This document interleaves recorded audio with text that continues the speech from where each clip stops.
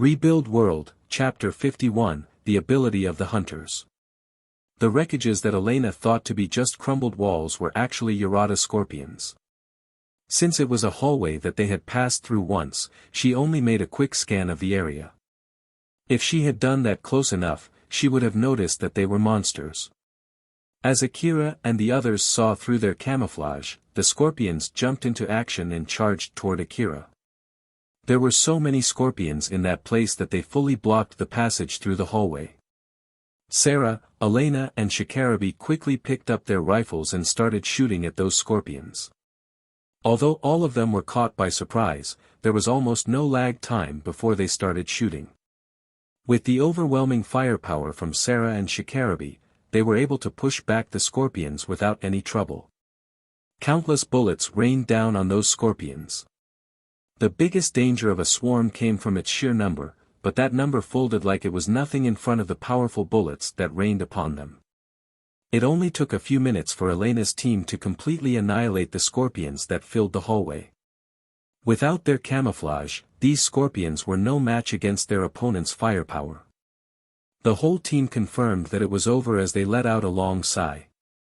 But Akira, who had not lowered his guard even after the battle was over, spoke in a serious tone.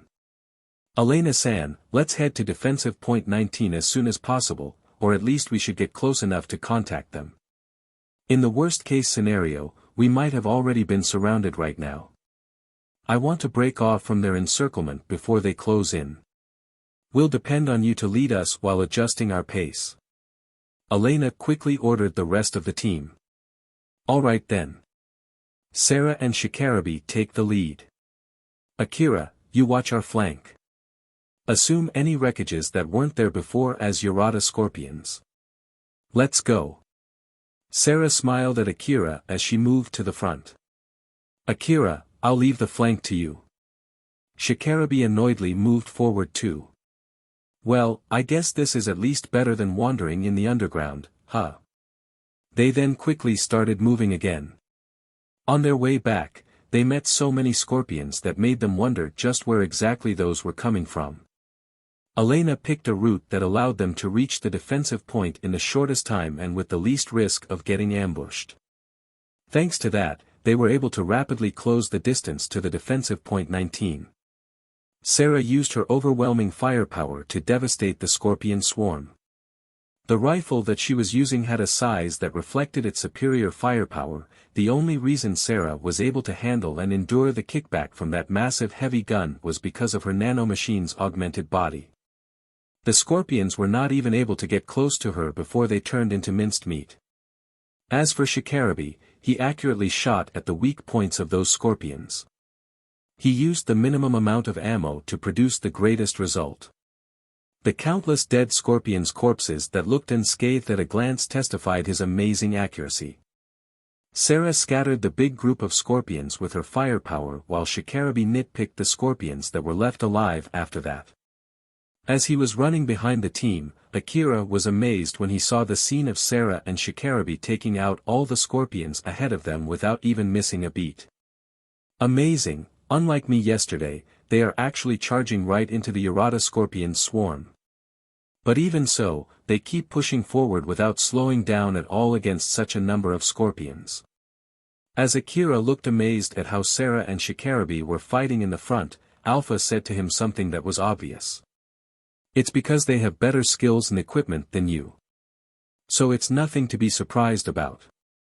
You'll be able to do that too, eventually. With my own power? Of course, with your own power, you'll have to do something like that in places where you can't get any support from me, you know? Akira reconfirmed again as if he was doubting it. Are you really sure that I too would be able to do that eventually? Alpha smiled confidently and said. Yep. Who do you think is training you?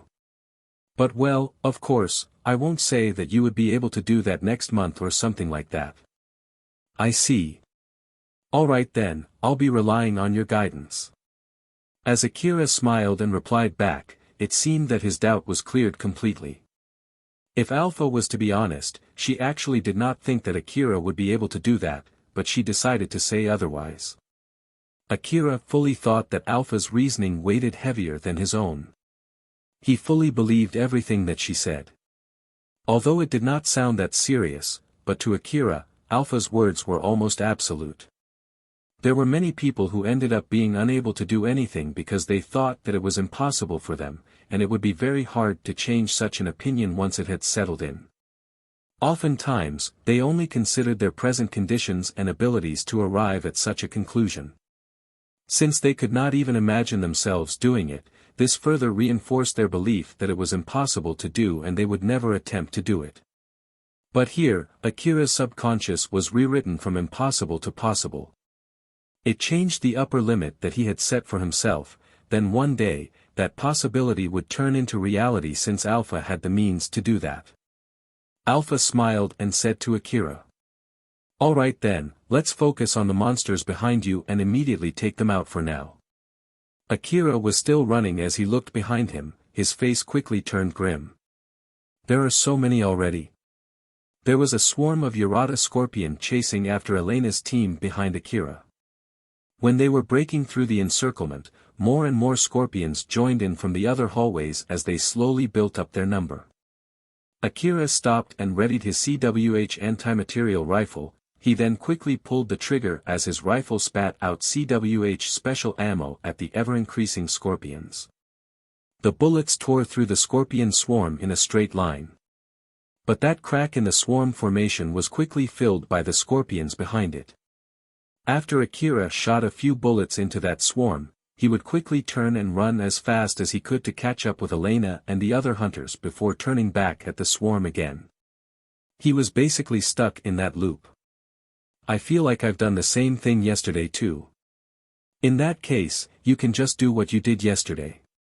Although, unlike yesterday, you have an escape route this time. But on the other hand, this hallway is a little wider than yesterday's tunnel. So which one is it? Is it harder than yesterday? Or is it easier? Which one do you think it is? No idea. If you ask me, it's actually not that much different from yesterday, so it'll be alright. That's good news. Akira got a little bit desperate and smiled while still shooting at the scorpions. Shikarabe, who was busy in the front, got a bit curious about what was going on in the back and took a glance. As he saw how Akira was acting, he thought. This boy is smiling, it seems that he's enjoying this. In that case, I guess there's no need to worry about the flank, huh? It's pretty impressive for a boy his age. In reality, Akira was not smiling because he was enjoying it. But looking at his movement that was enhanced with Alpha's support and the number of dead scorpion corpses that he was producing, it made Shikarabe misunderstand that Akira was smiling because he was enjoying the fight. But still, if Akira is really this skilled, it's weird that it doesn't cause any rumor. Ah, there's indeed a rumor about a skilled young hunter circulating, but I guess it gets mixed with Katsuya since their age is not much different, huh? It's hard to believe that there's such a coincidence where two skilled young hunters exist at the same time. So I guess it's nothing strange that most of the people would think the boy from that rumor is Katsuya rather than him. After coming to that conclusion, Shikarabe completely stopped thinking about it. After all, he too was still in the midst of a battle. It had been 30 minutes since they started running. The number of scorpions coming at them had greatly decreased. Then eventually, there were no longer any scorpions trying to attack them. They were finally able to break off from the scorpions' encirclement. They were already close enough to defensive point 19 to contact them, so Elena pulled out her terminal and tried to contact defensive point 19. This is Exploration Team 9. Defensive point 19, can you hear me? This is defensive point 19, are you guys on your way back? That's correct. And also, we just fought against a huge amount of Yurata scorpions. They might be a swarm coming from a big nest somewhere around this area and we might be bringing that swarm with us, so be ready if we do. I'll fill you in on the details later after we return back. That's all. Roger that. After Elena ended her call, she sighed in relief. Seeing that, Akira lowered his guard and returned back to his usual mood. Elena smiled and spoke to her team. It's all right now. Let's take it easy and walk back to the defensive point. The rest of her team agreed as they walked back to defensive point 19. Asterisk, asterisk, asterisk. When they reached defensive point 19, they were ordered to stand by. Elena was reporting the details of the exploration to a city staff while waiting to finish transferring the data that she gathered from the exploration. Elena, Sarah and Shikarabi had fulfilled the least needed working hours for their shift. As such, they planned to disband the team once Elena finished transferring the data. But until then, they were to be on standby, ready for action. Shikarabi approached Akira and asked him the reason why he suddenly decided to do what he did back then. Elena and Sarah were also curious, so they joined in and listened to Akira's explanation. Akira then explained to them about the time he was attacked by a swarm of Yarada scorpions on the surface. He said that he got encircled before he realized it, and the things that he thought to be just wreckages turned out to be Yarada scorpions. That was the reason why he was suspicious if the wreckages that were blocking their route were actually Yarada scorpions that were camouflaging themselves. And he thought that if those wreckages were indeed Yarada scorpions, then there was a good chance that they were already surrounded back there. Although Akira omitted everything about Alpha, Shikarabi was somehow convinced by his explanation. He then asked Akira one more question to clear up his suspicion. Well, although it sounded as if you came up with that excuse after going through it, the logic is all there. It's true that your decision back then was the correct one. But still, what would you do if your guess was wrong? Or is it that you were 100% sure you were correct because of something? Akira did have something that guaranteed he was correct, and that something was Alpha. But of course, he could not say that to Shikarabi. So instead, Akira answered back in a fashion as if he was trying to gloss over that question. If I was wrong, then it would clear up one of my worries, that's all. But there's no mistaking it that it would lower your evaluation, you know. Yeah, I bet it will. I'm sorry to say this, but in that case, give your complaint to the HQ and tell them not to put me in the exploration team again. Akira said that as if it was nothing. But Shikarabi was surprised when he heard it. Akira did not care about his evaluation, or at least, that was how it seemed to Shikarabi. There were many hunters who could not stand other hunters looking down at their ability. There were also cases where something like that would affect the amount of reward that they would receive. Being looked down could be a fatal thing. The young hunters received favorable treatment in Drankum. Because of that, they often overjudged their abilities, and most of those young hunters could not stand when looked down upon by others. The other young hunters took examples from the young hunters in Drankum and behaved like them. And so, hunters who reacted like Akira were very rare, and it caught Shikarabi by surprise. Shikarabi's suspicion was not fully cleared yet. He understood that Akira did that while fully knowing that he might be mistaken. But even so, from his point of view, Akira seemed to act as if he had known for sure. Shikarabi asked Akira another question. Is that all the reasons? Did you just really want to confirm your worry even though you knew that you might be mistaken? It seems like you're still hiding something from me, you know. Even if you say so, I can only say that I followed my intuition. There was no way Akira could tell Shikarabi that he knew everything from Alpha. So he could only come up with that random excuse. But surprisingly enough, that was able to clear up all of Shikarabi's suspicions. Intuition, huh? I guess there's nothing more to say if that's the case. There were many top-tier hunters who had sharp intuition. Some of them could feel the position of the monsters that were too far to be visible, some of them could feel others' gaze from positions that were impossible to spot, some of them could feel when monsters were trying to ambush them in an area that looked completely safe. Some of them could just simply feel the monsters around them. Their ability to read and understand others' moves was closer to a prediction rather than just a guess. When others asked them the reason behind their decisions or how they knew all of that, they could only say that it was because of their intuition. There were many cases where hunters with good intuition decided to follow their intuition, which allowed them to miraculously survive a very dire situation. Thanks to that, a lot of first-rate hunters had very good intuition. Shikarabe was also one of those hunters who often followed their intuition. So when Akira said that he was only following his intuition, Shikarabe could not question Akira's answer at all. Akira might be hiding something from him and had a different reason why he did that. But whatever it was, his decision was the correct one. So Shikarabe thought that there was no need to chase that subject any further. After he decided to just drop that subject, Shikarabe changed the mood by coming up with a new topic. Well, that aside, when you're working in a team, the result is not everything, it's also important how you produce that result. But again, I guess I'm not in a position to say that, huh? Elena, I'm sorry, but is it okay if I go ahead and leave first? I need to go back to the HQ and write a report for Drankum. Sure. Thanks for the hard work.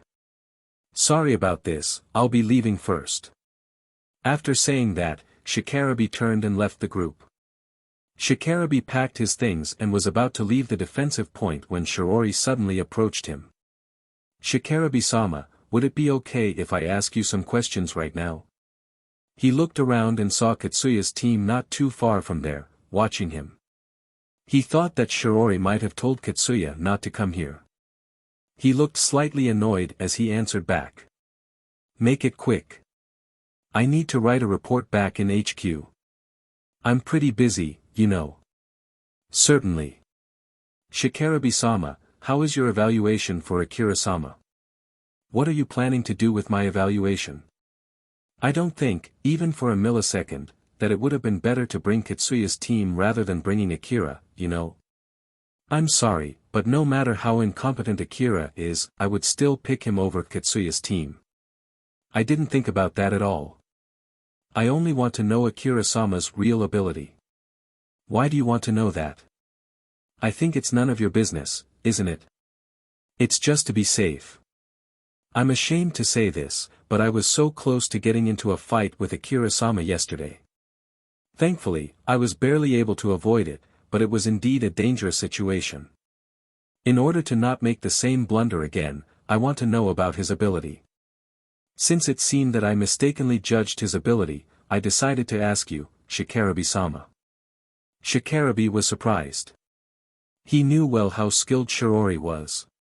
But even so, something bad happened between her and Akira yesterday that made her even call it a blunder on her part. It was hard to believe that Shiori, who was working as Reina's bodyguard, would misjudge someone's ability. Shikarabe thought for a moment before answering back. Akira's skill, huh? Well, I would not say that he's as good as me or the other two, but he at least did not slow us down at all. This might be a little bit of exaggeration, but even if I don't have any problems with Katsuya, I might still pick Akira over them. Does that mean that Akira is better than Katsuya? When Shiori asked that, Shikarabe hesitated for a bit. His expression then turned serious. My intuition is saying that Katsuya is stronger. I also recognize Katsuya's ability. But if I bring Katsuya, then he would be bringing extra deadweight with him too, you see. Because of that, I think it's better to bring Akira alone. The reason why Shikarabe hesitated was because he knew his intuition was wrong, but even so, he decided to trust his intuition. If he doubted his intuition that had saved him numerous times in the past now, it would affect his judgment in the future. So he did not say anything to deny it in order to reconfirm his own intuition. I've answered your question. Is it okay if I go now? Thank you very much. Shiori bowed deeply at Shikarabe. He passed beside her, but he suddenly stopped. Shikarabe did not turn back as he said. I guess you're having it rough too, huh? Shiori raised her head, she also did not turn back as she smiled and replied. It's my duty after all. Duty, huh? I don't know how much you get, but I don't think it is worth all the problem looking over other children too. Please don't worry, my main duty is to protect Milady and it's only a trivial thing that comes along with my duty. I see. After that, Shikarabe started walking again toward the hallway. Shiori realized what Shikarabe was trying to say to her and sighed. She noticed that Reina and the others were approaching her, so she quickly returned back to her usual self. Reina hesitated when she asked Shiori. What were you talking about? I was asking Shikarabe-sama about Akira-sama who they brought with them in place of Milady's group. It seemed that he did not slow the team down at all and the exploration went well without any trouble. I see. Well, they were exploring in a team of 3 before, so I guess that's to be expected. That judgment was a very naive one. Saying that Akira did not slow them down at all meant that his skill was better than most of the other hunters in that place. Shiori understood that fact very well, but she refrained herself from explaining it to Reina. Katsuya looked displeased as he mumbled. I see. Shiori heard Katsuya's mumble, but she tried to be careful not to change her expression. Akira was still talking with Elena and Sarah. The data transfer was still not finished yet since there was a huge amount of data from their battle with the Yarada Scorpion swarm. Sarah, who was asking Akira's opinion about the exploration that they just went through, looked a bit surprised and said. Is it really that bad? I think you did very well, or at least from our point of view, it seems that you still had some leeway back there. There's no need to try to be humble. Don't worry, we won't think that you're being cheeky or something. Akira looked flustered and shook his head. I'm not being humble at all, I was barely able to catch up with the whole team. As I thought, it's still too soon for me to join the exploration team. Is that so? Elena, what do you think? Elena thought for a moment before answering. Let's see. Shikarabe did not complain at all, so I think Akira did pretty well back there. Putting aside what you think about your own performance, since today's exploration went well without any problems, I think that you'll be assigned to the exploration team again from now on. Is that so? Elena looked at Akira's expression. To her, he sounded as if he was only being humble, and there was also a trace of happiness since his skill was recognized. Elena smiled mischievously and said. In that case, as the leader of the Exploration Team 9, I can mention in the report that you weren't of much use, you know. You might be assigned to the defense team next time if I do that. If Akira was only being humble there, he would start making a troubled face. Elena was looking forward to seeing it. She believed that too much humbleness could sometimes cause a loss. But Akira replied with something that completely went against her expectation. Akira made a serious face. Please do that for me. Elena and Sarah were stunned. Elena then asked Akira. If you really prefer the defense team that much, why did you join the exploration team? Since you can even get assigned to the exploration team, you should be able to work in other teams too, you know. The staff on the first floor only gave me 2 options, whether to join the exploration team or the extermination team. When I told him I wanted to join the defense team, I got scolded instead. It seems that it was because of their evaluation of my performance yesterday, although to be honest, I was only able to do that because the requester paid for my ammo expense. If I had to pay for the ammo myself, I would have gone bankrupt by now. Now that you mention it, the requester pays for your ammo expense according to your contract, huh? Normally, using CWH special ammo on Yarada Scorpion would only make you end up losing more money after all. Akira nervously asked Elena again. So then, can I ask you to do that for the report? Elena and Sarah looked at each other. Sarah asked Akira for a confirmation. Are you sure you want us to do that? You can definitely earn more money if you join the exploration team or the extermination team than the defense team, you know. Well, it's true that you would spend more ammo, but it will leave a good record in your battle history and give your rank a boost. Yes, I don't mind. I can only enjoy my reward if I'm alive. It's still too soon for me to join the exploration team or the extermination team. From how Akira was acting, Elena and Sarah understood that he was being serious. Judging from his performance that day, most of the people would think that he was being a coward by saying those words. Sarah thought that it was rather strange for him to do that, but to be honest, she was not bothered if Akira really wanted so. Elena thought that it might have something to do with him being someone who could connect to the old world domain, so she decided to stop questioning him. Elena smiled at Akira to change the mood and said, "Okay then. But since it's not like I can lie in the report, I'll say something like you felt it was too soon for you to get assigned to the exploration team or like you were still lacking the skills to join the exploration team. It would sound as if you really don't want to get assigned to the exploration or extermination team though. Are you really okay with that?" "Yes, I don't mind at all." As Akira answered back promptly and without any hesitation, the girls smiled bitterly.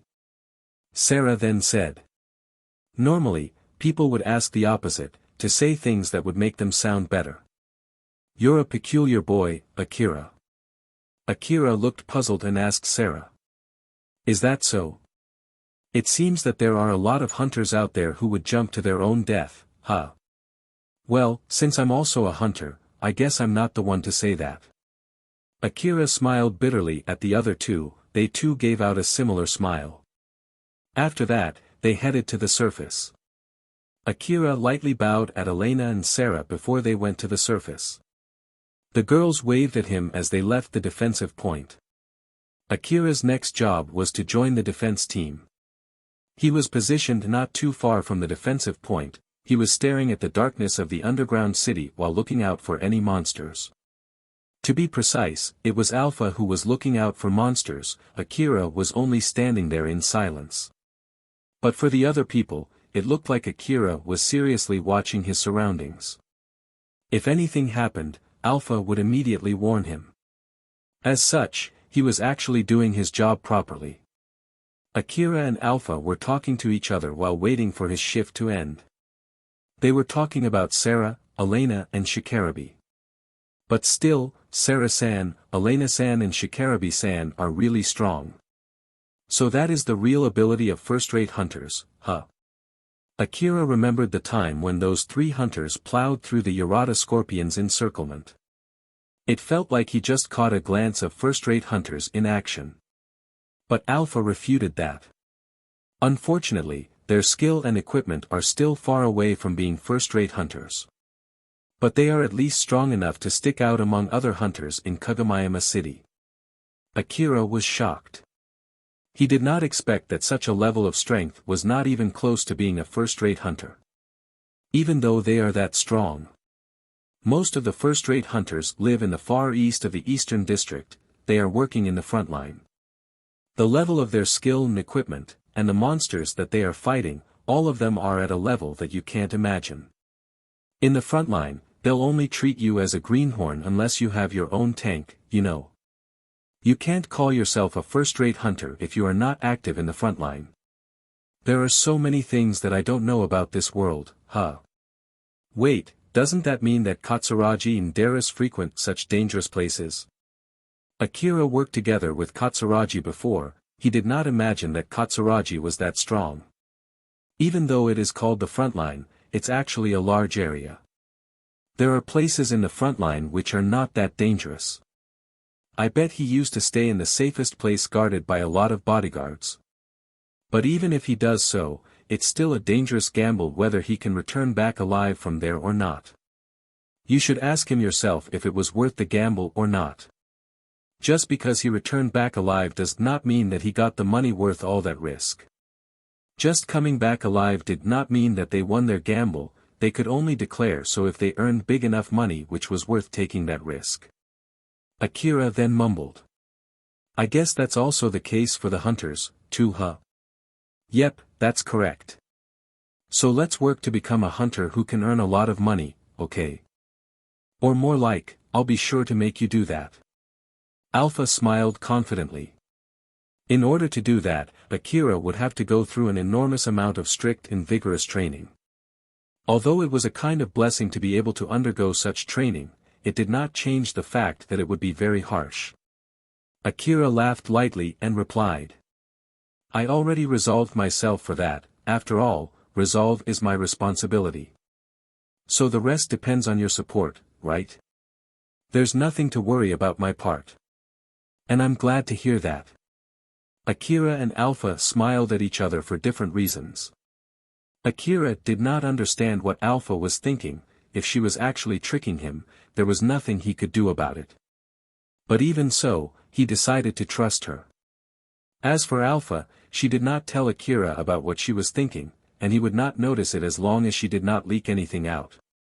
Akira finished his shift without any trouble after that. Rebuild World, Chapter 52, The Suspicious Person Underground. On the next day, Akira quickly packed his equipment and headed to the Kuzusuhara Ruins underground city again. The HQ assigned him the job of installing illuminations in the underground city. The illuminations also doubled as an information-gathering device and communication relay. It allowed the hunters to contact the HQ as long as they were close to it. Some of them were also equipped with a camera and motion tracker to watch out for the monsters around the area. Most of the illuminations installed in the underground were just normal illuminations, so Akira's job was to replace those illuminations with these new high-tech illuminations starting from the area around the HQ. The underground city was way larger than what the people from Kagomayama City had predicted, and the number of the monsters inhabiting it was also more than expected. At first, the city only planned to destroy Yarada scorpion nests underground until none of these monsters could venture to the surface, before pulling out from there. But now the city had decided to change its stance and fully explore the underground city in order to get full control of the area. Akira and the other hunters were carrying handcarts full of high-tech illuminations and replacing the old illuminations. Once their handcart was filled with the old illuminations, they would return back to the HQ to get a new batch of high-tech illuminations before heading out again. As Akira was replacing the illuminations, something came up in his mind. I wonder why they did not use this high-tech illumination from the start. Alpha thought carefully about his question before answering. Rather than telling Akira the truth, she prioritized on telling him an answer that could convince him. She wanted to observe how he would react to her answer in order to confirm how much she understood how his mind worked. Alpha answered back smiling. The whole operation cost them more money than originally thought, that is all. If the underground city was not this large and if there were not this many monsters here, I bet they would have kept the old illuminations. I see. Akira was convinced by her answer. Alpha was slowly but surely getting closer to fully understanding his mind.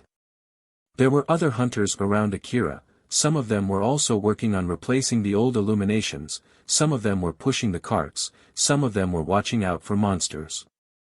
From time to time, some hunters left after completing their shift and were replaced by new hunters. Since the areas where they needed to replace the old illuminations were considered as fully controlled areas, they were in a relatively safe area. But there was no guarantee that nothing would happen. Yarada scorpions might burst out from a new hole anytime. The wreckages that were scattered around the narrow hallway might also be Yarada scorpions. These were the reasons why the HQ sent many hunters just to replace the old illuminations. Akira continued working for some more time. Since some of the other hunters were about to finish their shift, he was thinking of returning back to the HQ with them. So he contacted the HQ, but instead, the HQ told him to continue working and stay there until the new hunters dispatched from HQ met up with him. And so he did not have any other choice but to wait there. In the hallway illuminated by the lightings that he just installed, Akira was waiting for the new hunters dispatched by the HQ. But no one came even after some time had passed. No one is coming.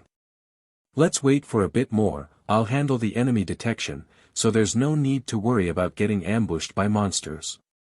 Just count it as your luck since you only need to stand here without doing anything while waiting for your shift to end. Alpha smiled at Akira to reassure him that there was no danger around him. Looking at that, Akira held back all his displeasures, but he was still bored since he had nothing to do.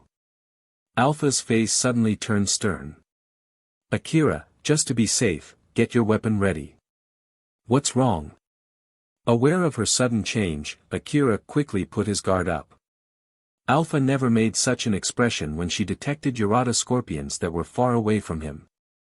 So in short, it must be something more dangerous than that. Alpha pointed her finger toward the hallway. There was a small opening not too far from where Akira was standing, and there was a shadow of someone in that opening. There's someone armed over there. Akira looked puzzled as he asked Alpha. Wait, it's not anything strange, isn't it? Including Akira, all the other hunters in the underground city were armed. Thus, there was nothing strange with carrying a weapon in this area. You do know that the terminal lent to the hunters here are sending signals to ascertain their position so that the hunters won't mistakenly shoot at each other, right? But nothing as such is coming from that person. There are only a few reasons for it: either his terminal ran out of battery or it has been destroyed, or maybe he doesn't have one in the first place.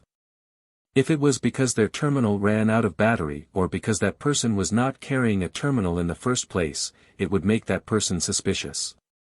In short, there was a 66% chance that the person was suspicious and he was armed too. Akira quickly understood the situation and readied his rifle. Akira focused his gaze on that person. His vision was enhanced to see the area around that person. It seemed that the person was alone. Since he was quite far away, he did not seem to notice Akira yet. Akira hesitated for a moment before contacting the HQ. There was a possibility that it would turn into something troublesome. Although he had the choice of ignoring that person since it seemed like that person had yet to notice him, Akira thought that his current situation was enough of a reason to contact the HQ. This is number 27. HQ, can you hear me? This is HQ. We've dispatched some hunters and sent them your way. Just wait for a bit more. The staff thought that Akira was calling the HQ to ask about the hunters, so he just said that and was about to disconnect the call. That's not it. Don't disconnect the call. I found someone who doesn't give off a hunter signal. Tell me what to do. If you don't, I'll just leave that man alone. Seriously? I won't come up with a lie like that just because I'm bored. I see. It might be because of some kind of error in the terminal. Can you check on that man? If he turned off his terminal by mistake, tell him to turn it on again and immediately contact the HQ. What should I do if that's not the case? Bring that man to the HQ if it's possible. In case if he retaliates, you're allowed to use violence to deal with him. Work with the other hunters around you and report to me on the progress later. Roger that. Akira disconnected his call and let out a big sigh. Alpha floated in front of Akira and warned him. You already got permission from HQ, so you can kill him if you need to. Don't hesitate when you really have to kill him, okay? As I thought, that was what the staff actually meant, huh? In short, the situation might really turn into something troublesome to even make the HQ give him that permission. Akira looked around and made a mental note of the positions of the rubbles and wreckages around him. It was so that he could quickly jump behind them to hide in case that person suddenly started shooting at him. Akira then moved and positioned himself better before taking a deep breath. Alpha, I'll be counting on you if things go bad. Don't worry, just leave it to me. After hearing her reply, Akira calmed himself down and made his resolve. You there. Your terminal is off, you know. Akira's voice echoed through the hallway. The person ahead of him started looking around confusedly, but it did not take long for him to notice Akira. That man smiled and waved at Akira. He then pointed his finger at his terminal a few times before waving at Akira, urging him to come closer. That man was signaling that his terminal was broken, so he was telling Akira to come closer since he wanted to contact the HQ. But that man did not take even a single step toward Akira. Akira just stood there and was watching how that man was acting. That man's face suddenly changed from smiling to puzzled and started walking toward Akira. I guess I worry too much. Akira thought that the reason why that man did not approach him was because he was trying to lure him. But now that the man had started walking toward him with a puzzled face, Akira stopped suspecting him. Akira started swinging his legs toward that man, leaving the wreckages around him. That man smiled as he saw Akira walking toward him. After a few steps, that man pointed at his terminal again. Akira lowered his guard as he slowly lowered his rifle that he was gripping. The muzzle of the AAH rifle in his right hand shifted from pointing at that man to the ground. The very next moment, that man pulled out a handgun and released a few shots toward Akira. Gunshots reverberated through the hallway.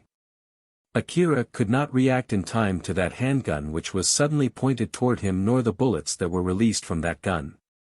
The first bullet grazed his cheek, the second bullet hit the information terminal on his left hand, and the third bullet hit the closest wreckage from Akira.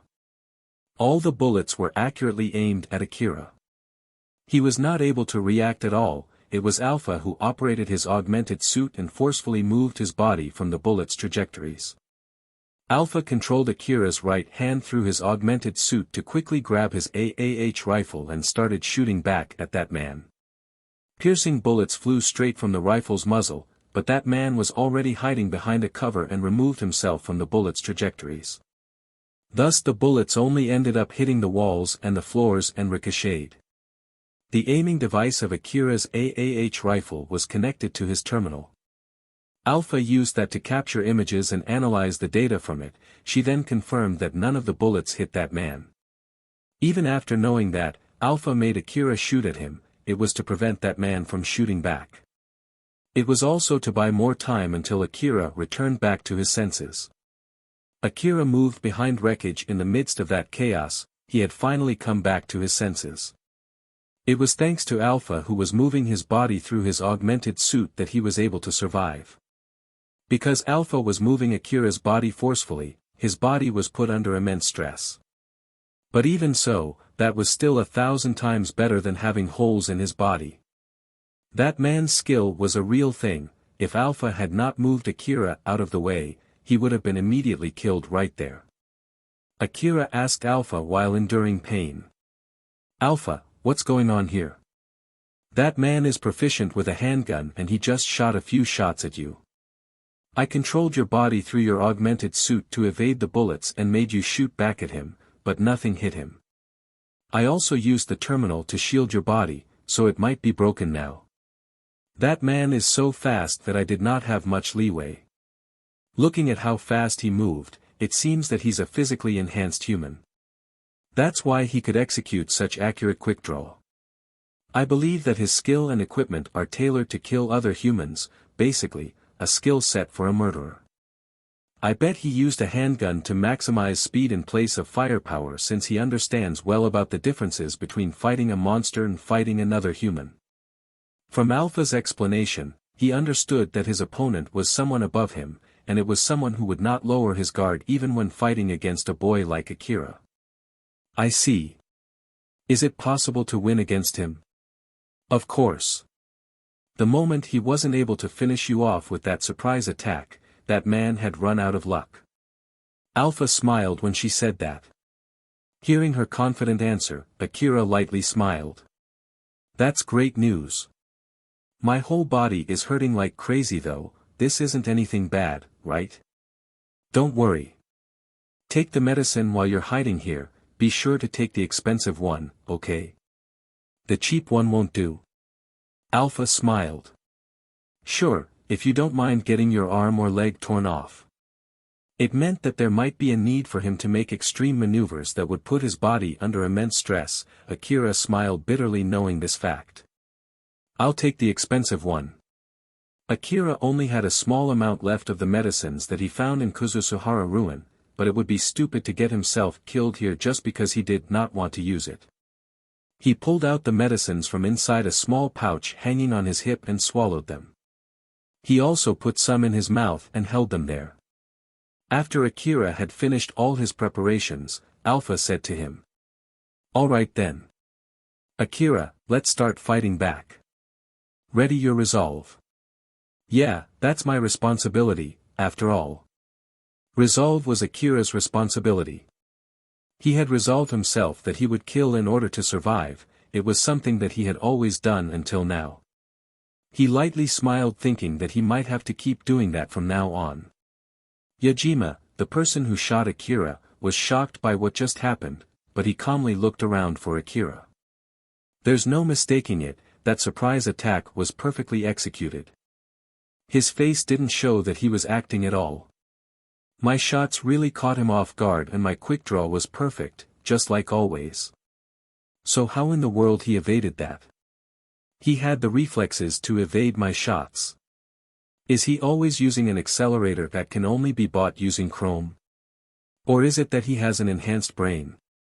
The Eastern District had analyzed all kinds of old-world relics to create drugs and medicines, some of them provided temporary physical enhancement, some of them increased cognitive ability.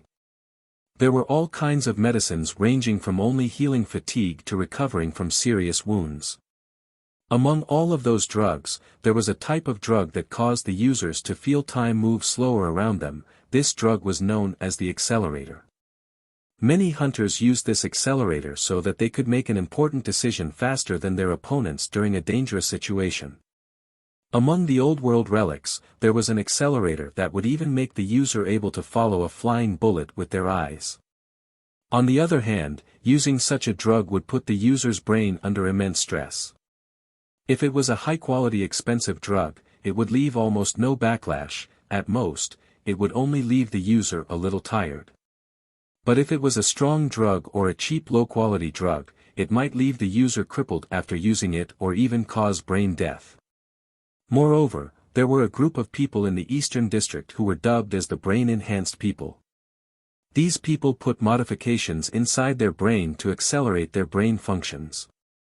Some of them used nanomachines to do that, while some of them stuffed a mechanical processing unit into their brain. They did that in order to accelerate their cognitive processing ability or to add new functions into their brain and gain a better brain than a normal one. But of course, it was very dangerous to mess with the brain. Not only with money, but they also had to pay for such enhancement with their flesh or even psyche.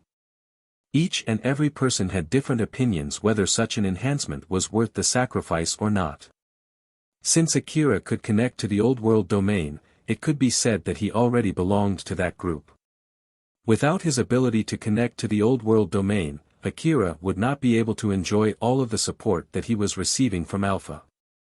So Yajima's guess that Akira had an enhanced brain, in a sense, was actually correct. There should only be hunters assigned to replace the old illuminations around this area. There's no way someone who could explore the inner part of the underground city is assigned to this place. So why would someone like him be here? Don't tell me that he's a secret agent from Kagomayama City. Did the city discover our plan? He might be a child-type cyborg with someone actually skilled controlling his body. Whichever it is, this is not good. I have to take care of him as soon as possible. Yajima decided to contact his friends. Since he was using the communication device installed inside his brain, he did not make any sounds at all. It's me. How is it going over there? Did you already open a hole to the surface? Yajima's friend replied. We haven't even started yet. Aren't you the one who told us to wait until all the relics are gathered? Yajima clicked his tongue. We have a change of plan. Start digging a hole now and tell the truck to hurry up. Also, send Kane and Nelia here. Wadash. What's going on there? The city might have noticed our plan. There's someone who could evade my quick draw loitering in this place. It's suspicious that someone like him is even here. In the worst-case scenario, that person might be an agent sent by the city. An agent from the city? Are you kidding me? I have no plans on picking a fight against the city, you know. Didn't you say that it's going to be alright? Just shut up. We're already picking a fight with the city the moment we decided to snatch the old-world relics owned by them. This won't be a problem if I can kill him and escape this place. Just hurry up with the hole. Yajima then disconnected the call. Yajima and his friends were planning to smuggle the old-world relics from inside the underground ruin to the surface. They were working in the exploration team before and had explored the underground city. During that period, they found an impressive amount of expensive old-world relics. They knew that they could definitely earn a huge load of money if they sold those relics. But it was almost impossible to bring all of those relics through the entrance that was located in the HQ. So, they hid all of those relics in a certain place in the underground city and hatched a plot to carry them out. And since then, Yajima and his friends continued exploring the underground city while also filling up their hidden relics repository. They found way more relics than they expected and their plan was going well. But then came a big threat to their plan. The HQ decided to replace the old illuminations with new ones. The new advanced illuminations were equipped with a surveillance camera and motion detector, thus it would be almost impossible to carry all of those relics secretly once the new illuminations were installed. It was already difficult enough for them to move the relics from their hidden repository. And if their hidden repository was discovered, Yajima and his friends who were assigned to explore the area around it in the past would be the first ones to be suspected. Thus he decided to execute the plan sooner than they had originally planned. Yajima was monitoring the area around their hidden relics repository. He turned off his terminal so that the HQ would not be able to track his position. Although it might make the HQ suspicious of him, it would at least prevent the HQ from pinpointing his location. He already knew about this when he turned off his terminal. On top of that, Yajima was also being careful not to get discovered by other hunters. Since if someone found him, the HQ would quickly notice that he had left his station without permission and it might jeopardize his plan. The reason why Akira was able to spot him was because of Alpha's superior detection ability, and Yajima, who was in the middle of executing his plan, was anxious and nervous. In Yajima's eyes, Akira looked like just a common young hunter. He bet that Akira was a hunter from Drankum and that he was only able to join the Yurata Scorpion Nest extermination request due to the gang's influence. Which meant that he just needed to kill Akira if Akira had noticed him. Yajima's wrong guess led to the current situation. Akira was hiding behind a pile of rubble while Yajima was hiding behind a pillar. Both of them were peeking and checking each other. Akira used his right hand holding an AAH rifle to peek out. The aiming device of his AAH rifle that was already connected to his information terminal sent the image of the pillar where Yajima was hiding to Akira's information terminal. Then that data was reflected onto his enhanced vision. It was so that he could put holes on Yajima's body the moment he jumped out from that pillar. Thanks to Alpha's superior detection ability, he could even clearly see what Yajima was doing behind that pillar through his enhanced vision. So, what do you want to do? Want to try approaching him? Since both of them were hiding behind an object, they had to move if they wanted to be able to have a clear aim at the other person. Akira sent Alpha an image of him moving quickly from one wreckage to another while pointing his rifle at that pillar, following a route that he planned. Thanks to his telepathic training that started with Akira sending the image of Alpha's dress through telepathy, he was able to send accurate images now. Akira's suggestion was perfectly sent to Alpha, but she shot it down. No, let's make good use of your equipment advantage first. Take out the CWH anti-material rifle. Roger that. Akira exchanged the AAH assault rifle in his hand with CWH anti-material rifle loaded with special ammo. Of course, he never thought that he would be using it against a human. But suddenly Yajima shouted. I'm really sorry. Things happened to me, so I thought you're an enemy. Please don't shoot. Let's talk. I'm sure you'll understand if you just listen to me. I'm a hunter assigned to the exploration team around this area. My terminal was destroyed by another hunter and I can't contact the HQ. So can you please contact the HQ? I'm sure it'll clear up the misunderstanding if you call the HQ. Akira replied to that plea with a simple answer. He started unleashing CWH special ammo to that pillar. A loud bang echoed through the underground city with each shot followed by a big crack on the pillar. But the bullets were not able to penetrate it.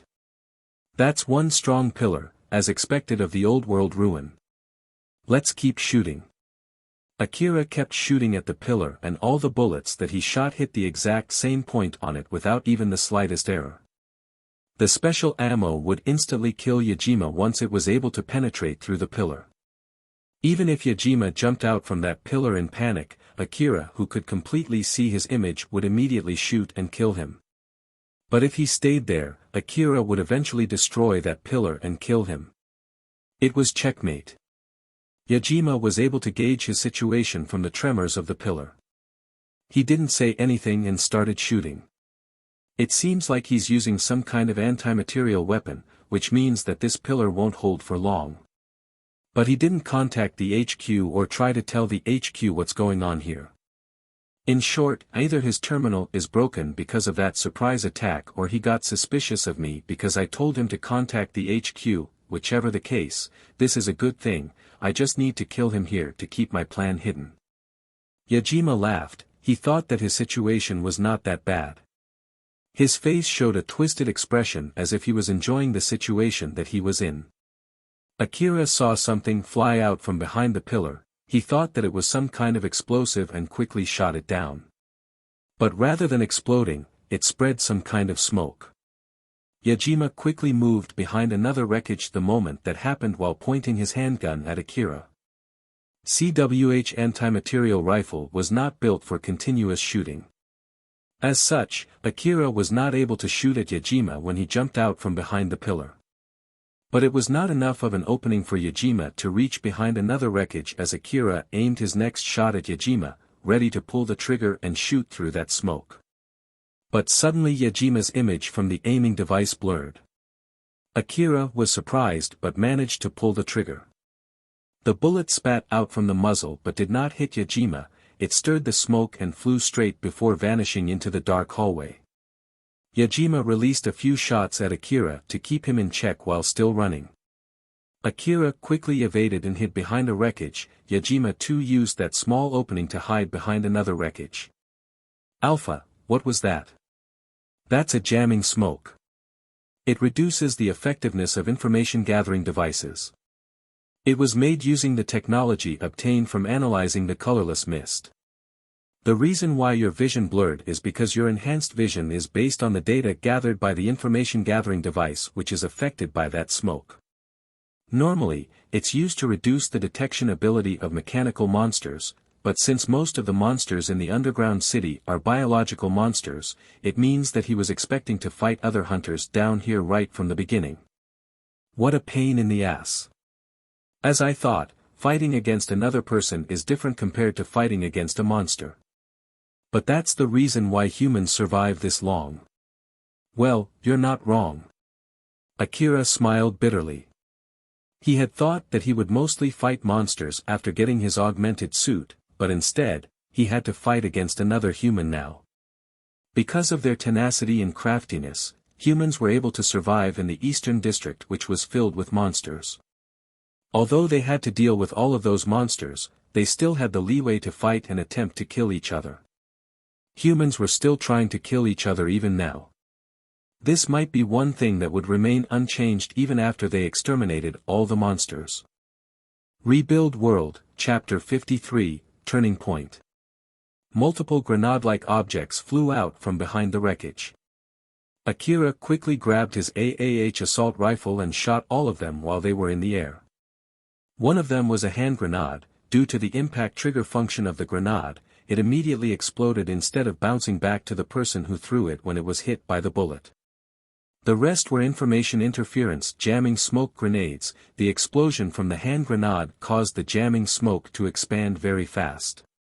The jamming smoke not only spread around Akira, but it even blanketed the whole area. Akira noticed that and found it suspicious. Alpha, this will also make it hard for him to ascertain my position, right? Is he planning to use the smoke's cover to escape? Akira thought that much of the jamming smoke would affect the information-gathering device of both sides and so his opponent was planning to use that chance to escape. But Alpha replied with an unfavorable answer. The composition of the jamming smoke can be adjusted to increase or decrease its potency. So in short, he could have adjusted its composition to only have a minimal effect on his own information-gathering device. If my prediction is correct, he should still have a good ability to ascertain your position. Doesn't that mean that he can clearly see me while I can't? That's really convenient. In the worst-case scenario, it would be as if Akira was fighting without any information-gathering device support. He understood the graveness of the situation and made a cynical remark of it, to which Alpha just smiled. You can just let him think so and take him out when he lowers his guard. I don't really know what's going on, but I'll be counting on you. Leave it to me. Akira quickly moved following Alpha's order. Akira's visibility was not affected by too much within that jamming smoke. Since it was not thick, he could still see up to a little distance in front of him. But even so, his ability to detect what was around him was greatly reduced. After all, he did not have the advanced image analysis support from the information-gathering device. Akira grabbed his CWH anti-material rifle and shot at the wreckage where Yajima hid.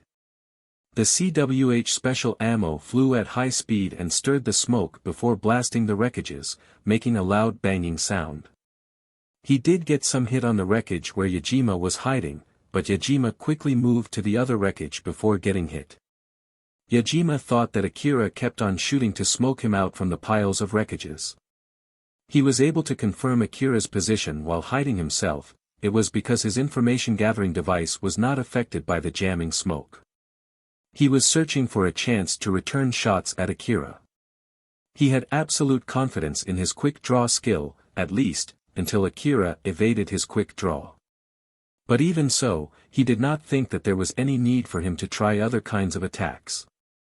There was no mistaking it that the quick draw technique was the most powerful technique that he had. As such, he had no other choice but to kill Akira in order to regain his confidence. Yajima carefully gauged his chance. He's just randomly shooting at the wreckages thinking that I might be hiding there. Judging from the fact that he started shooting in a wider radius, he doesn't know my location yet. The jamming smoke is working as intended. He doesn't know my location, but I know his location precisely. He's one of those hunters who does not use a helmet, and looking at the way he evaded my shot, he doesn't have an enhanced body. It'll only take one bullet to his head to kill him. I have the upper hand here. The reason why Yajima did not run away was because he had to kill Akira. If the HQ discovered anything about him and his friends, it would be extremely hard to execute their plan. In order to avoid such a situation, he had no other choice but to kill Akira. Yajima could accurately see Akira's movement with his information-gathering device. He even knew exactly where Akira was hiding. Yajima blended in with the smoke and carefully moved from the wreckage he was hiding. Yajima had ascertained Akira's location. He knew for sure where Akira was hiding. What he just needed to do next was to shoot in that direction. He could see a faint shadow of Akira in the middle of the smoke that was slowly dispersing. Although it should be impossible to see Akira without any support, Yajima was able to clearly see him. Akira took a shooting stance. He was aiming at a wreckage in the opposite direction to where Yajima was. Yajima, who saw that from behind Akira, smiled. His years of experience and his own intuition were saying that he had already won. Yajima jumped out from behind the wreckage where he was hiding, and at the same time, he quickly grabbed his handgun and directed it at Akira's head. He had already lined his aim, he only needed to pull the trigger next and it would confirm his victory. But no bullet flew out from its muzzle. Both his handgun and his whole arm was torn off by CWH anti-material rifle's special ammo. The moment Yajima lined his aim, Akira suddenly pushed his augmented suit to the limit to turn his CWH anti-material rifle to the opposite direction. He supported the CWH anti-material rifle with only his right hand and took a shot at Yajima without even looking back before Yajima could even pull the trigger. The blast from the bullet smacked Yajima to the ground. He still could not process what just happened. In the middle of that chaos, he inadvertently mumbled his first impression of his current situation. You gotta be kidding me. Yajima's right hand that was blasted to pieces left mechanical parts scattered on the ground along with his destroyed handgun. He was a cyborg. Akira looked like he was in pain. His whole body was pulsing with pain from all the stress that the augmented suit put on his body. Especially his right arm. It was to be expected since he used only his right arm to hold the kickback of his CWH anti-material rifle. The medicines that he consumed beforehand started taking effect. But it was not like it could immediately heal his injuries. He felt like he would collapse any time, but he was able to somehow hold his body up. Akira looked at Yajima, who was lying on the ground, and asked Alpha. "Did I do well?" Alpha smiled and said. "Yep, you did a splendid job." To be perfectly honest, it was Alpha who aimed at Yajima and shot him down. She controlled Akira's augmented suit to execute that highly accurate shot. Alpha was able to completely grasp Akira's 5 senses. In short, she was able to extract information directly from his sensory organs. She used the image information sent from his eyes to search for any smallest suspicious shifts in the smoke, and thus she was able to guess where Yajima was hiding. Alpha also had readjusted the setting of the information-gathering device, thus keeping the effect from the jamming smoke to the minimum. Although its effectiveness was still reduced, she could fill that hole with her advanced calculating ability. So just like Yajima, who knew precisely where Akira was, Alpha also knew Yajima's exact position. The only person who did not know was Akira. Judging from how Akira was acting, Yajima thought that Akira did not know where he was hiding and got lured into coming out from the wreckage. Akira kept his eyes on Yajima, who was lying on the ground, and asked Alpha. "Why didn't you aim for his head?" "There are 2 reasons. First of all, it might not stop his finger from pulling the trigger even if you blast his head off. If he pulled the trigger the moment he got shot or before the bullet reached him, he might get a shot on you. So I shot his arm instead, just to be safe. The second reason was because he might still be alive even without his head." No, there's no way he can survive without a head, isn't it? That man is a cyborg. It might be possible that he has a remote control function. There are cyborgs with no brain in their heads, you know. If it's just a remote body, then even if you destroy his head where the control unit is, he might have another support unit that can act as the control unit substitute. He's a cyborg after all. But whichever the case, I was worried that he might still shoot back even without his head. That's why I decided to prioritize taking out any possibilities of him shooting at you. Akira took a closer look at the still shocked Yajima. Although he blew Yajima's arm to pieces, there was no blood splatter at all. But he could see some mechanical parts peeking out from Yajima's open wound. Just like Alpha said, Yajima was a cyborg. His body was composed of a mix between mechanical and organic parts, but the only organic part of his body was his central nervous system. Although he had lost his right arm, he did not feel any pain at all. His body was adjusted so that he would only feel minimal pain. But even so, he could feel the impact, and the bullet tore his right arm. It caused enough damage to render him unable to continue fighting.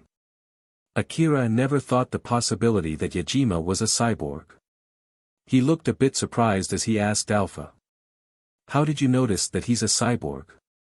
"There are a lot of reasons, but the biggest reason is that he's too good at lying. You got tricked and caught off guard back there, remember? I'm really thankful for saving me there." "You're welcome." Akira conveyed his gratitude, and Alpha replied back with a content smile. "So, how is his lie connected to him being a cyborg?" "I can get an inkling whether someone is lying or not from their expression. Like if they make a strange expression, or if they make any suspicious gestures, or if there's an inconsistency in their tone. In that case, you should have told me back then. Believe me, I also got tricked." "But you just said that you can tell if someone is lying, right?" There was no sign in his expression that he was lying. But in truth, he was actually lying. This means that his expression was not connected to his inner mind at all. The only people who could do that are either cyborgs who can completely control their facial muscles or remote mechanical bodies. I bet he recorded his normal expression and was applying it on his face. "I see. Well, you're really amazing. It goes without saying." Alpha smiled at Akira in response to his compliment. As Akira approached Yajima's body without lowering his guard, he heard Alpha's warning. Although it wasn't fatal, the CWH anti-material rifle's special ammo has caused him significant damage. But even so, don't drop your guard. I know. And also, reload a new magazine. Although it's not completely empty, the loaded magazine has but few bullets.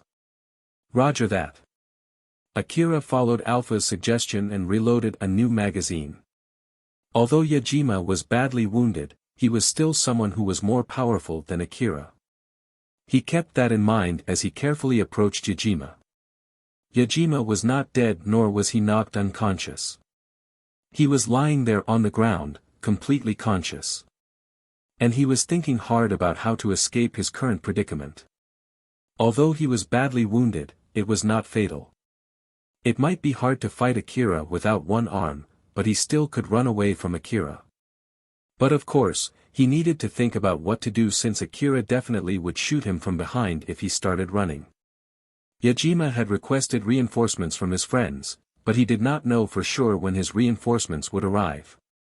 No matter how he calculated the estimated time for his reinforcements to arrive, it would only happen after Akira shot his head. So in short, Yajima was already in checkmate. After Akira took a few steps closer to Yajima, he readied his CWH anti-material rifle and pointed it at Yajima. Akira understood Yajima was someone stronger than him, thus it did not seem like he had any plan on lowering his guard yet. He stood at a distance where he could safely kill Yajima even if Yajima suddenly jumped and charged at him. His gesture and expression were saying that he would not hesitate to pull the trigger if Yajima made any suspicious moves. Yajima looked meek as he raised his left hand toward Akira, expressing his surrender while still lying on the ground. Please stop.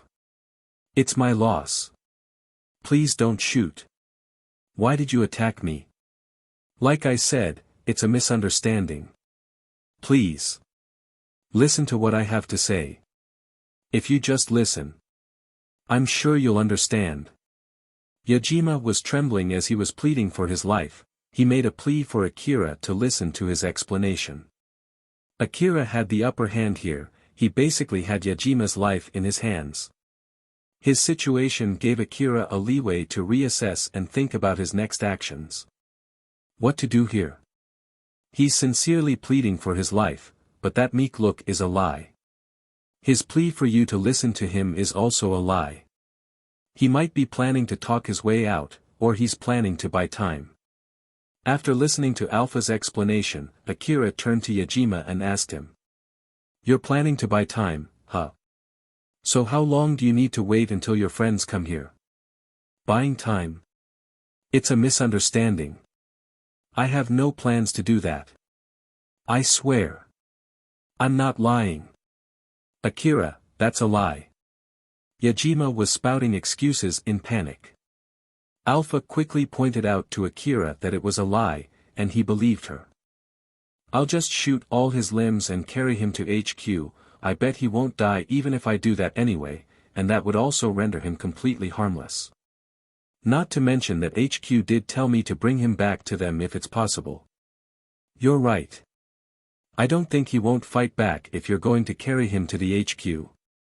It's rather dangerous to carry him around if we don't do that much at least. Akira pulled up his CWH anti-material rifle and lined his aim at Yajima's left arm. But the pain on his right arm caused him to stop his action and made him twitch. That hurts. I can still feel the pain though, what's going on? Shouldn't the medicine already be working by now? Even with your augmented suit, it seems that it's still impossible for you to shoot CWH anti-material rifle with a single hand. Your muscles and bones are at their limit, you might need to take more medicines. Then why did you do that? It was because that was the shortest and quickest way to execute that shot. It's also because you were facing the opposite direction from where he was in order to lure him out. Other than that. Since it looked like it would be a long lecture, Akira quickly interjected. Alright. Basically, you had your reasons for doing that, right? Yep.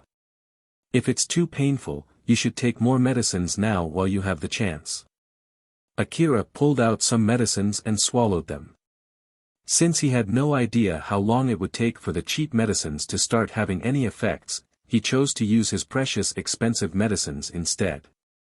With this, Akira had exhausted all of the medicines that he found in Kuzusuhara ruin. He let out a sigh. It's all gone now, damn it. Rather than only paying for my ammo expense, I should have made them pay for my medicines too. It can't be helped, Akira. Like I told you before, don't do anything dangerous from now on. Remember to be very careful. Roger that. Akira aimed his CWH anti-material rifle back at Yajima's left arm. Yajima understood Akira's plans from his behavior. He has no plans to listen to me. I guess it's obvious that I'm trying to buy more time, huh? It's thankful that he's not planning to kill me here, but it'll be game over if he brings me to HQ. He's planning to destroy all my limbs before carrying me, huh? He's one careful boy. What should I do now? If he's this careful, even if Nelia and the others arrive to save me, he would kill me first before moving to fight them. I still can't contact them because of the jamming smoke. I'll again once I'm out of the jamming smoke's range. Although Yajima's expression looked like he was scared and in so much pain, he was still thinking calmly inside. He was trying to find a way to avoid having to pay the expense for fixing all his 4 limbs and escape that dangerous situation. Yajima had no way to escape from his predicament. He could not change Akira's position as the one with the upper hand no matter what he did. In short, he could not turn the table with his own power there. It was also unthinkable that Akira would do anything stupid that would endanger his position. The situation there would not change with only 2 of them. But it was a different case with a third person. What are you doing there?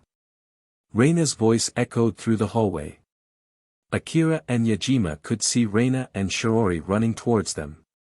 Drankum sent some young hunters from the gang to help replace the illuminations. Katsuya's team was among those young hunters. The HQ told Katsuya's group to send 2 of their members to another team.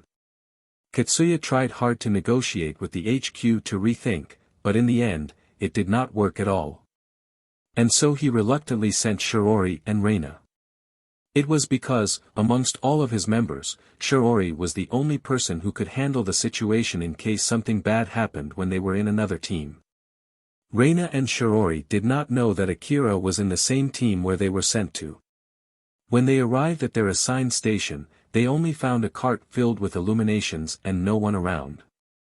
When they decided to look around for the other hunters, they saw Akira pointing his rifle toward another hunter. Akira and Yajima turned towards Shiori and Reina. His expression turned stern the moment he saw Shiori and Reina. He thought that it would be a huge pain in the ass to explain the situation to them. So those 2 are the hunters that the HQ sent, huh? It would have been great if they had come sooner while I was in the middle of that fight. Normally, Alpha would quickly notice those 2 and inform Akira about them. He thought that it was strange she did not do that, so he asked her. Now that I think about it, Alpha, didn't you notice them before? As I said before, the jamming smoke reduced my detection ability. Ah, you're right. Akira was convinced by her answer. Alpha did not lie, it was true that the jamming smoke reduced her detection ability.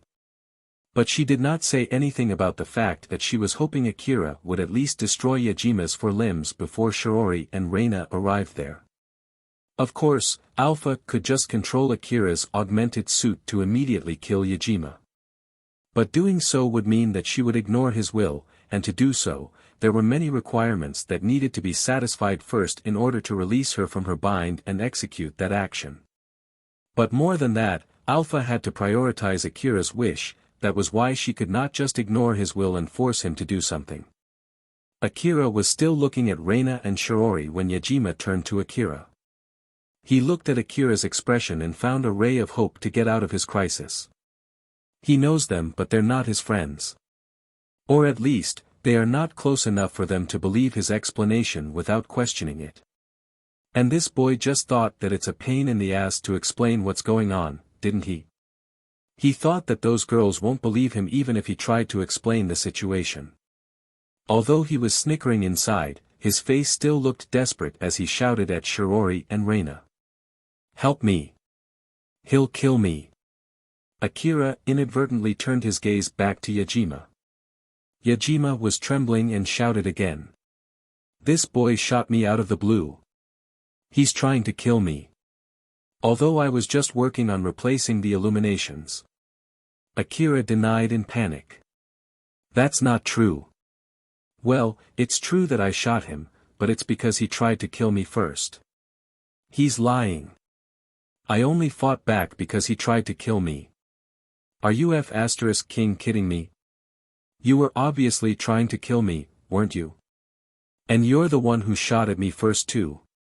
That's because you pointed your rifle at me. Akira and Yajima were yelling at each other. Reina and Shirori were confused.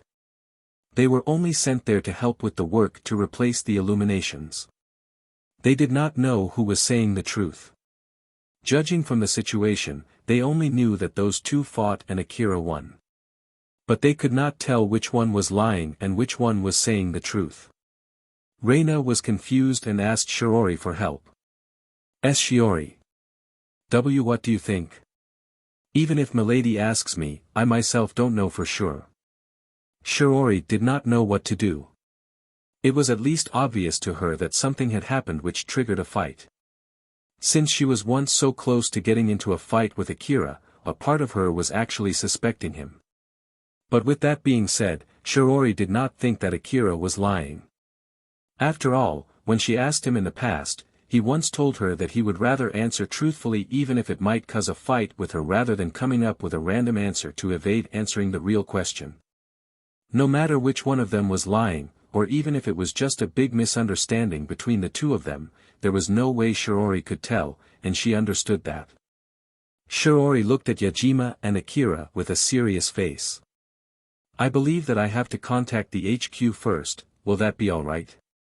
Shirori thought that if any of them looked troubled when she wanted to contact the HQ, then that person would be the one who was lying. Or at least, the possibility for that person to be the liar would be high. So she stared intensely at Yajima and Akira. Akira answered back swiftly. Ah, right, you can go ahead and contact the HQ. I did report to the HQ that I found a suspicious person who's not using the terminal from the HQ, then HQ gave me permission to deal with that person even if it meant that I need to kill him. You'll understand the situation once you contact the HQ. Yajima shouted. That's my line. Just contact the HQ. I'm sure you'll realize that I'm saying the truth. Akira and Yajima were glaring at each other. Reina pulled out her information terminal to contact the HQ, but her call would not go through. I can't get any connections to HQ. Yajima, who heard Reina's mumble, said. That's because this boy used jamming smoke. You knew that this would happen when you told them to contact the HQ, didn't you? You're the one who used the jamming smoke. I don't have any grenades on me. Just check me, if you don't believe. That's only because you used all of your grenades. Just stop lying already. Akira and Yajima glared at each other again. Both of them encouraged Reina to contact HQ, but she could not get any connection. Reina and Shirori came there to help with replacing the illuminations, which were the same excuse as to why Yajima was there. On the other hand, Akira said that he was told by the HQ to deal with a hunter who was not sharing his position through the same network, but Shirori did not hear anything about that from the HQ. Thus there was a discrepancy with what Akira said. Shirori took another careful look at Akira and Yajima. Both of them did not seem like they were lying.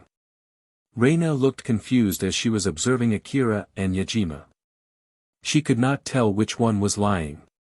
After racking her brains out and still unable to come up with an answer, she turned to Shirori for help. Shirori came up with a suggestion. Well then. Let's bring everyone back to HQ first. Or at least get away from the jamming smoke until we can contact the HQ. Shirori turned to Akira and carefully said to him. Now then, Akira-sama. Could you please lower your rifle? Akira's face was grim, his rifle was still pointing at Yajima. I should have killed this guy before they came here. It can't be helped, it's not like you can kill him now in this situation. Don't worry, it should be recorded just fine. It's highly unlikely that you would get framed. Since we were also originally planning to bring him to the HQ, let's think of it as a good thing now that you got more help to bring this man to the HQ. Akira calmed down after Alpha said that to him. Since Akira did not lower his rifle, Shiori put up her guard. Akira-sama? I already heard you. Akira then lowered his rifle. But Shiori still had her guards up against Akira. Shiori knew about Akira's ability and personality. And so she thought that in this situation, Akira was the one that she should be putting her guard against. Thus it could not be helped as she lowered her guard against the other guy, who was still lying on the ground trembling in fear with his right arm missing and unarmed. With Shiori keeping her eyes on him, Akira's focus shifted to Shiori. It meant that both of them were not watching Yajima. Akira. Stop her at once. It was already too late when Alpha alerted him. Get up. Reina was already standing next to Yajima and extending her hand. It was completely normal to do that to someone who had lost his right arm, lying on the ground without any weapon, and looked completely scared. But it was a fatal mistake. Yajima pulled Reina's hand and made her lose balance. At the same time, he stood up, circled behind her, and used his left arm to restrain Reina, choking her. Yajima smirked vilely and said, "Don't move." The fear that was on Yajima's face until a few seconds ago, had dissipated. Rebuild World, Chapter 54, Their Respective Decisions. Looking from Akira's expression, Yajima understood that Akira did not think Reina and Shiori as his friends. While from Reina and Shiori's expression, he understood that they too did not regard Akira as their friend and they did not understand the current situation. Yajima knew that he could use Shiori and Reina to get out from this dangerous situation. So he decided to exploit them. When Akira lowered his rifle, Yajima was actually celebrating inside. After all, he at least was able to get out of the situation where he could be killed anytime. He now just needed to wait until the effect of the jamming smoke weakened to contact his friends for help. And so, he decided to start acting in order to buy more time. But fortunately, someone who did not have her guards up suddenly approached him without suspecting anything. Yajima was thankful for his devil's luck. Reina, who was captured by Yajima, squeezed out some words while in pain. What are you doing? Yajima laughed vilely as he replied back, he was obviously mocking Reina. Are you seriously asking me what I'm doing? Do I really have to explain this? I didn't think there's someone that stupid, you know. I think this situation explains itself really well. But I guess, just to be safe, in the rare case if those two also don't understand what's going on, I'm basically holding you hostage to threaten the other two people in this place. Yajima stopped smiling and turned to Akira and Shiori. Don't move or I'll kill this girl. Although his voice was calm, it was clear that he was serious. Akira and Shiori did not make any moves while staring at Yajima. Akira's face was stern as he glared at Yajima. As for Shiori, she was obviously directing her killing intent toward Yajima. Although she tried hard to keep a calm expression, she was actually furious inside and it was projected from her eyes. She glared intensely at Yajima as if she was trying to bore holes through him with her gaze. Yajima looked at Akira and Shiori who just stood there and said, "Very nice. It's really helpful that you guys are smart enough to understand what's going on." Yajima still kept his eyes on Shiori and Akira as he said to Reina. Now then, since your sorry brain can't understand what's going on, I'll let you know about this too. I can easily crush your neck with my hand. So don't do anything stupid. It might be true that I've lost my right arm and was lying on the ground until a few minutes ago. So it's completely understandable if you're thinking of waiting for a chance to escape. But that would be a big mistake. I won't lower my guard and I'm not so weak that you can break away even if there's an opening. If it seemed like I lowered my guard to you, it's just because I look so from your point of view, and you were completely mistaken. You might not believe my words. But looking at how the person who's wanting to help you is just standing there obeying my words, I hope you understand the meaning of that. A moment of silence drifted. After confirming that Reina did not try to fight back, and Akira and Shiori did not do anything suspicious, Yajima continued. That's good. Then, throw down your weapon. Shiori quickly dropped the gun that she was holding. She also dropped down the gun in her holster and any other weapons that she had on her. After she removed all of her weapons, she took a few steps back. Shiori kept her eyes on Yajima for even the slightest opening. When she removed all of her weapons, she noticed that he frowned slightly. Yajima turned to Akira, Shiori looked puzzled and turned towards him too. Akira was still gripping his rifle. He still had his guards up as he was staring at Yajima. Akira-sama, could you please drop your gun? Shiori pleaded with Akira to drop his gun. But he did not say anything while still staring at Yajima. Akira-sama. I hear you. Akira only said that, but he did not look like he was going to drop his rifle anytime soon. Yajima frowned. He tightened his choke on Reina and made her groan in pain. Shiori looked hurt when she heard Reina groan. Yajima calmly said. I'm sure you heard what I said, or is it that you wouldn't listen to me? Are you saying that you don't care if she dies? How much more would you demand from us? Is it until your friends come here and kill us? I don't know what you're thinking, but I don't have friends. If you drop your gun, I'll just withdraw to the hallway and let this girl go after I gain some distance from here. I promise you that.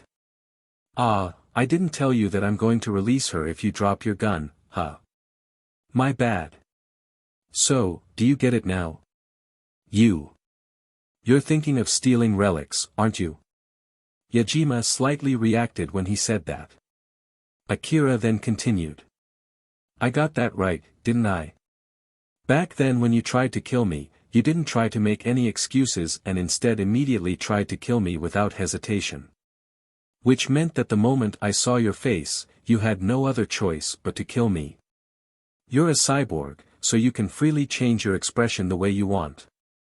But even so, you still tried to kill me when I wanted to contact the HQ. I bet there's something down here that you don't want the city to notice no matter what. Akira's guess was correct. Yajima and his friends had hidden relics in multiple places in the underground city, and one of those places was around that area. His friends should already be transporting the relics from the other places. His job was to guard that place until his friends came there to carry the relics. Akira continued. You're planning to kill everyone who saw your face, aren't you?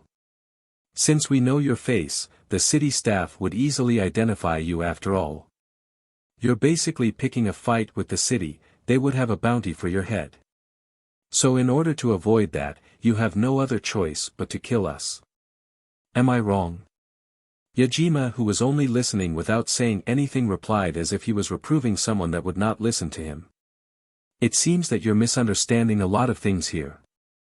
I don't mind telling you where you went wrong with your guess that is full of holes, but I have a feeling that you would not listen to me no matter what I say.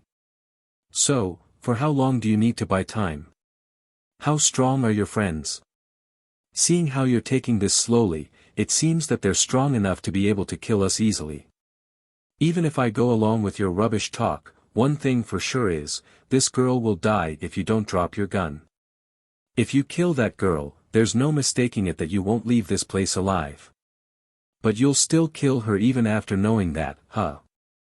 I guess you're confident that you have enough power to deal with us then. Akira and Yajima locked gazes with a serious face. There was a moment of silence before Yajima coldly said. This is the last warning. Drop your gun. No thanks. Akira swiftly refused Yajima's demand. They stared intensely at each other. Shiori's face was already turned pale as she was watching them. Yajima sighed. Is this boy for real? He knows my plan and also knows that I'm not planning to leave anyone alive. What should I do now? I don't know for sure when Kane and Nelia will arrive. This boy might decide to shoot me on the spot the moment he sees Kane and Nelia. My cyborg body is badly damaged, I don't think I can evade if he shoots at me. Yajima looked exasperated. Although I'm taking hostage a beautiful girl like her here. You're really a cold person, you know.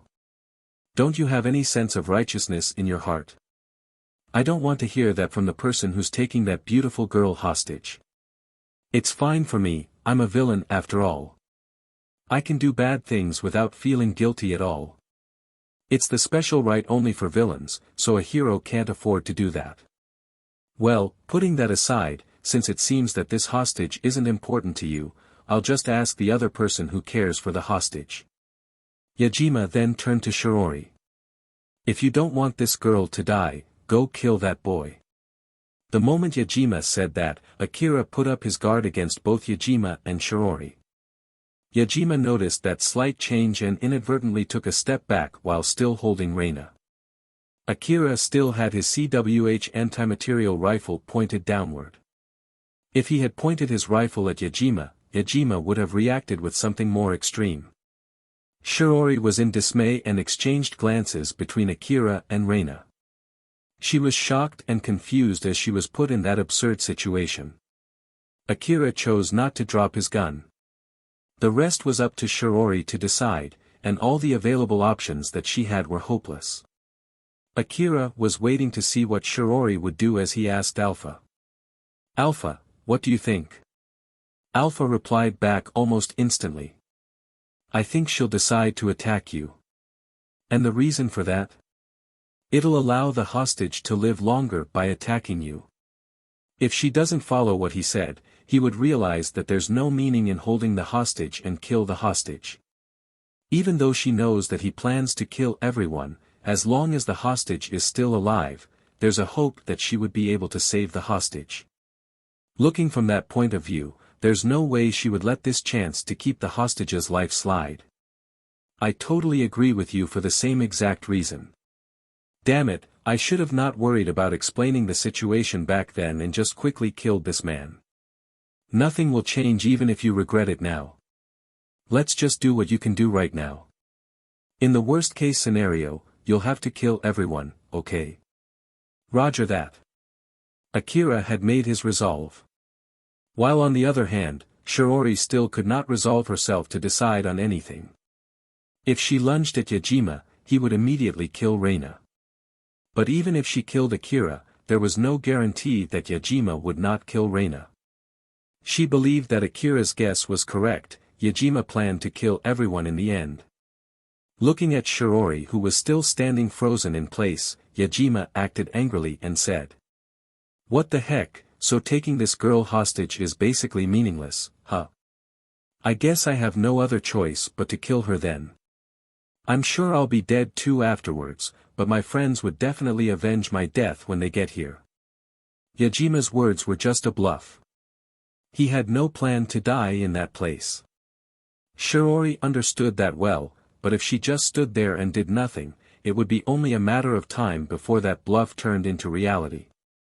Looking at how Shirori was in so much pain, Reina tried to say something.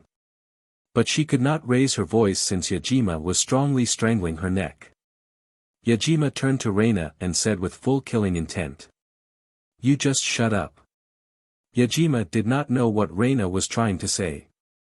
But whether she was trying to ask for rescue or she was trying to tell Shirori to just forget about her, it was nothing but a needless voice in his opinion. Yajima's crooked mind thought if Reina pleaded for help with a pained voice, Shirori might start attacking Akira.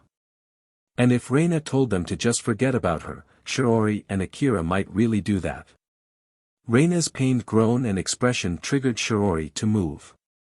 Shirori lunged forward and grabbed the gun that she dropped on the ground, she quickly pointed it to Akira and pulled the trigger. But the moment Shirori moved, Akira quickly hid behind nearest wreckage.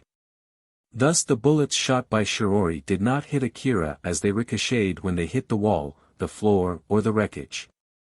The battle had already started. Akira readied his CWH anti-material rifle and shot at Shirori. But she quickly took cover behind thick wreckage that could hold the power of CWH special ammo. She used her experience, skill and observation ability to predict when Akira released shots and took cover from the flying bullets. If Shirori chose wrong wreckage, the CWH special ammo would easily penetrate through the wreckage and cause a fatal injury. If she mistakenly read when Akira took a shot, the CWH special ammo would turn her into minced meat in an instant. There was no way human armor could withstand the power of the ammo that could even destroy a tank. In the case of firepower, Akira was overwhelmingly above Shirori. But he could not land a hit on her. In such an extreme situation where one hit would be enough to turn her into minced meat, she used her superior reflex and highly trained skill to evade his shots. Shirori kept shooting at Akira to keep him in check while trying to get close to him, who was keeping his distance from her. Shirori understood that even if she killed Akira, that did not mean that her situation would improve. She knew that Yajima hoped she and Akira would kill each other in this fight. But if she did not kill Akira, then Yajima would kill Reina. She was aware of her duty, and the hopelessness of the current situation had distorted her mind as she recklessly charged toward Akira. Akira kept shooting at Shirori, who was charging at him. Since CWH anti-material rifle could not be used for continuous shooting, Shirori was able to quickly close the distance between them using the opening between each shot. She eventually reached Akira and saw him changing the magazine of his CWH anti-material rifle right in front of her. Shirori thought that it might be her only chance to take away his overwhelming firepower and quickly close the distance between them. Akira finished reloading the magazine and pointed his rifle at her in point-blank range. Gunshot echoed through the area, but it was only after Shirori kicked the rifle. The stray bullet ripped through the air and hit the ceiling. Shirori looked relieved for a few seconds after disarming Akira. But he did not let her get away with that and swiftly kicked her rifle too. Both of them lost their weapons as their rifles landed on the floor away from them. Both Akira and Shirori did not think even for a second about picking up their rifles as they quickly decided to continue the fight with CQC. They both had non-enhanced bodies and were using augmented suits. Since both of them were not using a helmet, single hit on the head using the augmented suit would spell instant death. They leapt forward with the goal of inflicting that single fatal blow. Their fight shifted from shooting bullets to throwing punches. Even though the distance between them had reduced and the weapon they used had changed, they still tried to kill each other just like before. Reina could see blurry images of Akira and Shirori trying to kill each other through her teary eyes. It was a fight that happened because she was taken hostage. She knew that both of them would stop if only she died, but she was still alive at the moment. Reina's feelings were in chaos. The fear of getting killed as Yajima literally had her life in his grasp. The regret of doing something stupid. The guilt from seeing Shirori who was fighting in order to save her and Akira who was dragged into this situation. And lastly, the feeling of powerlessness for not being able to do anything in such a situation. She was desperate and wanted to do something, and also the hatred toward Yajima made Reina use all her power to swing her elbow at him. Reina was using an augmented suit. So her elbow swing smacked Yajima with more power than from a usual human, but it was only enough to make him stagger a bit. It did not make his left arm move at all as it was still firmly holding her neck. Yajima's expression did not change as he applied more power in his left arm, tightening the choke on Reina. She gasped in pain. Yajima kept his choke tight as he said to Reina. "Did you think that there was an opening? Or is that a plea to just kill you? Well, either way, that was pointless, you know. My cyborg body won't even get damaged with that level of attack and I won't easily kill you since you still have your use as a hostage. It seems that your body is an organic body. Are you planning to bite your tongue and kill yourself? Well, if you do that, I'll just move your body to make it look like you're still alive. Don't worry, I've been making sure that you don't make any sound, so I'm sure they wouldn't notice it right away." Yajima laughed mockingly. Reina heard clearly that he was ridiculing her futile effort. With that, she completely stopped trying to fight back. As Reina stopped struggling to fight back, she could only just silently cry there. Seeing how Reina had stopped, Yajima sneered at her and thought. She lost her will to fight back just because of that bluff, huh? She's naive, way too naive. If she resolves herself to die and fight back, she might be able to create an opening. There are also so many other ways for the others to notice if she's already dead or not. Well, this stupid girl was someone who would come to me and basically offer herself to be the hostage after all. I thought that I've run out of luck when that boy was so close to killing me, but at this rate, I guess it'll be alright now. Yajima was observing the fight between Akira and Shiori while holding Reina as his meat shield. But still, those two are pretty strong. There's no way hunters with that much skill gets assigned to replacing the illuminations, so what exactly is going on here? Before losing his CWH anti-material rifle, Akira was actually looking for a chance to shoot Yajima. Shiori thought that Akira might shoot and kill Yajima there even if it meant that Reina would be killed in the process. That was why she regularly shot at Akira to prevent him from shooting at Yajima. In the end, her actions allowed Yajima to survive. In front of Yajima's eyes, Akira and Shiori were evenly matched. If both of them worked together to attack him, his winning chance would be extremely slim. But that chance got better and better the more they injured each other. Just keep on fighting like that until either one of you can't move or run out of energy. That girl, is this the best she can do? Try harder, will you? If that boy is dead, it's basically my win. And as a reward, I'll give you a painless death. Yajima laughed while still gripping hard on the useless girl who was also acting as his life insurance. Shiori's teary face looked pained as if she was crying like a little girl while still throwing deadly swift attacks at Akira. While on the other hand, Akira's expression looked grim while desperately blocking and evading her attacks and throwing counters. Even a single hit from their attack would inflict a fatal injury. A straight hit on the head would not end with only a stinging pain, it would blast their head and scatter their brain matters. Akira was actually surprised by Shiori's strength. He thought that he would win the fight the moment they switched to CQC. Akira was trained in CQC by Alpha. Although it was a virtual training, Alpha demonstrated an overwhelming fighting strength against him. So if she took control of his augmented suit, he thought he would be able to perform in that level of strength too. Although it might put his body in more stress, he would at least be able to easily win this fight. But something unexpected happened. Shiori was able to hold off his attacks although Alpha was helping him, or more like, Shiori was actually slowly pushing him back. I never thought she's this strong. Alpha. Is this going to be alright? Don't worry, it's going to be fine, just endure the fight for now. Please do something about it before my limbs get torn off, okay? They're already hurting like hell, you know.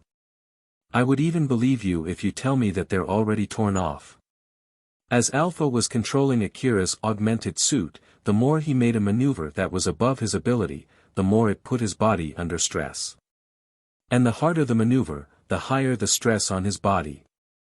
His and Shiori's CQC abilities were obviously not at the same level. In order to fill the big gap in skill, Alpha pushed his body to its limit. Alpha smiled as she replied.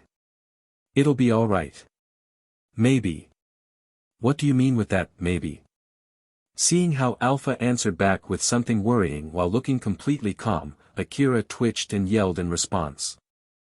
In order to avoid getting hit by Shiori's high-speed consecutive attacks, Akira had to evade on the same level of speed before readjusting his stance and attacking back. Because of that, his vision changed really fast, enough to make him dizzy. He could no longer discern the floor or the wall or the ceiling. But even so, Akira was able to see Alpha's smile because she anchored her image onto his vision. Even if he was upside down, or made a 360-degree spin, or even if he closed his eyes, he would still be able to clearly see the image of Alpha smiling. If there was someone else who could see her, Alpha would look as if she was floating around, detached from what was going on there. As Akira's body was flung around to avoid Shiori's attack, Alpha, who was floating beside him, said, "It seems that she's using a drug to enhance her ability. I don't know how long that drug will be in effect, that was why I said, maybe."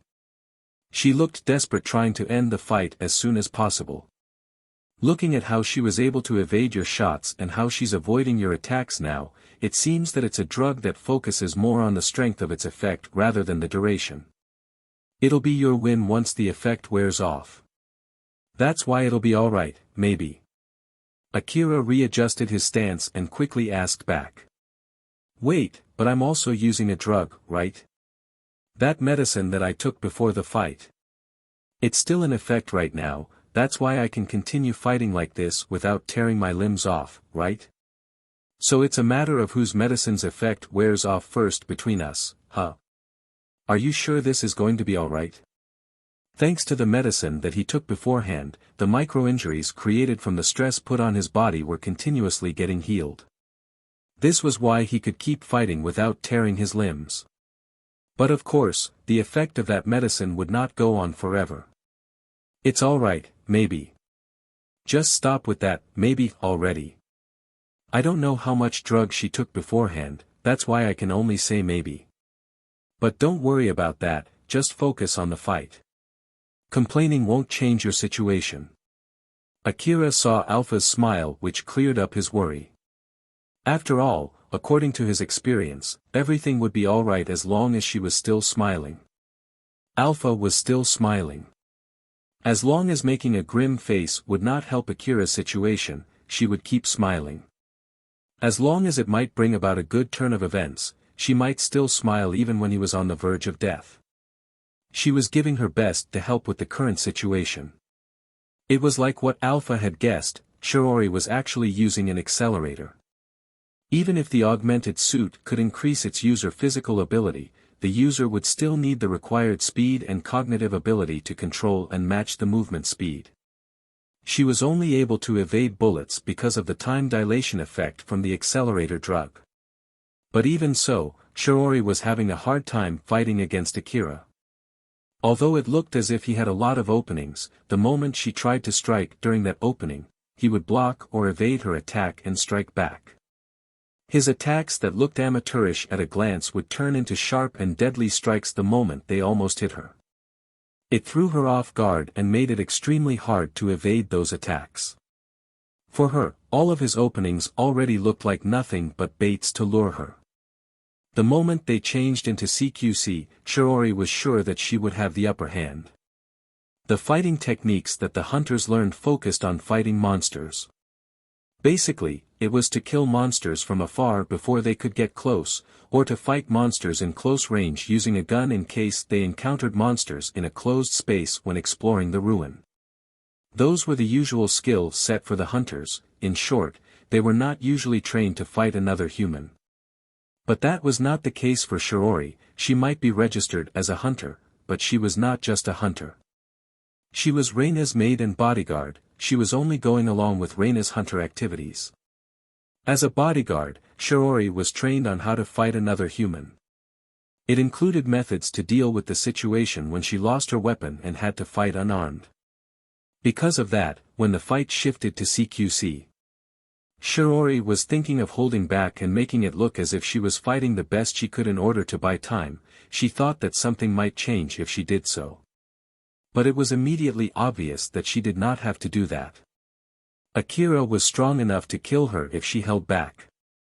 He came at her with moves showing that he was obviously trained as he was trying to kill her. To think that he's this strong. I never thought that there was this big of a gap between my guess and his real ability. I was thinking to look for an opening to save Milady while fighting against him, but it seems that it's impossible now. Once the accelerator runs out of its effect, I would not be able to fight anymore. Milady, I might not be able to save you this time. What should I do? What should I do? Helplessness continued to corrode Shiori's heart. The feeling of despair started dominating her sense of loyalty. She kept on struggling while making a pained expression. She would not give up until there was nothing that she could do. But that end was already creeping close. Rebuild World, Chapter 55, How the Fight Ended. Yajima was watching the fight between Shirori and Akira. Since he thought that there was no longer any need to keep his eyes on Reina, who was just meekly and obediently hanging her head low, Yajima had the leeway to start thinking about something else. His gaze naturally shifted to Akira's CWH anti-material rifle that was lying on the ground away from Akira and Shirori. Yajima noticed that Akira was slowly but surely getting closer to that CWH anti-material rifle. Although he could not pick up that rifle because he had his hands full with Shirori, it was only a matter of time before he could pick up that rifle. If Akira defeated Shirori, he would be able to quickly pick up that rifle and shoot Yajima. Since he was already fighting her at this point, Yajima thought that there was no reason for Akira to hesitate to shoot at him the moment he picked up that rifle, even if that would hurt Reina too. There was still a plausible chance that Akira might defeat Shirori before Yajima's friends reached their current location. With that CWH anti-material rifle, Akira would have enough firepower to kill Yajima. After all, it was the rifle that blasted his right arm off. Yajima imagined how satisfying it would be if he could kill Akira with his own rifle. His mind started to focus on thinking how he could do that. That rifle is also a threat to my friends, it was able to blow my right arm easily. Is it loaded with special ammo? If I don't take it for myself soon, it might cause a problem later. While his attention is preoccupied with something else, I might be able to take that rifle and get the upper hand. Yajima's mind was already unconsciously urging him to take that rifle before Akira could. He started sneaking closer and closer to Akira's CWH anti-material rifle while still firmly gripping Reina. Reina already had no more power to fight back. Even if she squeezed all her leftover power, she would only slightly disrupt Yajima's movement. Aware of her situation, he started to sneak faster and faster. He was already closer to that rifle than Akira. Calm down, it's still too far away. If I rush myself to pick up that rifle, there's no mistaking it that he'll charge at me even though he's not watching his back at the moment. Carefully and quietly, don't let him notice me, just a little more. Yajima kept his eyes on Shirori and Akira while slowly approaching the CWH anti-material rifle. When Yajima judged that he was close enough, he rushed to pick up that rifle. Akira was beaten by a few milliseconds before he turned around, forgetting Shirori who was behind him, he ran toward Yajima. Too late. It's my win. Yajima threw Reina aside and picked the CWH anti-material rifle from the floor. With his cyborg body, he was able to use CWH anti-material rifle with only one arm as he quickly pointed the rifle's muzzle at Akira who was running toward him. There was no obstruction between him and Akira, he had a clear shot. With his shooting skill, there was zero chance that he would miss his shot from such a distance, and Akira did not have the skill nor the ability to evade his shot. Yajima quickly pulled the trigger. But no bullet flew out from its muzzle. Ha! Yajima could not help but to leak out what he was thinking. This unexpected scenario caught him completely off guard and erased the smile from his face. He was stunned with what just happened. The shocking turn of events froze his expression as well as his brain. During that short opening, Akira quickly closed the distance between them and threw a punch straight to Yajima's face with full power. The augmented suit enhanced Akira's physical strength to its limit for a few milliseconds. That punch blew Yajima's heavy cyborg body away and threw Akira's CWH anti-material rifle into the air at the same time. After he was sent flying, Yajima was back to his senses and thought while still flying in the air. It didn't shoot any bullets. Shouldn't it be loaded with special ammo? That rifle was just loaded with a new magazine, right? Wait, was that rifle a trap? Did he throw it away from him in order to lure me? So rather than changing rifles back then, he chose to load a new magazine although he knew how dangerous it was, just in order to trick me. So that's why he made that gesture and intentionally showed me when he loaded a new magazine that was actually empty. And he also shot once in order to use the last bullet that was already loaded in that rifle before throwing the empty rifle away, so that he could catch me off guard. Yajima flew and landed on rubble. He already completed his guess in that short amount of time when he was in the air. Although his guess might be correct, it would not be able to save him now. He crashed into the rubble so hard enough to even crack open the rubble. Although it only inflicted a small amount of damage thanks to his cyborg body, it was enough to create a fatal opening. Akira quickly leapt and grabbed the CWH anti-material rifle that was still spinning in the air. In one fluid sweep, he grabbed a new magazine and loaded it into the rifle. This time, it was not an empty magazine. The special ammo was automatically loaded the moment Akira stuck in the new magazine. He then aimed his special ammo-loaded CWH anti-material rifle at Yajima, who was still stuck on the rubble. Let's finish him before we get any more hindrances. I know. When he was back to his senses, Yajima saw Akira and found CWH anti-material rifle's muzzle pointing at him. He at least wanted to know if his guess was correct as he opened his mouth. But before Yajima could say anything, a CWH special ammo blew his head and scattered his brain all over the place. He was dead before he could even utter his last words. Just to be safe, Akira also shot and destroyed Yajima's limbs. With this, even if Yajima was a remote mechanical body that could move without a brain, he would not be able to pose any threat now.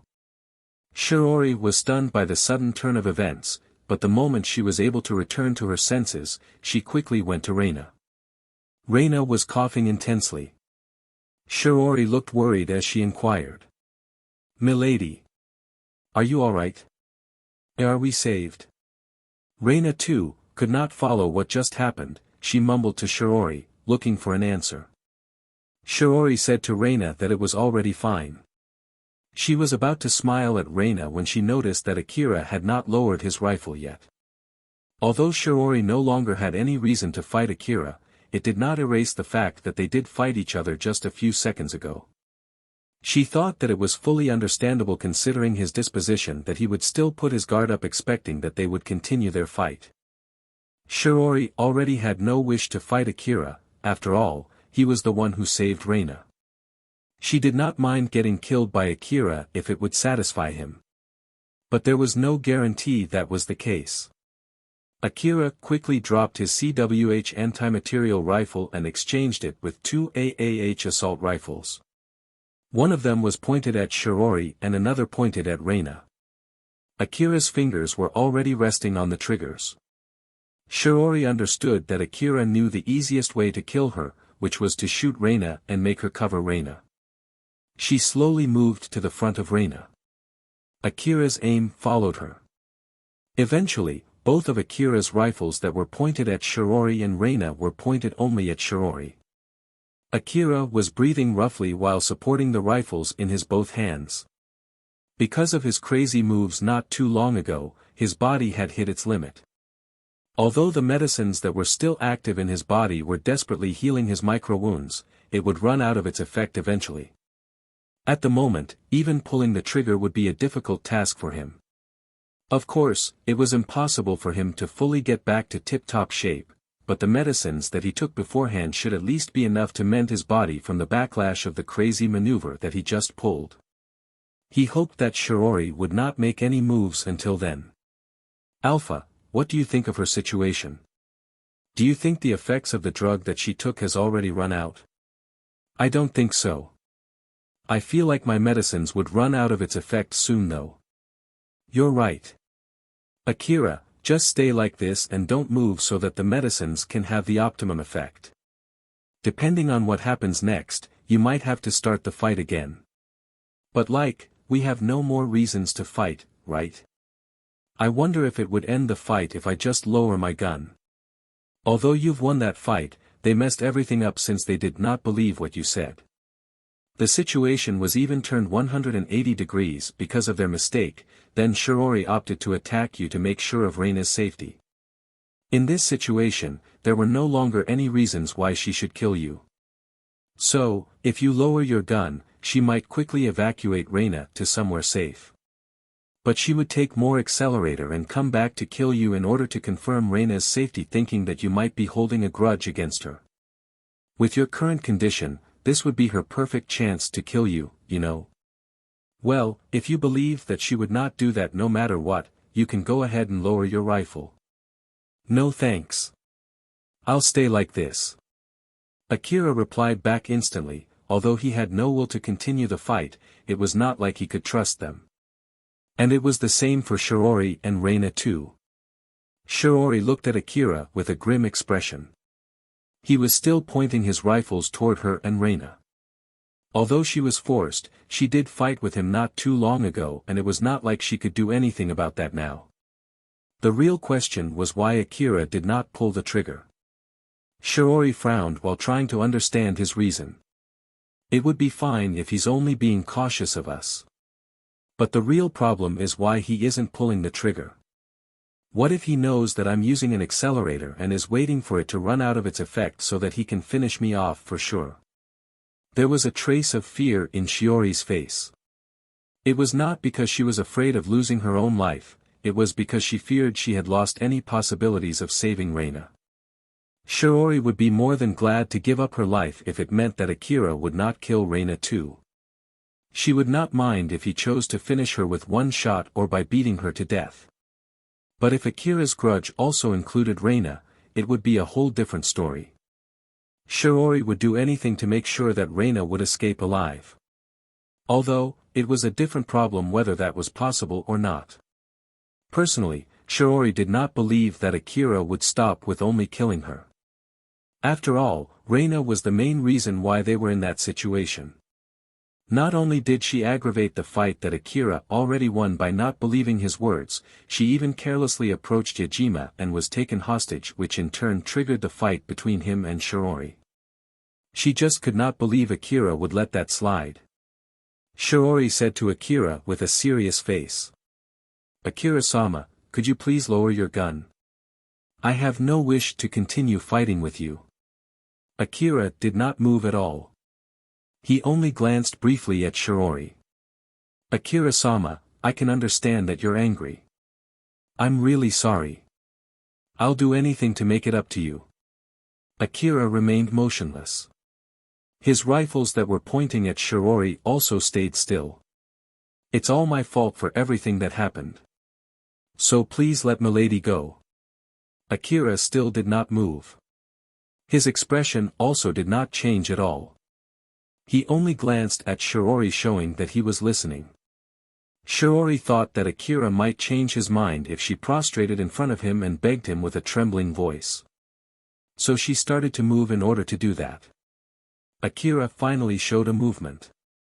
His aim shifted straight at Shiori and stopped her from moving any further. Shiori still had some accelerator drugs left with her. Although the backlash from using that drug continuously would definitely kill her, she would not hesitate to do that if she had the chance. But in the end, those were her spare drugs. So it was not like she could use it right away. She would have to reach for them and pull them out before putting them in her mouth. If she prostrated in front of Akira, she might be able to do that in secret. But with that slight move from Akira, Shiori was no longer able to do that and stopped midway. She thought that not only did Akira know she was using an accelerator, he was also trying to prevent her from taking more accelerators. Her guess was partially correct. It was not like Akira knew that, it was Alpha. Alpha was also the one who shifted his aim to Shiori.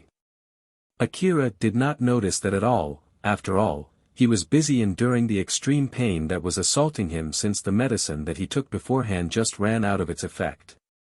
Shiori knew that if she made any suspicious moves or said anything carelessly, it might cause Akira to pull the trigger.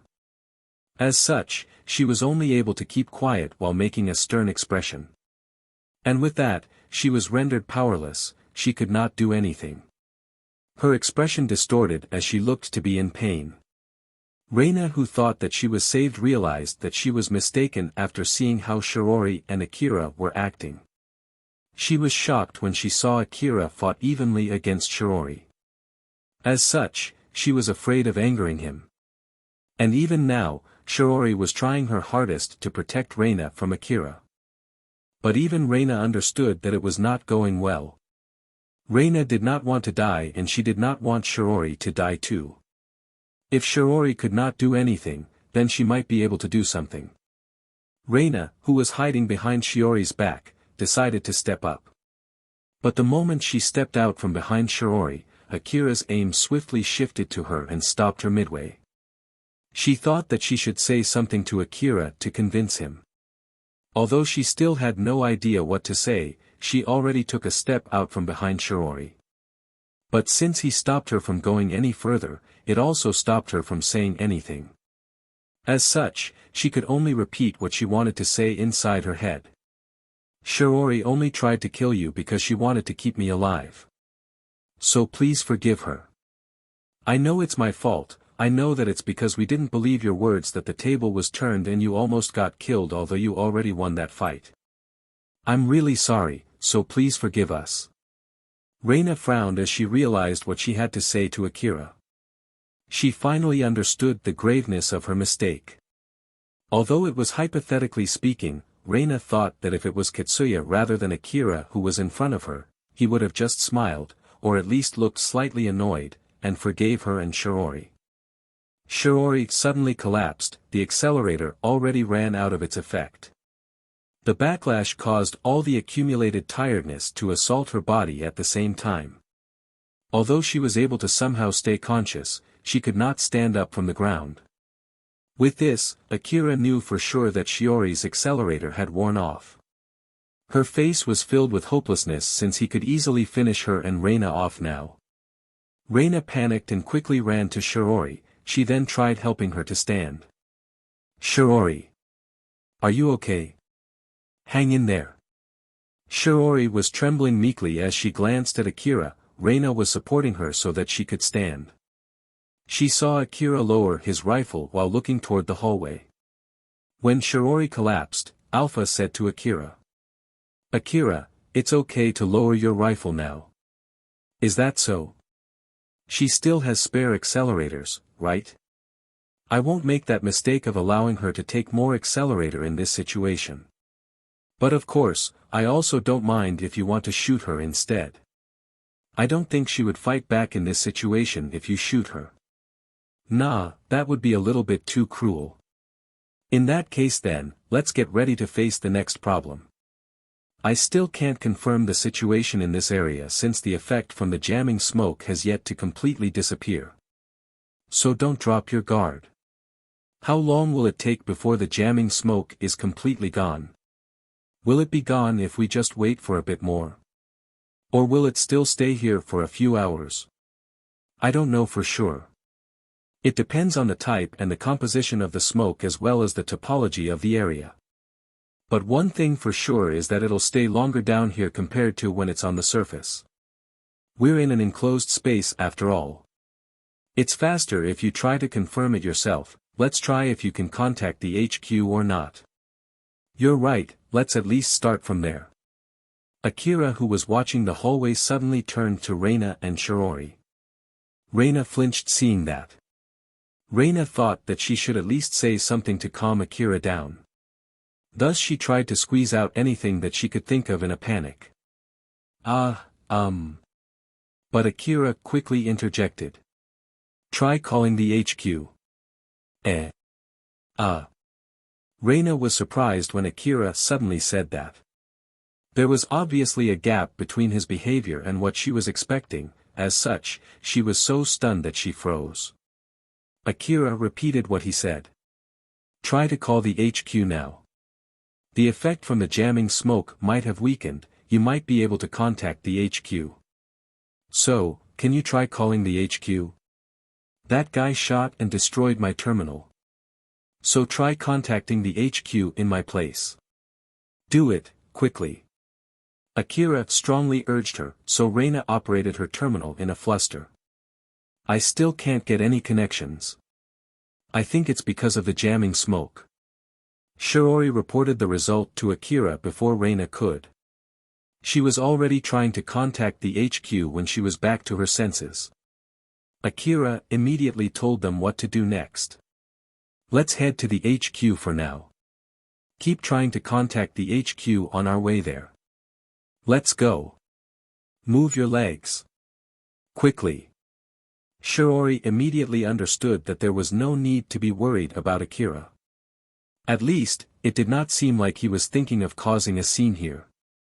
Which means, it would be best for them to follow his instructions. It was also the best for Reina if they could contact the HQ or at least meet up with the other hunters. Shiori, who had already calmed down, came with such a thought. I understand. Milady, let's go.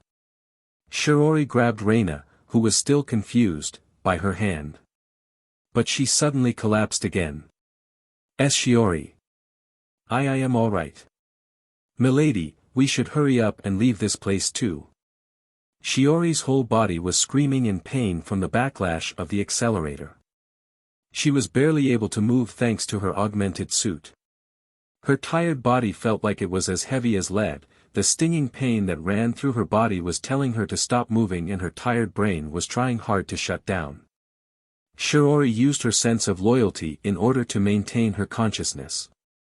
But she knew it was only a matter of time before she reached her limit. She was obviously in pain as she was pushing herself past her limit.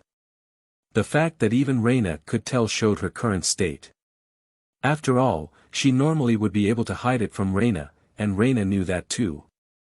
Reina was lending her shoulder to Shiori. Shiori looked apologetic as she said. I'm really sorry, milady. Don't worry about it, let's go. Reina looked at Akira, she wanted to ask him if they could take a short rest. But she stopped when she saw his expression, she knew that he would just turn her suggestion down. Akira, Reina and Shiori quickly left that area. When Yajima's friends, Kane and Nelia, finally arrived there, Akira, Reina and Shiori had already left the place and were on their way back to HQ. Kane was using a large-sized heavy armor-type augmented suit, better known as a powered suit.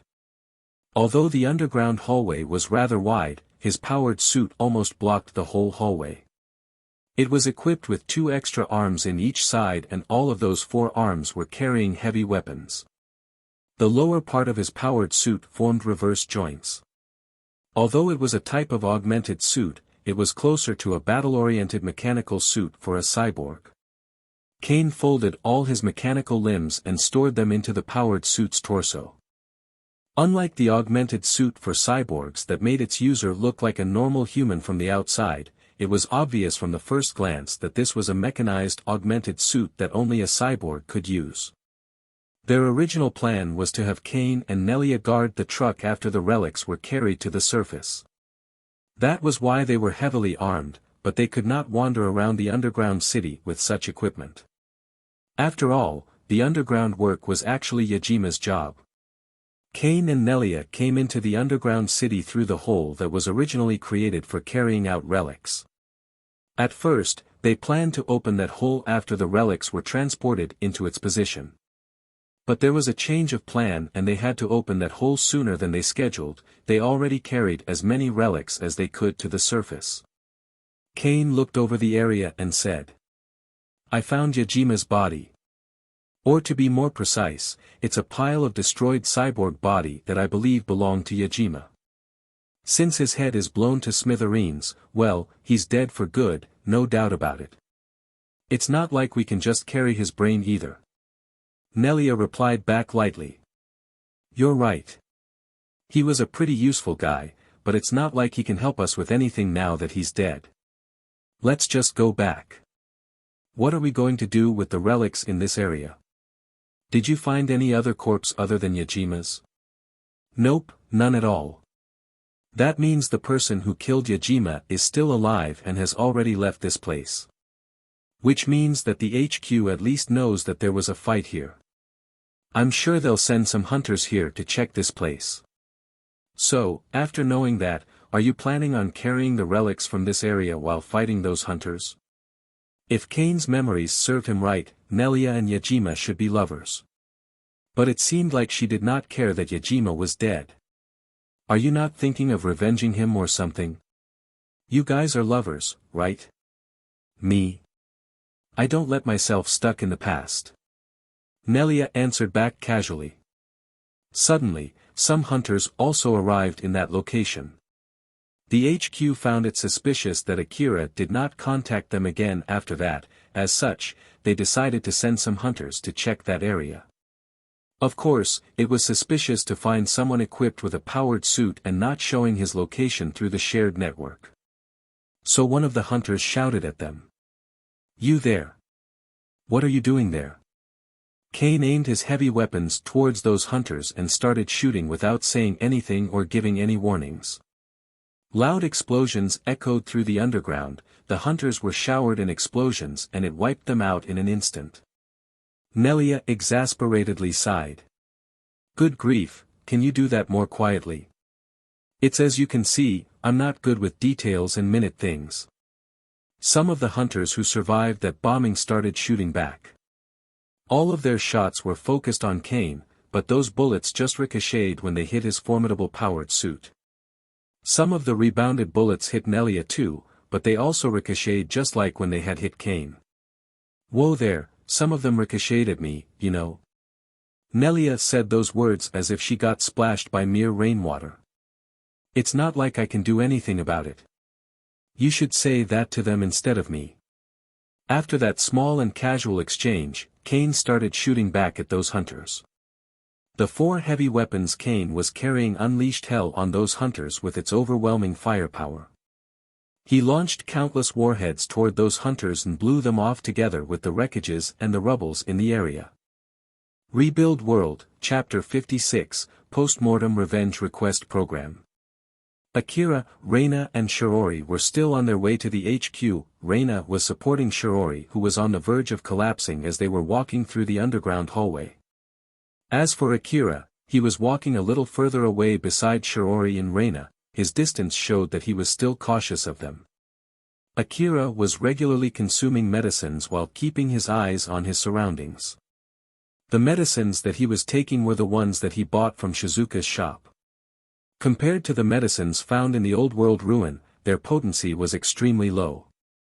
But even so, if he chugged a significant amount of that medicine, it would at least speed up his fatigue recovery and the healing of his wounds. He glanced at the warning printed on the medicine's packaging. Thanks to Alpha's training, he was able to recognize words, and so he was able to understand the warning.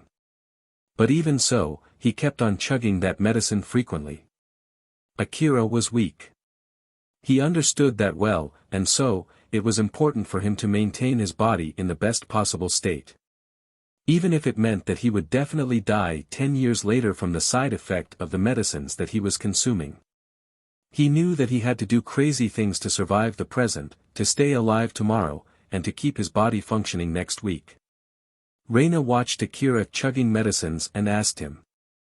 "I noticed that you've been regularly consuming a lot of that medicine. Are you alright with consuming that many at once?" Akira answered back swiftly. "I bet it's not alright." Reina was surprised by his answer. "And not alright, huh? Although it doesn't say how many is too many, it does warn to not consume a large amount of this medicine in a short time. So I bet it's bad for my body." Then why? Shiori thought that if she let Reina and Akira continue their conversation, the subject of their conversation may turn into something that was not pleasant to talk about between the three of them. So she squeezed her leftover power to interject in their conversation. "Milady, we've moved quite far from that area. I know it's rude for me to ask, but can you please check if we can already contact the HQ or not?" The reason why Akira was consuming such an excessive amount of medicines, even though he knew that it was bad for his body, was because he was injured and extremely tired after his fight with Shiori. He did it so that he would be in the best possible condition in case they encountered monsters on their way back. So in short, it was Shiori's fault as well as Reina's too. And it was not something to discuss in that situation. Shiori's mind was still slightly numb as she thought that she should have stopped Reina sooner, or at least warned her not to talk about anything sensitive. If she was in her usual condition, she would have warned Reina way sooner than that, but the current her was unable to do that. It was because she was focusing all of her remaining energy to keep herself awake and not to fall unconscious in that place. Akira understood why Shiori suddenly interjected, but since he also did not want to cause any fight there, he just kept quiet. Reina was the only person who did not notice that as she focused on her terminal. A voice came out from her terminal. "This is HQ-.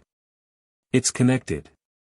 The moment Reina confirmed that her terminal was connected to the HQ, Akira immediately yelled at the terminal. "This is number 27. We've got 3 injured hunters after fighting against that suspicious person. We're not in a condition to face any more fights. The suspicious person is dead. There's a good chance that he brought more of his friends from underground tunnels. It seems that they're planning to secretly carry relics out from the underground city. Send us hunters who can fight well and are proficient in providing support. My terminal was destroyed by that suspicious person when I fought him. That's why I'm contacting you from another hunter's terminal." There was a brief pause before the HQ staff replied back. "Number 27, explain what happened. First of all, about that suspicious person - Give us permission to return back to HQ first.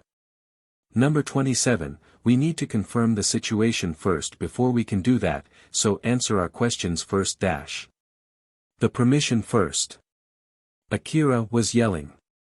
From his voice, it was obvious that he was tired.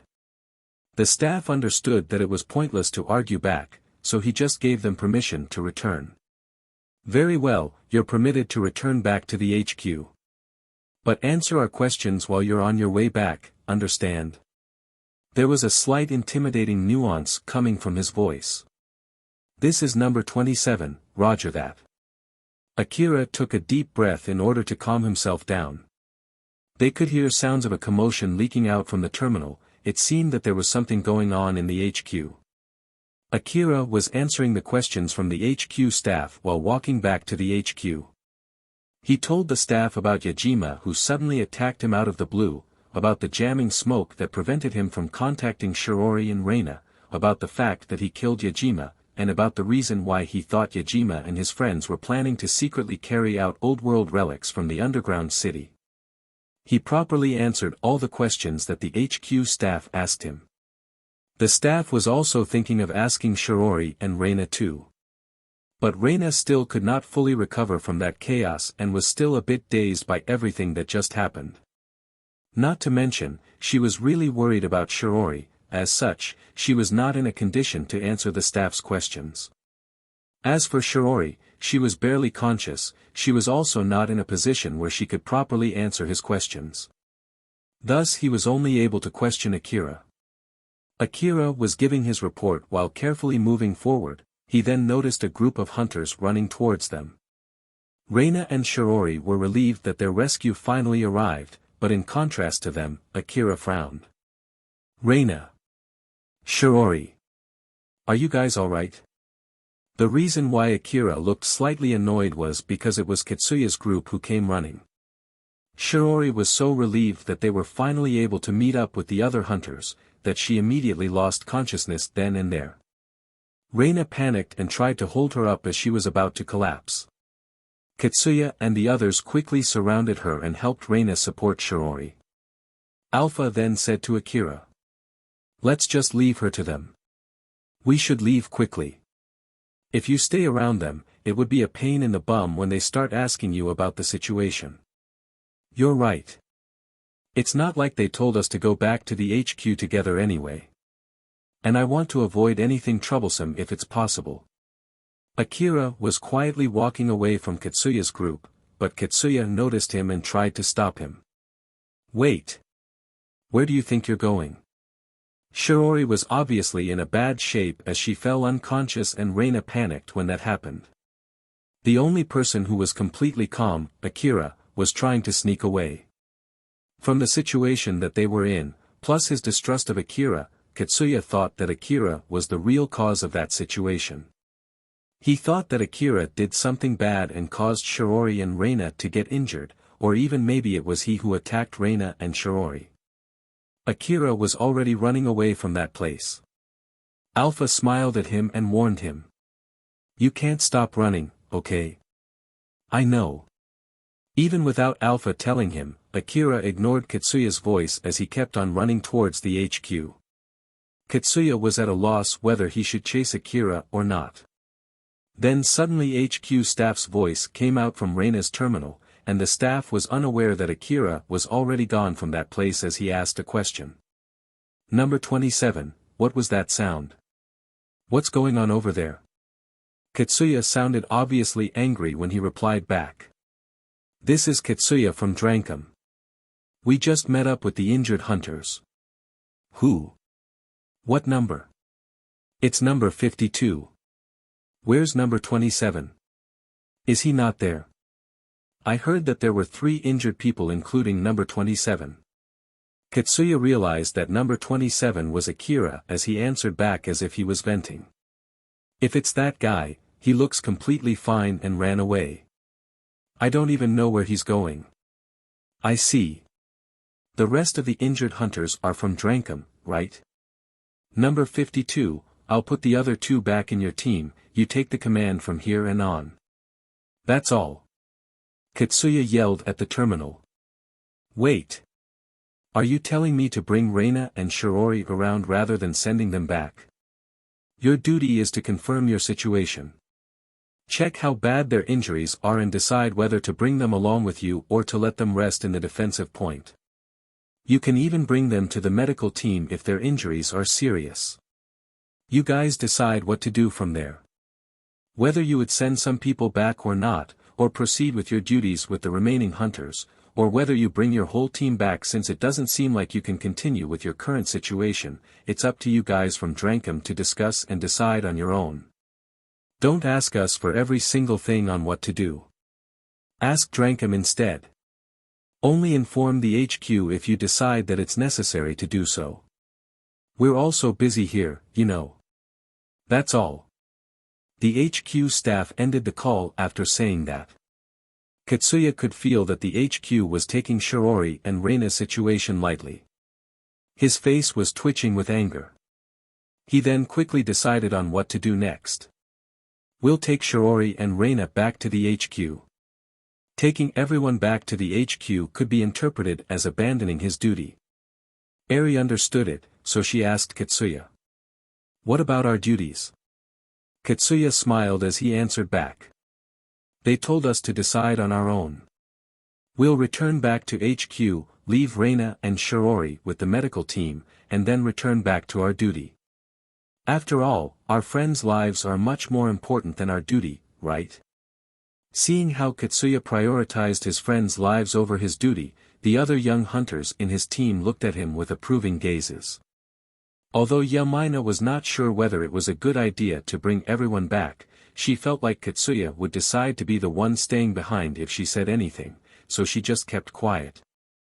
She knew how skilled Shirori was and something had happened to render her in such a bad shape, so she did not want to let Katsuya take any risk by going alone. When Akira arrived at HQ, he went on to give his report about Yajima. He thought that the staff would be asking him a lot of questions again, but instead, he was let go after giving a simple report. It was because they had already asked the necessary details when Akira was on his way back to the HQ together with Shirori and Reina. And also, while Akira was on his way back, the situation had changed. There seemed to be more of Yajima's friends found in the underground city and they killed some hunters that the HQ had dispatched. Akira let out cold sweat when the HQ staff told him that there were some deaths reported after the clash between them. If he had encountered more people who were as strong as Yajima on his way back, there was no doubt he would have been dead by now. He barely dodged the bullet back there. Looking at Akira who was lightly shivering, Alpha just smiled and consoled.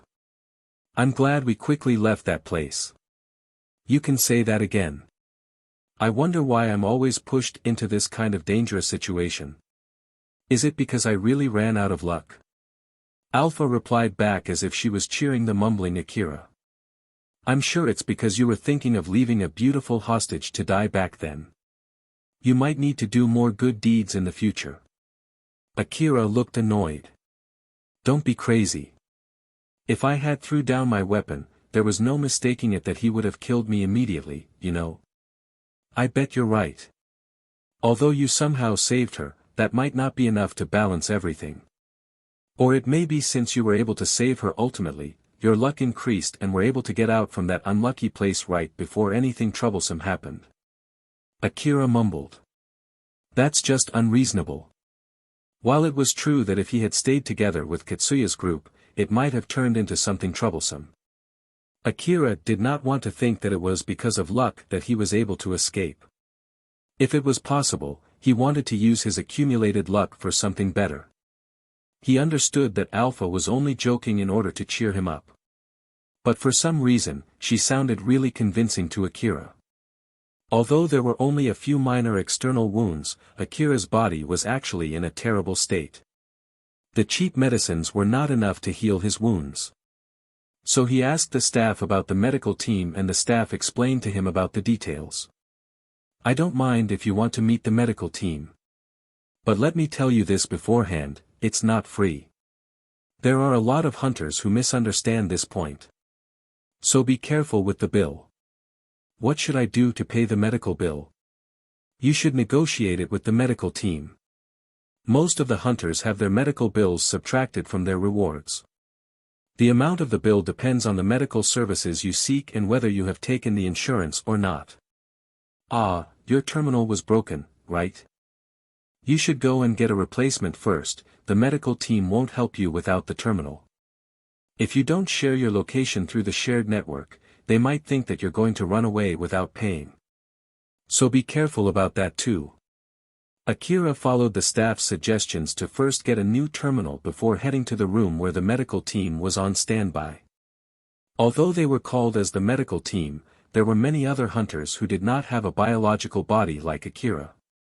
Some of them used nanomachines to enhance their bodies, some of them were cyborgs with human-like appearance, and some of them looked completely mechanical from the outside. These types of hunters needed fixing rather than healing. As Akira followed a board saying, "Biological body is this way," a man wearing a white coat welcomed him. That man, Yatsubayashi, looked more like a scientist who loved to do human experiments rather than a doctor. He was stationed there to heal hunters with biological bodies. Akira looked worried when he saw Yatsubayashi. Although he never went to a doctor before, it did not take him much to notice that Yatsubayashi was obviously a shady person. Yatsubayashi welcomed Akira in high spirits. Welcome to Yatsubayashi Clinic, Kuzusuhara Ruin Branch. Sorry to cut the chase, but how are you going to pay for the bill? Subtract it from my reward. Alright, got it. Ah, thanks to the aid from Kagamayama City Management, you can get a free checkup. Checkup is free of cost but my other services costs money.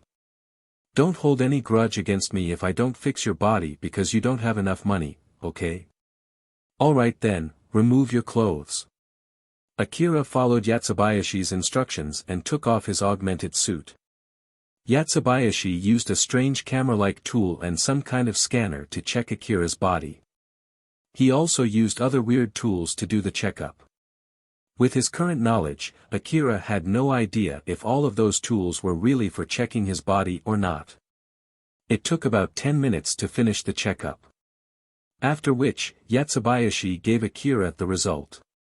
I'm glad that it's nothing serious. But I suggest that you get some treatment. So, what kind of treatment would you like to take?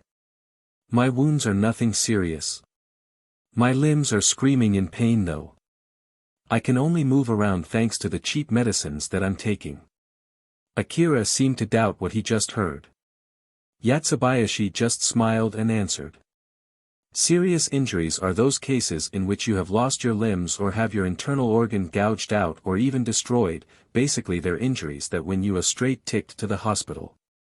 Just a few cracks on your bones, or some internal bleedings, or damages from tired muscles are all small injuries. It seemed there was a big gap between Akira's and Yatsubayashi's standard for light injuries. But from the perspective of the hunters, Yatsubayashi's line of thinking was the correct one. Akira smiled vaguely, he sounded as if he was half convinced. Can you heal my wounds at least so it won't lower my fighting ability? I see. There are various treatments that you can take, but I suggest you take the one for which normal insurance doesn't apply. I'm not in any insurance. Yatsubayashi looked surprised. After all, most of the hunters in that place were in some type of insurance. Yatsubayashi seemed delighted. It was at least an expression that a doctor would not make. That sounds great. In that case, how about taking this medicine that I'm developing? This is my recommendation. You're not in any insurance, right? So I'll let you buy it for cheap. Yatsubayashi grabbed a small container near him and showed it to Akira. The container was filled with a green liquid. It was a very dubious-looking medicine no matter how you slice it. No thanks. Since insurance doesn't apply to that thing, it must be something unsafe. It's fine, don't worry. It's not like I made it from nothing. I made it by breaking down and analyzing the old world medicine, then using that data to imitate its effect. I can guarantee its effect since I've already tried it on myself before. The reason why insurance doesn't apply to it is because of the influence of the big companies. It's set like that so people would choose the medicines manufactured by those big companies instead. This medicine is better, I can guarantee you at least that much. So, what do you think? It's not like I can get the certification unless I have enough data and samples from people using it. It'll also be better for the world if people can buy a cheap but powerful medicine, right? It'll provide a better healing effect that might even save people's lives. Just think of it as a good deed to regain some of your humanity that you guys tend to lose when you do dangerous works as hunters. Yatsubayashi was trying hard to convince Akira. From her observation of Yatsubayashi, Alpha said to Akira. Akira, I'll at least tell you this, he's not lying. He's not trying to scam you or squeeze your money. I don't think he's planning of tricking you at all. Well, even if you tell me so, it's just that. You know. Well, that's completely normal. Even if that medicine could not become mainstream because of the influence of the big pharmaceutical companies, if it was a medicine that had spread among the people and had earned a certification, then it at least should not have any bad side effects. No matter how many times Yatsubayashi used that medicine on himself in the past, it was not enough to convince Akira. Yatsubayashi knew that Akira was hesitating. But hesitation was not equal to refusal. Yatsubayashi thought so as he urged Akira further. I know. If you buy this medicine, I'll also sell the old world medicines that I have with me. These are medicines that you can't usually buy unless you use Chrome. But I'll sell them to you in Orem. What do you think? Yatsubayashi pulled out a box from a bag near him and showed it to Akira. Akira was familiar with that box, it was similar to the medicine that he found back in Kuzusuhara ruin. Akira confirmed that with Alpha. Alpha, isn't that? It doesn't seem like he's lying and that box is still sealed.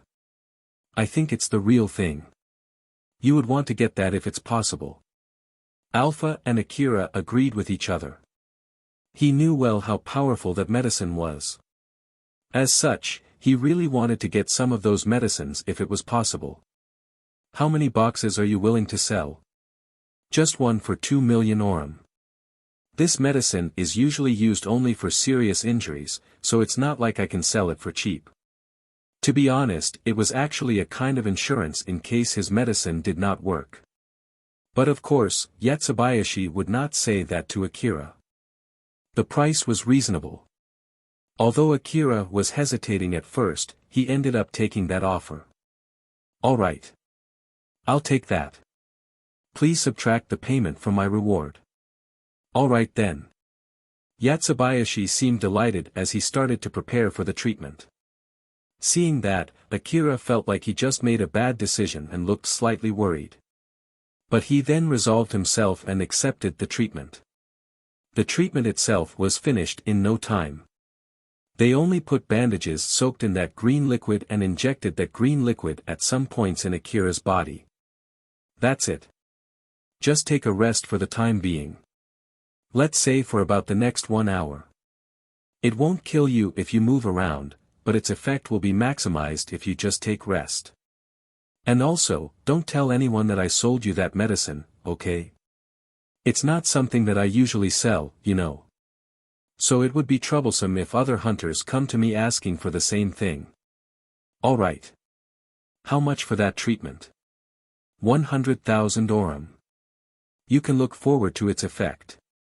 Since insurance doesn't apply for this one, I gave you a big discount for the treatment here. Thank you very much for cooperating with the treatment. Yatsubayashi smiled suspiciously. Akira frowned since he found some words that Yatsubayashi just said to be very questionable. Akira did not know whether it was expensive or not. If it would recover his body to the point that his injuries would not lower his fighting ability in 1 hour, he thought that it was rather cheap. Not to mention, he also got a powerful medicine, so he could use that in case if anything bad happened. Alpha also did not stop him, so it should be okay. So he just decided not to worry about that in order to conserve his mental strength. Suddenly things got pretty busy around him. Akira looked over to the source of the commotion and saw some hunters with severe injuries being carried to the medical team. Some of them were drenched in blood, some of them lost all of their 4 limbs, there was even a hunter who had lost half of his body. Yatsubayashi looked at those hunters and said, "Whoa, we have an emergency here. Everyone with light injuries would only get in the way. I'm sorry, but can you guys move somewhere else? I want to save as many people as possible. Even if you say so, some of them are already dead, aren't they? That might not exactly be the case. Some of them have half-mechanized brains and some of them are using nanomachines that would allow them to stay alive even after losing their neck for a short time. We might still be able to save those people if we hurry up. Well, of course, that is if they have enough money to pay us though. It's not like we can turn you into a cyborg with zero cost after all. They might have to work for their whole life to pay the debt, but it's not our problem. So there you have it, make way, make way." Akira took another look at those hunters.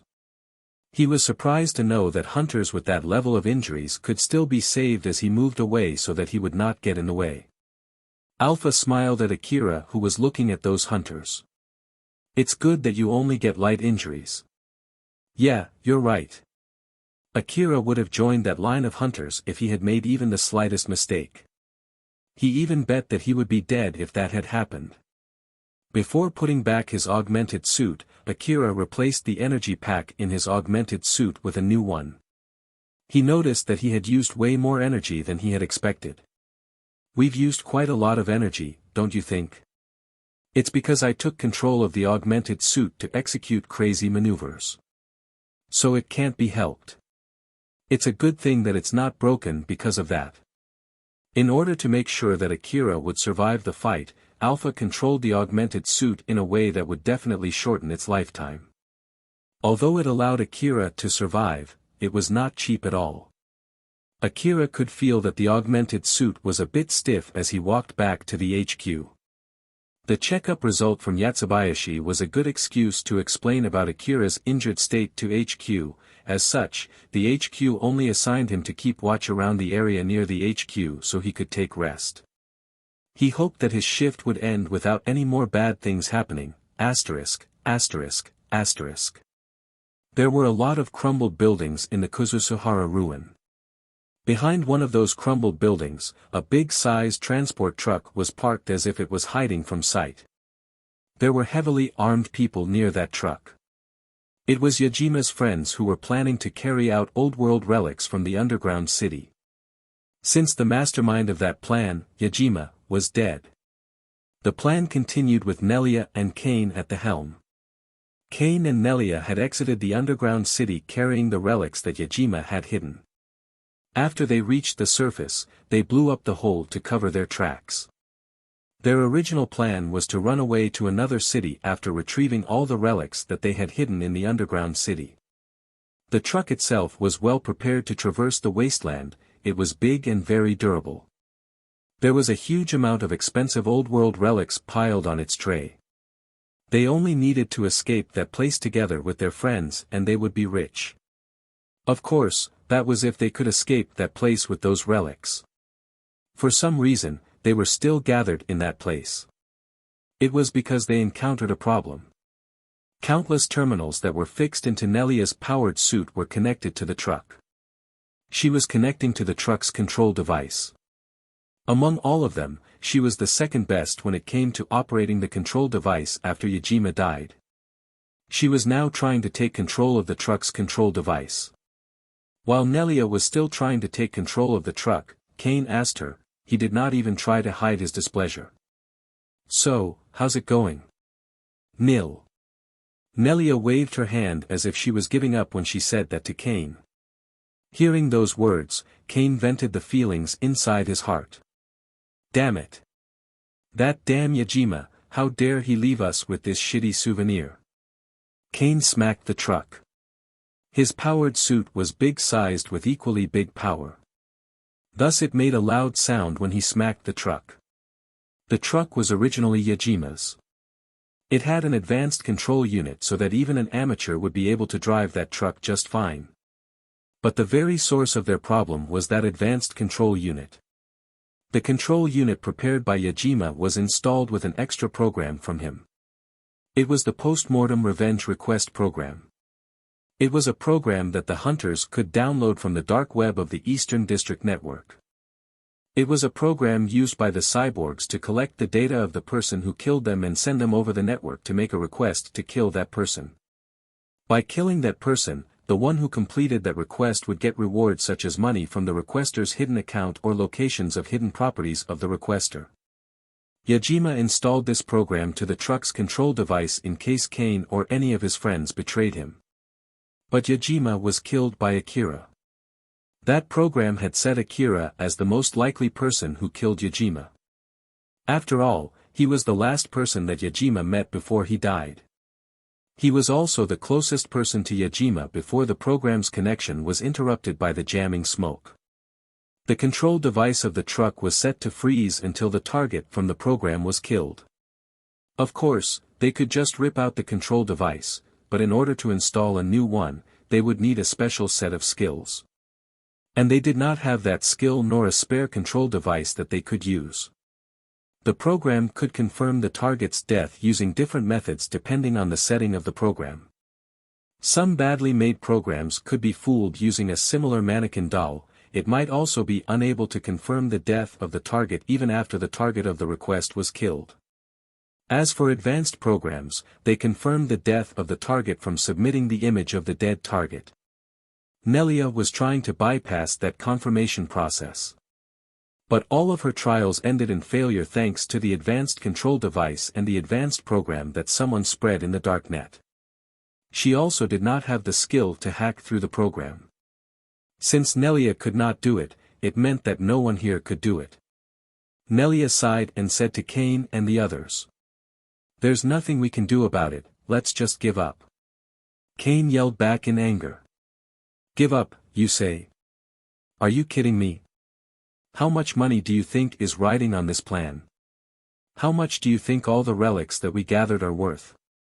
If we sell them, we can at least get 10 billion orum. No, we can get even more than that. Like hell, I would leave those relics here." The others around flashed looks of dread when Kane flared. If he went on a rampage with his formidable powered suit, no one in that place would be able to stop him. Looking at Kane who was misunderstanding her words, Nelia exasperatedly said. "Who said anything about giving up on the relics? What do you mean?" "I was just saying to give up on bypassing that program." The terminal connected to the truck's control device was showing the target of that program's request. Nelia pointed her finger at that terminal and said. "Let's go and kill this boy." On that terminal was the image of Akira. Rebuild World, Chapter 57, Force Field Armor.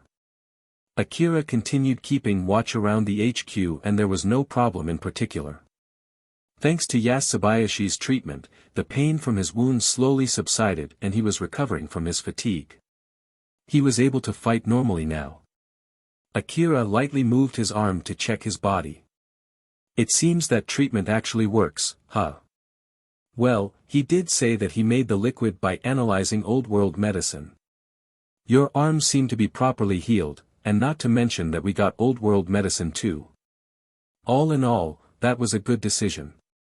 Akira replied optimistically as he heard Alpha, who sounded a bit surprised. So basically it was good luck, huh? Well, after all of that bad luck, I guess this will reset the score back to 0. He thought that he had already gone through the last bad luck for the day.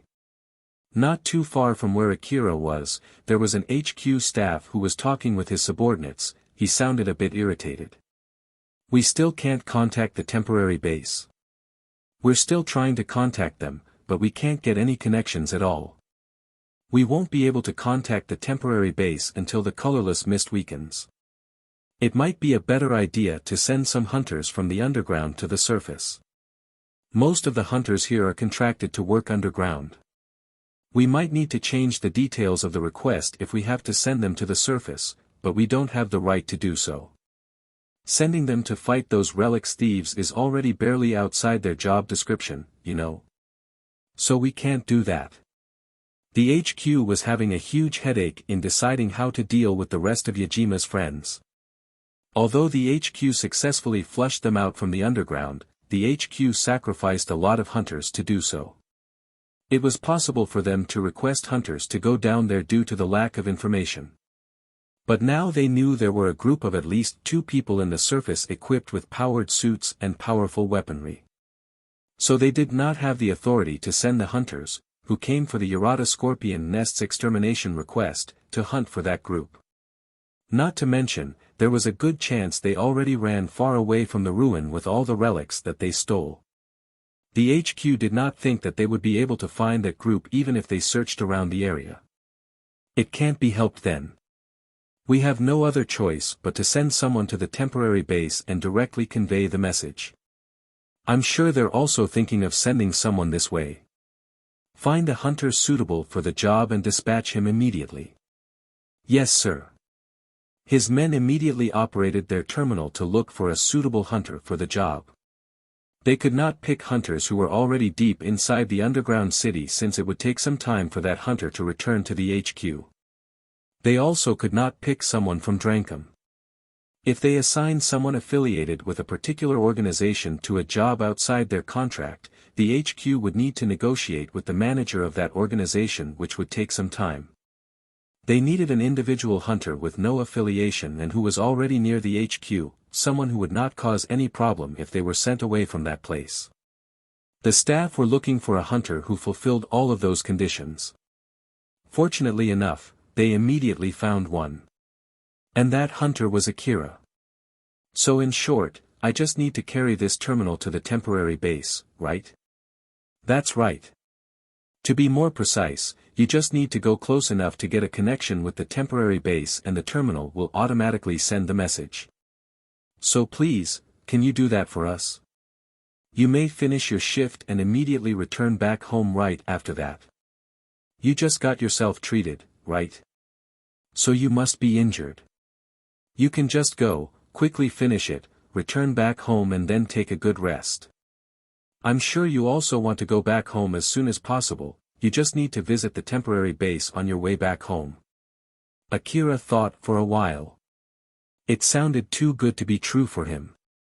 Welp, it seems that I really exhausted all of my bad luck for today.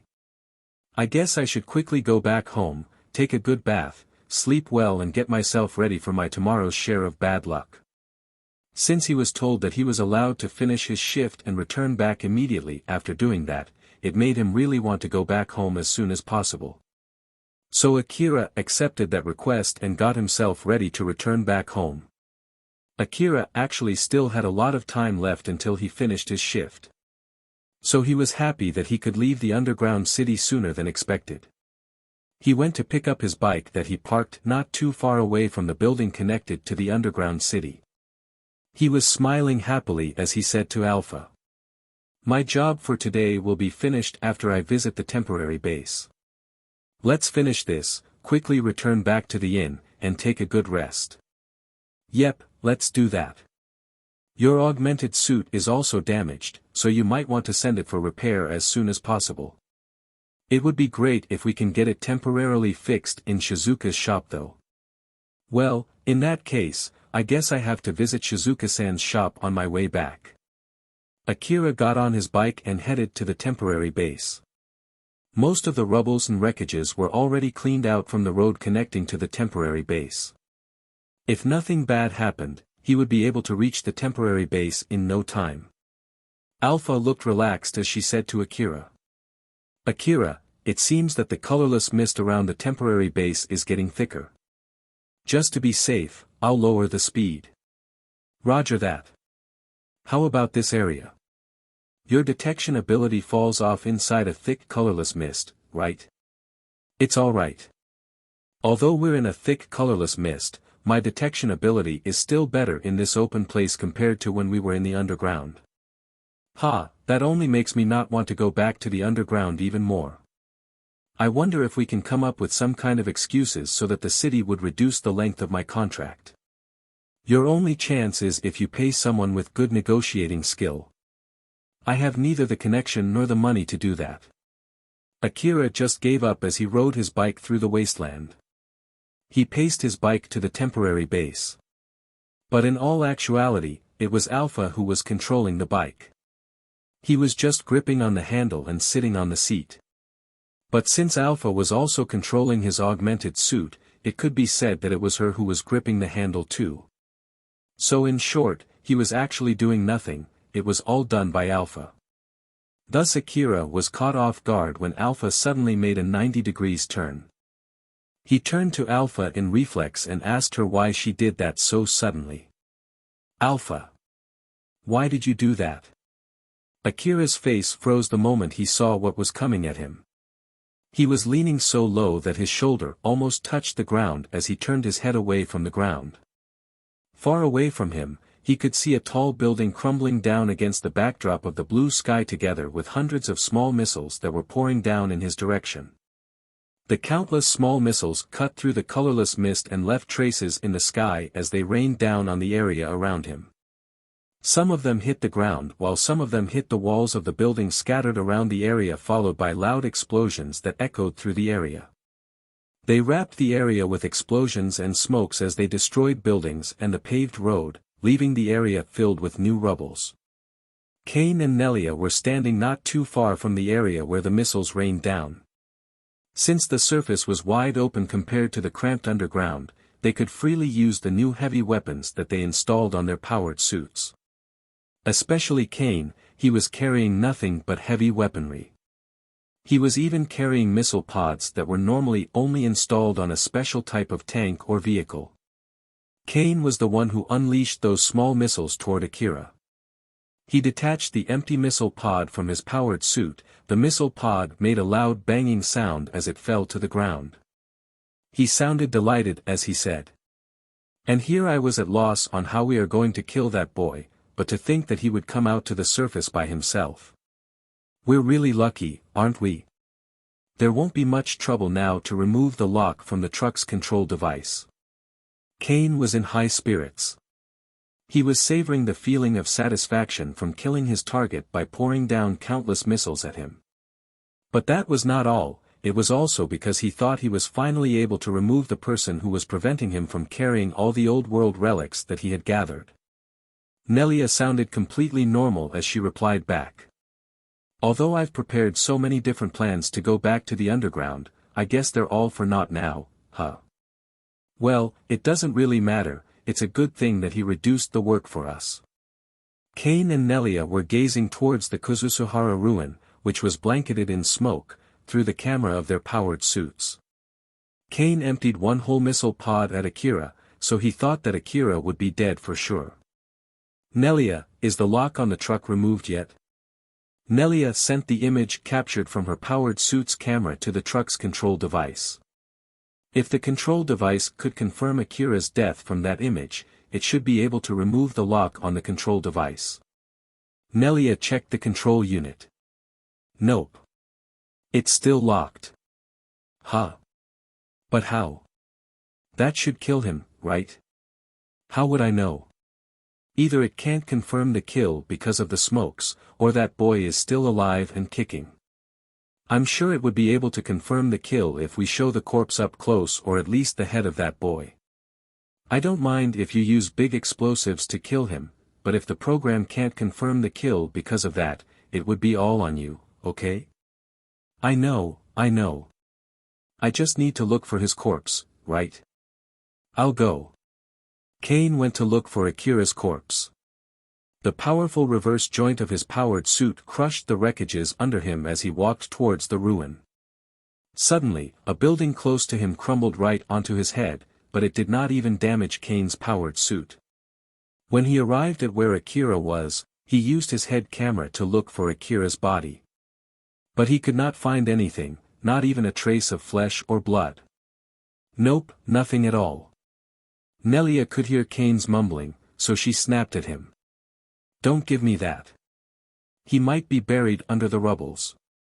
Just dig through the rubbles and check the area using your information gathering device.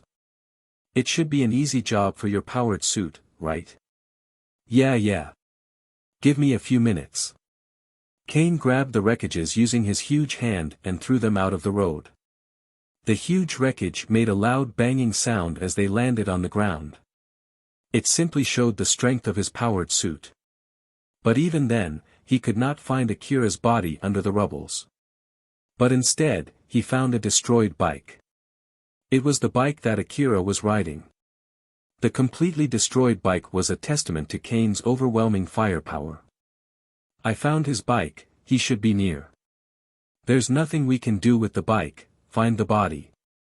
I'm searching for it right now. Kane had vented his irritation by using his overwhelming firepower. He regretted his choice now as he thought that he should have used something that would have caused less damage to the area. He thought that Akira's body should be around, so he pulled out his information gathering device to scan the area. With its current setting, it should be able to find any corpse buried under the rubbles. Kane was looking for Akira's body while removing the rubbles that were reducing the accuracy of his information gathering device. But he still could not find anything. Still nothing. Did his body get thrown away because of the explosion? He thought so and increased the scan range of his information gathering device. But he still could not find any signal that looked like Akira's dead body. So he slowly increased the scan range. Even then, he still could not find anything. Kane started to get impatient and set the scan range to the max. He got a signal right after he did it. Over there, huh? He sounded happy as he turned the camera of his powered suit towards the direction of that signal. But the moment he did that, he could see Akira's CWH anti-material rifle's muzzle staring straight at him. When the missiles rained down on Akira, Alpha moved his body and tried her best to avoid the missiles. The moment her calculation showed that it was impossible to evade all of the small missiles, she quickly decided to move Akira to the safest place possible near him. She increased the output of the augmented suit to the maximum and intentionally let the bike fall to the ground. Using the inertia, Akira slid on his leg under the bike and used the bike as a shield from the missiles. Akira was able to defend himself from the missiles by using his bike as a shield. He also did not fight the explosions as he let the shockwave throw his body and quickly fixed his body position before landing to soften the blow. Everything happened in a short span of time with unbelievable accuracy. Even the slightest error would have spelt doom for Akira. Alpha controlled his augmented suit and moved his body with absolute accuracy. But even so, the damage was not small. The impact from the shockwave of the missiles, the stress that the augmented suit put on his body to pull those crazy maneuvers, plus the countless impacts that his body absorbed when he was slammed to the ground, all of them drained Akira's consciousness bit by bit. In the midst of that dangerous situation, Akira even lost consciousness for a few seconds. It was a complete coincidence that he was not dead. It could even be said that it was also thanks to his good luck. The good luck that he had the moment he met Alpha continued until now as it let him survive this attack. Akira, who just regained his consciousness, was still in a daze as he tried to confirm the situation around him. Although he had his cheek touching the ground, he did not realize that he was lying on the ground. What? What just happened? Did I just fall asleep? Since when I fell asleep? Where am I? Is this my room? Did I get back to my room? Am I already in my room?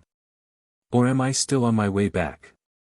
Akira kept asking himself those questions in confusion. He slowly got his senses back and eventually noticed Alpha, who was calling him. Akira! Wake up! Akira! If you don't want to die here, get up! Alpha was yelling at him. In the past, no matter how bad the situation was, in contrast to Akira who was panicking, she would always smile. But that Alpha was yelling at him right now. The moment he noticed it, he quickly snapped back to his senses. Akira tried to push his body up. But he could feel stinging pain run through his whole body from Kane's missile barrage. It made him grimace in pain and dull his movements. But then Alpha forced his body to move by controlling his augmented suit. Shoot back at the enemy. Right now. Quickly. Akira quickly extended his hand to the CWH anti-material rifle that was lying on the ground. He gritted his teeth enduring the pain while trying to follow Alpha's orders. He understood very well from his experience that if he did not do what Alpha told him as fast as he could, his survival chance would take a dive. He followed the movement of his augmented suit to grab his CWH anti-material rifle and took an aim. He did not even question whether the person, who he was aiming, was really an enemy or not. Kane could not move quick enough as Akira pulled the trigger faster than he could evade. The CWH special ammo hit Kane's powered suit and made a loud banging sound that echoed through the wasteland. A portion of the impact energy was converted into a blinding flash. Although the impact was still enough to throw him off, the automatic balance adjustment function of his powered suit saved Kane from falling to the ground. Kane used all the weapons that his 4 arms were carrying to shoot back at Akira even before he could regain his balance.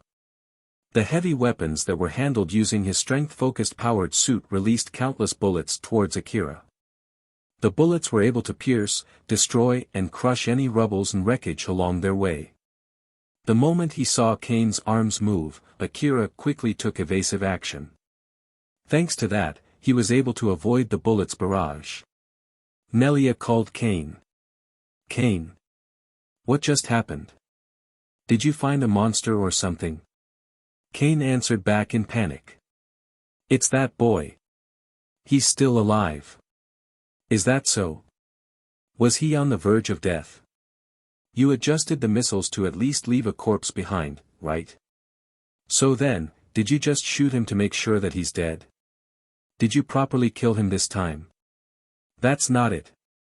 That boy evaded the missile's barrage. Moreover, he got a shot at me. And he also evaded my shot just now. He even depleted a huge chunk of my force field energy with his shot. Was that CWH special ammo? That's the ammo you usually use for hunting tanks or mechanical monsters, right? Isn't there only Yurata scorpions in the underground? So why the heck he's using that ammo? This is just too strange. The level of firepower that was normally used to fight Yurata scorpions would not be able to breach Kane's force field armor. But it was a completely different story if it was CWH special ammo. Kane could not help but get panicked.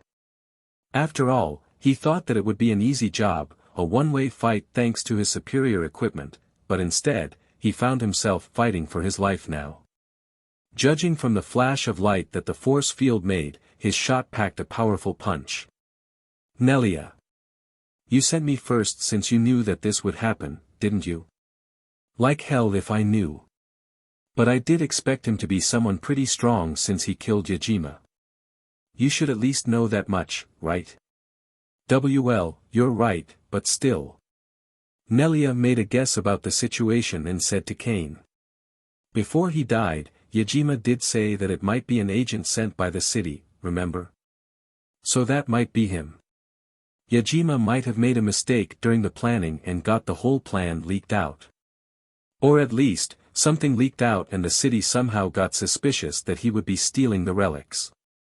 So that boy might be an agent who was sent by the city to blend in with the hunters in the underground. It won't be strange for him to be using CWH special ammo if he was expecting to fight against Relic's burglars. Although Nelia was absolutely wrong, her explanation fit the current situation. Kane was getting more and more panicked now. What should we do then?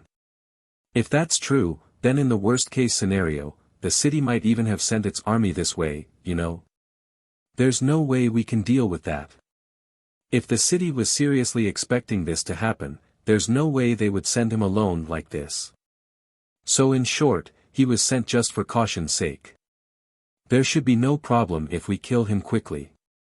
Fortunately, thanks to the colorless mist, he shouldn't be able to contact the temporary base at the moment. So we have some time to kill him. In short, we just need to kill him fast and get out of this place, right? Yep, that's right. Let's go. Kane and Nelia chased Akira. There was a good chance that the defense squad from the city was heading their way. But fortunately, they had plenty of time to kill Akira. The relics that they had gathered would earn them a huge amount of money. Because of that, they just could not easily give up on killing Akira. After escaping the barrage from Kane, Akira was running among the ruins. His bike was already destroyed, so he had no choice but to use his legs. Akira popped out the medicines that he bought from Yatsubayashi. The intense pain slowly subsided from his body, but it was no more than the effect of painkillers from the medicines. His body was still in a very bad condition. He wanted to move his body with his own will, but his limbs were not in a condition to listen to him. As such, Alpha was forcefully moving his body through the augmented suit to make him run. Akira looked grim as he said, "Alpha. That guy just took the CWH special ammo head-on and survived. That's a force field armor. The impact energy from the bullet was converted into that flash of light. The force field can reduce the impact from external force by converting a portion of the impact energy into light, you see. That's not it. I wasn't asking about how he did that, I was asking what I should do now. He can take CWH special ammo head-on, so what can I do to fight him? I guess there's no other choice but to keep shooting at him hoping that it would at least deal some damages. Isn't there any weakness? In this situation, that would be no." Akira became worried. The CWH special ammo had more than enough firepower to kill any kind of monsters that he could find in that area. It could destroy any monsters as long as he hit his shot, he knew that and took solace in its firepower. But right now, he was fighting against someone who could survive his bullet and even shoot back at him right after. It was a shocking thing to him. Alpha noticed what Akira was feeling. Just don't think about it for now and get some distance from him. You also have run out of medicines too. I'll do anything that I can, just like always. You're right. I'll be counting on you. Leave it to me. Alpha replied back firmly, but she was still not smiling. She was floating ahead of Akira while guiding him with a serious face. Akira, who saw her expression, kept running while hoping that her support would be able to handle this bad luck. Akira followed Alpha's guide to run through buildings that were scattered in the Kuzusuhara ruin. Eventually, he arrived on the third floor of a building where he could take a peek outside from his position. Alpha asked Akira about his body condition. "Akira, how are you feeling right now?" Akira moved his limbs to check them, he was still looking at his hand as he said. "I don't feel pain anymore. But I think this is because of the painkiller. Although I can move my limbs, I don't know if they're okay inside." Akira seemed to be able to move his limbs just fine. But that was only because of his augmented suit, he had no idea how it looked under his augmented suit, or more like, he did not even want to imagine it. Alpha made a serious face as she told Akira. "Akira, try not to move at all to maximize the effect of the medicines. If they chase you all the way here, you'll make your stand in this place. So get your resolve ready." "I understand. It doesn't look like I can run away, huh? Looking at their ability to move, search, and the power of their weaponry, I think it's highly unlikely that you can run away from them. Judging from their first attack, you would have zero chance to win if you get out into an open space. Even back then with that amount of wreckages and buildings around, you were only able to get out in one piece from there by using your bike as a shield, you remember? I don't remember at all, so something like that happened, huh? It's really regrettable that we lost the bike. If you had the bike now, you might have been able to run away from them. But since it would be meaningless if the bike was okay while you're not, I guess that was a necessary sacrifice. I see. And it's not like I can run away from them using my legs, huh? Alpha replied back jokingly. Want to try running away from them hoping that you're lucky that they don't have the expected mobility or scanning range or firepower? Akira smiled bitterly. No thanks. I'm not expecting to find any more good luck after I met you. Akira used all his life worth of luck when he met Alpha. That was why during his dangerous hunter work, he would try to do good deeds to replenish his scarce supply of good luck and then use it in tandem with Alpha's support to overcome any problems. She also told him something similar to that in the past and he believed it. That was why he subconsciously believed that the moment he met a problem that Alpha's support could not deal with, he would not be able to do anything against it with his own power and he would just drop dead. Of course, he would fight back as hard as he could. After all, he had resolved himself to fight back as hard as he could in the face of death. But even so, although he was planning to fight back, there was a trace of resignation since he also knew that it would be pointless and it would not change the outcome no matter how hard he fought. As Akira replied back through telepathy, a part of his feeling and emotion that he did not convert into words were also unintentionally sent to Alpha. Alpha, who received that message, said to him resolutely. Akira, I'll say this to you up front. I have no plan of losing. Do you think that my support is something so worthless that it would not be able to fight back this level of a bad situation? Akira stared at Alpha as she stared back at him. It was not like Alpha was actually there. Akira was only seeing her image that was added into his vision. He understood that very well, but even so, he kept his eyes locked at that image of Alpha. The image of Alpha that he was staring at was looking back at him. It was not like those eyes were actually looking at him, but even so, Alpha kept staring at him. Akira, get your resolve ready. If you do so, this will just be like business as usual. Alpha smiled. Akira stared at her smile, there was a trace of his usual trust in his eyes. His subconscious shifted from fighting back as hard as he could in a futile fight into fighting back as hard as he could to survive the fight. Akira lightly sighed and smiled in return. Getting my resolve ready is my responsibility, huh? Alright, I'm sorry I got all pessimistic. Alright then. I'm ready. Just like he always did until now, in order to survive the harsh life that he was living or to cross the countless dangerous bridges that he had faced, Akira stood up. Alpha smiled and said. That's the way I like it. Seeing how Akira stood up, leaving all his hesitations behind, Alpha smiled happily. At that moment, it could be said that her expression agreed with her honest feeling. After all, seeing how her words could change Akira's inner will to a better direction, showed the fact that she was able to manipulate his will the way she wanted and that her will adjustment protocol was functioning as expected.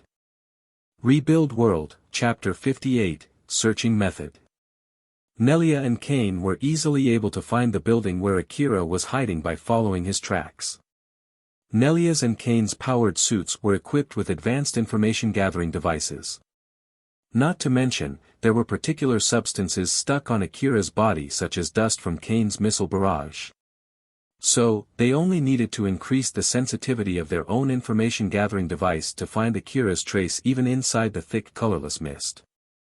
Kane looked at the building and asked Nelia. That building, huh? Is he thinking that we'll just catch up with him if he runs away? Yup, maybe he thinks so. It's a good thing that we don't have to chase him. Let's just quickly finish this. You're right. The moment he said that, Kane's force field armor flashed brightly from the impact of a bullet.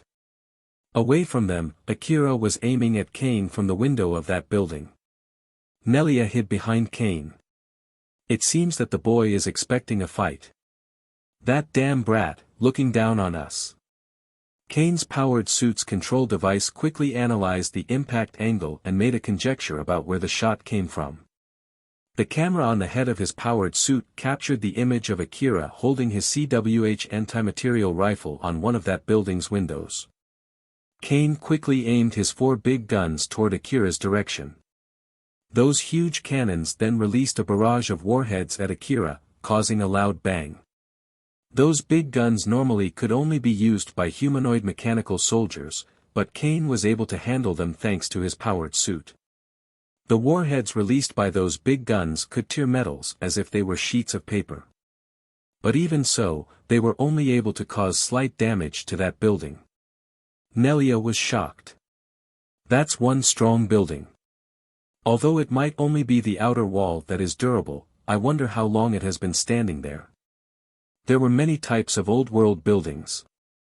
Their locations, positions and ages showed the different techniques and technologies used to construct those buildings. The people of the Eastern District did not know for sure about the era and the culture when the Kuzusuhara ruin was constructed. But by seeing just how strong the building in which Akira was hiding, Nelia and Kane caught a glimpse of the culture and the era when Kuzusuhara was thriving. But Kane just brushed Nelia's question. Like hell if I know. So how was that? Did that finish him off? Nope, the control device is still locked. He survived that again.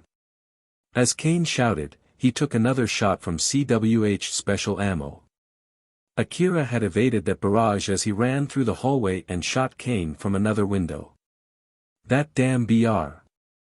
Another shot hit Kane, cutting his words midway. Akira judged that Kane would not shoot back at him, so he quickly took another shot at Kane. Damn it. Kane fixed his stance and readied his guns again. Nelia stood behind him and also helped him shoot back. They showered the window, where Akira was, with bullets that would easily turn a tank into papier-mâché. Those bullets passed through that window and created holes on the wall inside that building. Since Alpha told Akira to quickly leave that position, he was able to avoid those bullets. As he was running through the hallway, his face turned grim when he saw the walls that were about to crumble down after the recent barrage. Yikes. That's scary. I won't even leave a trace if I get caught in that. Although it's not as strong as CWH special ammo, with a similar budget, that barrage has more or less the same amount of destructive power. I can only shoot one bullet at a time while he can go full auto. I'll be dead if I get shot even once, while on the other hand, he can take a direct hit from CWH special ammo just fine. This is just crazy. Akira smiled bitterly. Although he had decided to stand up against Nelia and Kane, it did not make them any weaker. Akira looked at the CWH anti-material rifle in his hand. It was indeed a rifle that carried overwhelming firepower when he was underground, but now, it was barely able to do any damage. But even so, it was true that it was his lifeline.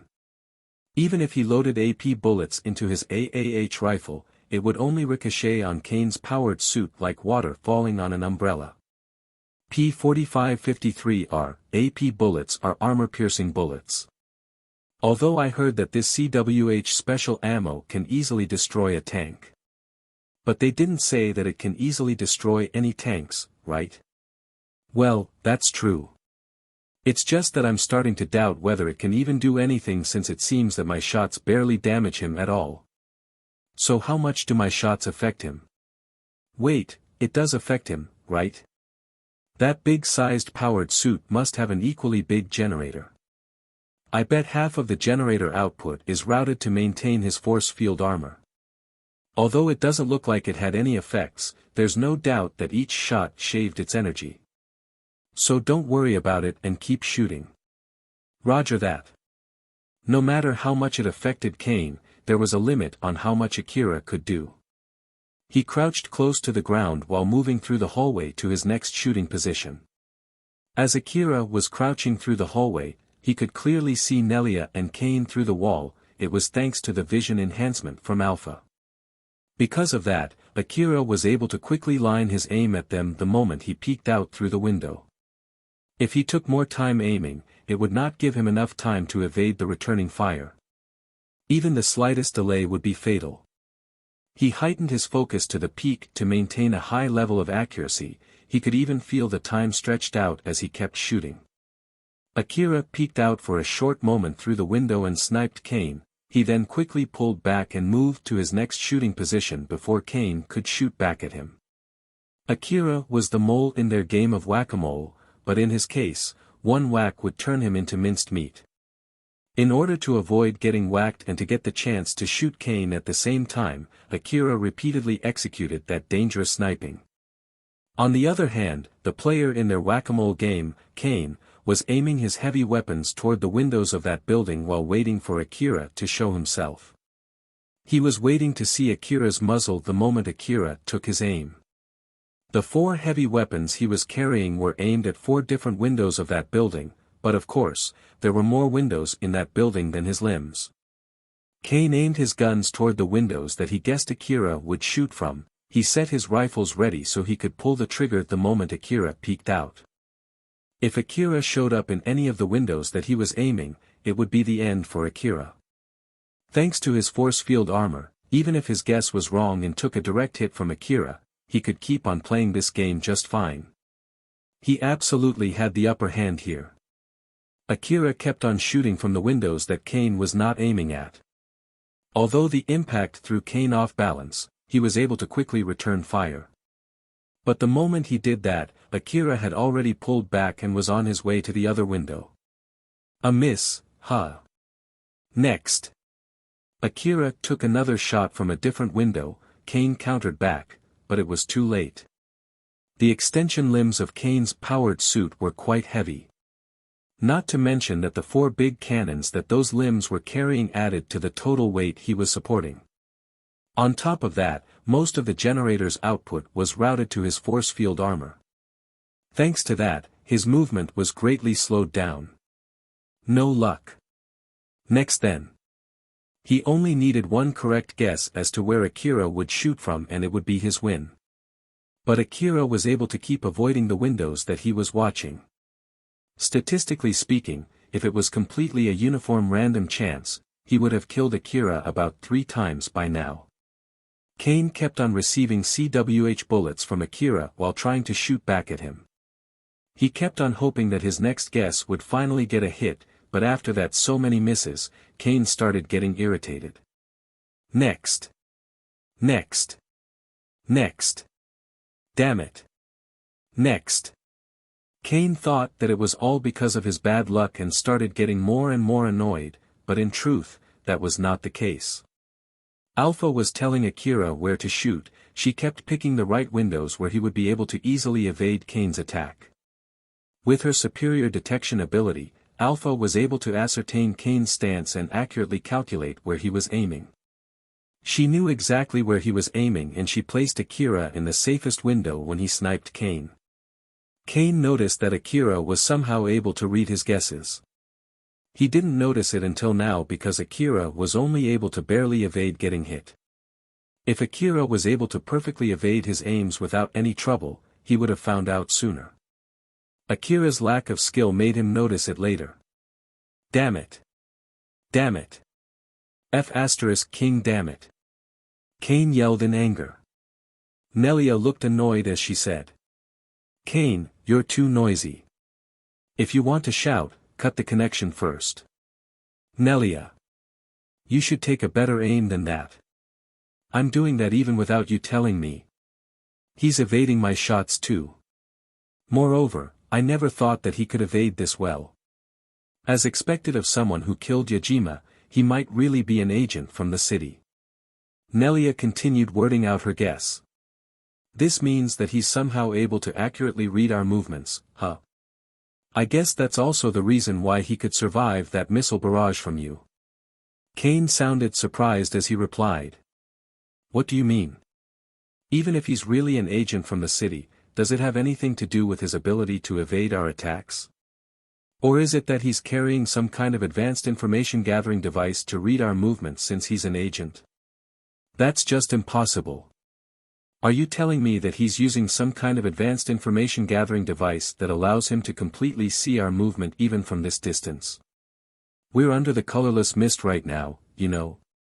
Wait, it's possible that he's using one, but that level of an information gathering device is something that the hunters in the front line would use. There's no way someone around this area would use something like that. That's not what I'm saying. But I guess, it's something similar. Kane got more irritated since Nelia was being cheeky. Yeah, right, so what? Just tell me already. I'm sure that you at least know some facilities in this Kuzusuhara ruin are still operating, right? It's rather obvious when you see those big buildings in the deeper part of the ruin. There are many important facilities in the ruin that are guarded by powerful securities even now. I heard that the city plans to eventually control those facilities. I at least know that much. So, what does it have to do with this? I heard that among the relics that they brought back from the ruin, they found a device showing the full map of Kuzusuhara ruin in real time. Or was it the technology to access the full map of the ruin anytime? So then what? Just tell me already. What a clueless man. Just like I said, that relic shows the full map of the ruin, all the details, and in real time. You know it yourself just how unbelievable the old world technologies are, right? In the worst case scenario, he might be able to trace even every single bullet that we shoot at him. Of course, that would mean he can do the same for us too. So in short, he might be using that relic as an advanced information gathering device which can only be used in this ruin. Using its data, he would be able to know where we're aiming. Kane was flabbergasted. Seriously? Well, it's just a possibility. Although it's just silly talk, there's another rumor coming around the same time when the rumor about that relic spread. That ghost story of the Kuzusuhara ruin, the beguiling ghost. I heard that the people, who could access that full map by some kind of means, were able to see that ghost and always ended up dead. Well, it might be just some kind of rumor that the city spread to prevent people from trying to connect to that network which somehow leaked out. That's why, if he's really an agent from the city, he might be connected to that network. Nelia seemed to be enjoying boasting her knowledge, but she suddenly realized that Kane had gone silent. Kane. Kane. Kane shouted. He sounded very irritated. That damn brat. The mole in this whack-a-mole game knew exactly where he would hit. Kane was so angry since he felt as if Akira was playing him for a fool. I'll King kill you. Kane readied his gun to shoot all the windows in that building. Akira was in the midst of moving to his next shooting position, but Alpha suddenly said to him with a grim face. Akira. Go deeper into the building. Alpha moved his augmented suit the moment she said that. She moved him to the deeper part of the building through the hallway that connected the outer side of the building. Akira did not try to resist as he ran through the hallway. Akira ran through rooms filled with wreckages as he tried to go as far away as possible from where he was. He understood from Alpha's voice and expression that it was extremely dangerous to stay there, but he did not know why. Before he could say anything, something happened that made him understand without even the need of asking Alpha. He could hear countless explosions behind him, the shockwaves and the rumbles from those explosions reached him as a piece of it flew past him. The area was filled with smoke soon after. Kane emptied 2 missile pods onto that building. The missiles destroyed all the windows on the floor where Akira shot from. Some of them passed through the windows and destroyed the walls inside that building. The explosion funneled through the narrow hallway and smoke burst out from the windows. Nelia panicked. Whoa there. What do you think you're doing? Didn't I tell you before that the control device wouldn't be able to confirm the target's death if you turn that boy into minced meat? Kane yelled back. Shut up. If he's really an agent from the city, his corpse would at least get left behind. And this is way better than wasting our time trying to hit him. Or more like, if this doesn't confirm his death, the death confirmation feature of that thing might be broken in the first place. The program should be able to recognize that the key target to remove its lock was in that building. So how was that? Did you get the kill confirmation? Wait for a sec, I'll check. Nope, still locked. Ha! Is it saying that the target is not dead yet according to the configuration of that program? That Yajima, it's not like he set the program so it would never get unlocked, right? As far as I can check, there's no trace that the kill confirmation function was ever modified in the past. Kane was obviously irritated, knowing which, Nelly sighed. It can't be helped then. I'll go up close and check it myself. I'm sure I just need to get close enough to find at least a piece of his dead body. But in case if he's still alive, I'll just go ahead and kill him myself. Are you going alone? It would be bad if you try to blow him up again for no good reason. It'll be better if I go alone. Nelia's powered suit opened up and she jumped out from it. Just like Yajima, Nelia was a cyborg. She looked like a young girl from the outside. It was because she adjusted her cyborg body to look like a young attractive girl. If it was a fully all-natural organic body, she would not be able to get such a level of beauty unless she was born with that kind of blessing. Nelia was using a half-transparent, thin bodysuit. Some cyborgs regarded their bodies as if they were replaceable articles like a piece of cloth. That was why those people had no problem with showing their skin. There were also some cyborgs who used sexy clothes to boast to other people that their artificial bodies were no different from natural bodies. Either she was one of them or maybe even both. The bodysuit she was using only covered half of her body. There was a cord coming out from one of her exposed body parts. It was connected to her powered suit. When Nelia pulled the cord off from a plug, it quickly retracted back to her powered suit. She then looked up to Kane. I'll contact you if anything bad happens. Keep your eyes on the area around the building. I'll leave my powered suit here since it'll only restrict my movement inside the building. Just make sure to keep your hands away from it, okay? Kane replied back. Yeah, you're not going to bring a rifle with you this time. If you want one, I'll lend you mine. It's a bit huge though. Kane sounded as if he was teasing Nelia as he moved one of his big guns. No thanks, it won't be useful in close quarters. Nelia smiled confidently. She then pulled a belt from her powered suit. That belt housed a rusty knife and so many other sharp objects. Akira was lying on the ground. His hand twitched. Although he could feel pain all over his body, he was fully conscious. I got blown away again, huh? But I didn't faint this time. This was the second time his body got thrown by explosions today. If he was given the option, he would prefer facing two swarms of monsters on the same day instead. Akira looked up. He could see Alpha squatting near him while looking at him. Akira, if you're awake, then get up. Roger that. Looking at Alpha's expression, Akira knew that he just survived through some life-threatening situation, but at the same time, his life was still in grave danger even right now. Once you get up, take some medicines. There's no need to move from this place, you can take a rest here for now. Alright, but I already ran out of medicine, remember? You still have some of the cheap ones. It's better than nothing. Akira pushed his body up and reached for the cheap medicines inside his rucksack. On the medicine box, a warning was printed in big letters saying not to take a large dosage in a short time. Akira's hand stopped when he saw that warning, but he then resolved himself and completely ignored that warning. Akira swallowed the medicines and then smiled bitterly. No doubt about it, this is bad for my body. I feel like I'm going to faint again, like back then. Alpha smiled. If it is just like back then, it means that you'll faint after defeating the enemies when you are completely safe. So let's hope that would happen again this time. I really do hope so. Akira crushed the empty medicine box in his hand and threw it away. With this, he also ran out of the cheap medicine too. The old world medicine that was still in effect was working hard to fix his body. But it was only a matter of time before the effect waned. The next time he got a fatal injury, he might really end up dead.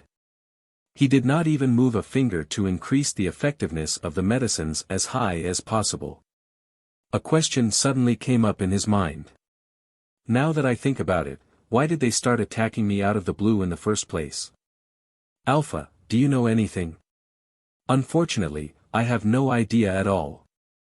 This is only a guess, but they might be the friends of that cyborg who you killed in the underground. That guy did say that his friends will take revenge for his death, remember? He might have informed them about you before you killed him for good. If that's true, they really care for their friend, huh?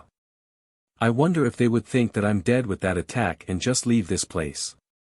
Like, normally, no one would survive that, right? I'm not sure about that. After all, even after facing that missile barrage, rather than dropping dead, you even shot back at them.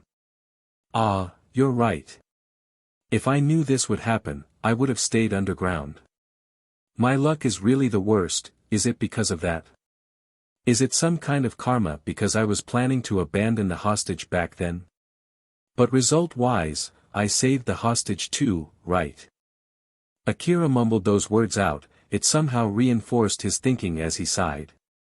Looking at him, Alpha smiled. Nelia, who was already inside the building, stopped in the middle of a hallway.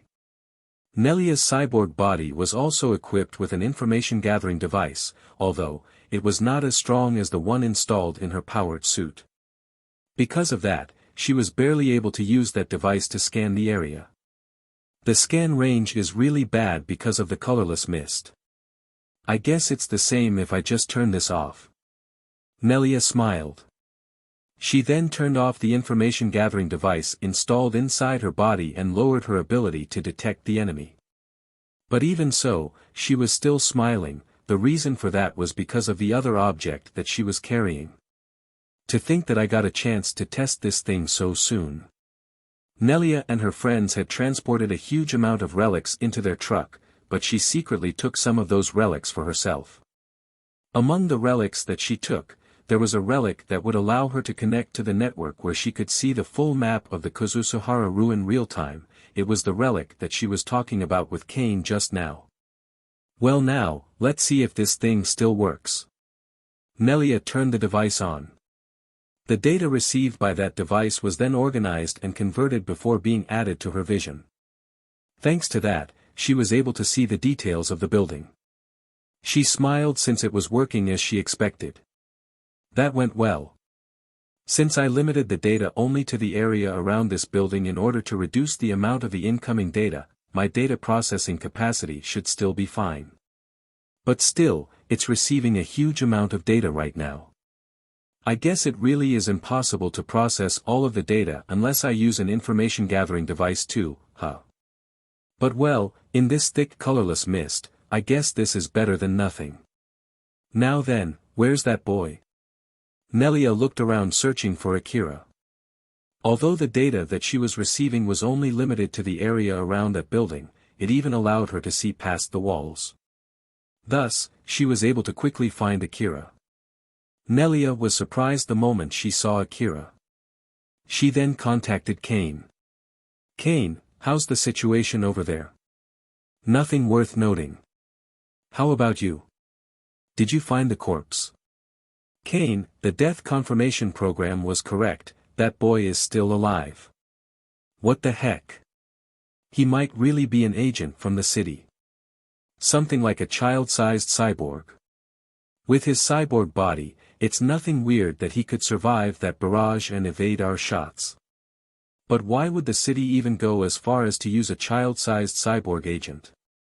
It's not as strong as an adult-sized cyborg, or at least, it's not cost-effective at all. Isn't that because the agent wanted to blend in with the other hunters as a young hunter? After all, it seems that there are many young hunters under Drankum working in the underground. I see now.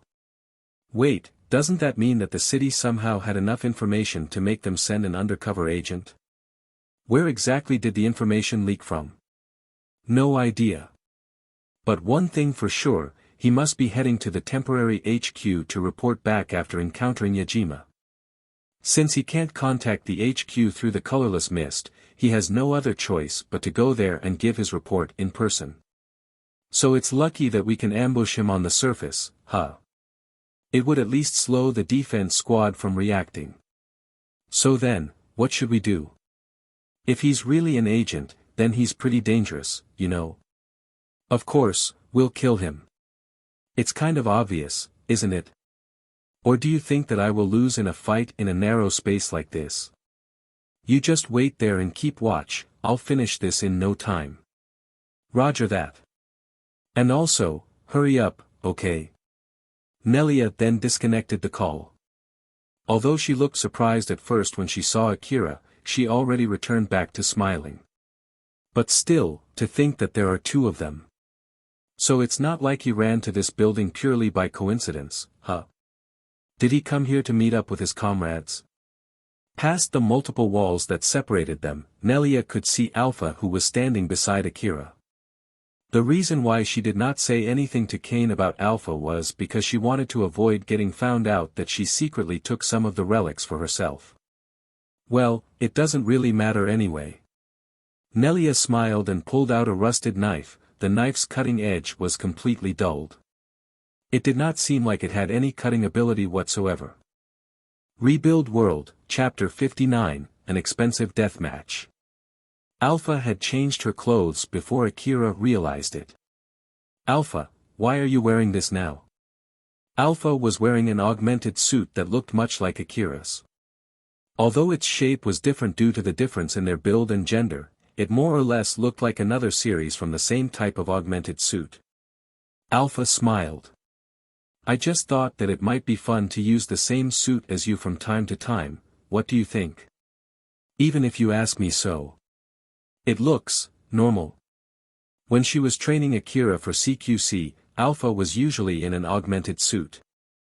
But it was not a common augmented suit, it had the old world feeling with a daring design that showed the difference in their culture. Compared to that augmented suit, the one that Alpha was wearing now looked very normal. Although it had a striking curve to house her voluptuous body, it was way better compared to her usual augmented suit that had a mysterious useless opening in the front. Alpha looked exasperated. That was a straight and boring reply. As I thought, it might be a good idea to train you in that department. Akira looked slightly annoyed. Even if that's true, this is not the time for it. Well, you're right. Let's talk about something else then. Akira, one of the enemies has entered the building. It's the one with the smaller powered suit, while the other one is watching from the outside right now. Akira tensed up. He completely forgot about Alpha's appearance in an instant. As I thought, they won't leave, huh? Even if you say that it's a smaller powered suit, it's still a pretty big one. So how did that girl get in this building with that powered suit? The hallway where Akira was in, was rather narrow and short. It would be pretty hard to move around in that space with all of Nelia's equipment. Akira was worried if Nelia was moving inside the building by demolishing the walls, but Alpha confirmed that it was not the case. She left her powered suit behind. It seems that my plan to bait them into the hallway without their powered suit is going well. But even so, we still don't know how strong she's without her powered suit. She might be confident that she would be able to kill you even without the powered suit, that's why she entered the building without it. It's a good thing that she left her tank-like powered suit behind. Without her powered suit, the CWH special ammo should be enough to kill her, right? He thought that it was at least better than repeatedly shooting at an enemy despite dealing almost no damage at all. Since continuing so would only shave his optimism bit by bit, Akira looked hopeful, thinking that he had a better chance to win now. But before his optimistic guess turned into a real hope, Alpha warned him. It might give you a better chance, but it doesn't mean that you're in a better position now. So don't let your guard down. I know. They're stronger than me, so it's not like I can afford to lower my guard. Akira focused his mind and answered back firmly. Alpha smiled, satisfied with his answer. If it's possible, it would be great if we can lure her into a long hallway where you can take aim at her from the other end of the hallway. We'll keep on moving until we find a good position. Where is she right now? She's over there. Alpha pointed her finger towards nothing but the wall. But thanks to her support, Akira was easily able to see Nelia's image past the layers of walls. Although he was keeping his guard up since he knew he was fighting against someone better than him, with the layers of walls and the distance between them, Akira thought that there was no way Nelia would be able to see him as he instinctively lowered his guard. While Akira was observing Nelia, she too was looking straight at his face. Although there were layers of walls separating them, he could feel Nelia's gaze looking straight at him. Akira's and Nelia's eyes suddenly met each other. Akira, who had lowered his guard, immediately tensed up. Get down. The moment Alpha said that to Akira, he quickly lied down on the ground. His move was almost perfectly in sync with his augmented suit. Thanks to that, he was able to quickly lie down. Right before Akira lied down, he was observing Nelia. That was when Nelia made a gesture as if she was cutting him down. Not only was there quite a distance between them, but there were also layers of walls separating them. Akira could see Nelia holding a blade that was not long enough to reach him. And even if it could extend to reach him, he thought that the walls between them should be strong enough to greatly reduce its cutting power. Thus, it was highly unlikely that Nelia could wound him from behind those walls. Normally, Akira would not even have to take any evasive action. But when he saw that, he instinctively forced himself to lie down onto the ground. If someone asked him why he did that, he could not answer back with anything else but intuition. After all, he really did that purely out of instinct. There were so many reasons why his instinct told him to take evasive action. There was no hesitation in Nelia's movement, it was as if she could completely see him.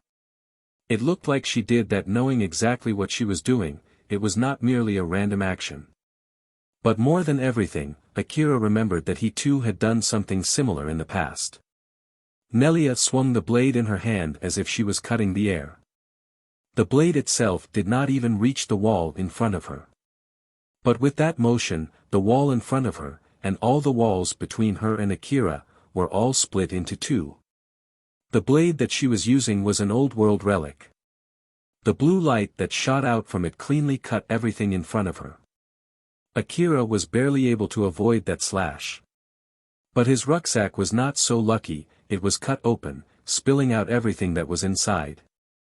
The magazines and medicines boxes inside his rucksack were cut clean into two. The bullets melted where it was cut and its cross-section looked like a mirror. Since the light that just passed above Akira's back did not transfer heat, the gunpowder inside the bullets did not explode. The blade simply erased everything that was on its path. After Nelia cut everything within a few dozen meters radius around her, the old-world blade that she was holding silently crumbled into dust and was blown away by the wind before the dust could even reach the ground. Nelia looked at the image of Akira, who was lying on the ground, and smiled. She immediately noticed that he was still alive. Nice. No, wait, that only cut open his rucksack. Well, I guess that's fine. But it at least cut his friend down. To think that he would evade that attack, as I thought, he could clearly see my movements. She looked at Akira's movements and from it, she could easily guess that he could also clearly see her. After all, it would be impossible for him to evade that attack otherwise. Nelia threw away the blade in her hand that had nothing left other than its handle. Good grief, I even wasted an old-world relic just to kill you, you know. You're really an expensive boy. Well, it doesn't matter. I still have a lot of other old-world relics. Just wait there, I'll chop you to pieces. Nelia pulled two blades from her belt. Those were nothing but handles without a blade. But when she firmly gripped those handles, liquid metal came out from those handles, ignoring the gravity it formed the blade's cutting edge. The blades kept on extending out until it reached 2 meters in length. She swung her blade at the wall in front of her, the blade cut through the strong wall as if it was made of jelly. She utilized the power of her cyborg body to kick the part of the wall that she just cut and send it flying. She then used that hole to enter the room. She kept on cutting the walls in front of her as she walked to Akira in a straight line. She was smiling happily as she was enjoying the satisfaction of cutting down old-world buildings. Akira, who was lying on the ground, tried to confirm the situation that he was in. Although he had no idea what exactly Nelia did, he understood that he just barely escaped death from that blade slash which somehow even reached him. Because his rucksack was cut open, the things that were inside it were now scattered on the ground around him. Unfortunately, among those, Akira found his information terminal, which was already sliced into two. Since there was no need for him to operate his information terminal as long as Alpha was around, he normally kept it inside his rucksack. Akira clicked his tongue when he saw his sliced information terminal. He knew that Alpha was doing so many things in the background, which he did not even understand, to control his augmented suit. But one thing he knew for sure, Alpha controlled his augmented suit through the information terminal the first time she did. If the destroyed information terminal prevented her from controlling his augmented suit, it would significantly lower his fighting ability. Akira pushed his body up and turned towards Alpha's direction as he said, "Alpha, the terminal is destroyed, am I going to be okay?" Akira was completely shocked the moment he saw Alpha. She was lying on the ground, sliced into two, and covered in blood. He could not believe what he was seeing. This scene should have been impossible to happen. Because of his shock, he forgot about Nelia and shouted, "Alpha!" He ran towards Alpha's dead body in a panic. He extended his hand to grab Alpha's upper half that was already separated from its lower half. But his hand passed through her body and hit the floor. "Calm down. Did you forget that I'm only an image?" Akira, who was utterly confused, snapped back to his senses the moment he heard Alpha's voice, which sounded as if nothing worthwhile had happened. She was still lying on the ground with her sliced body as she turned towards him and smiled.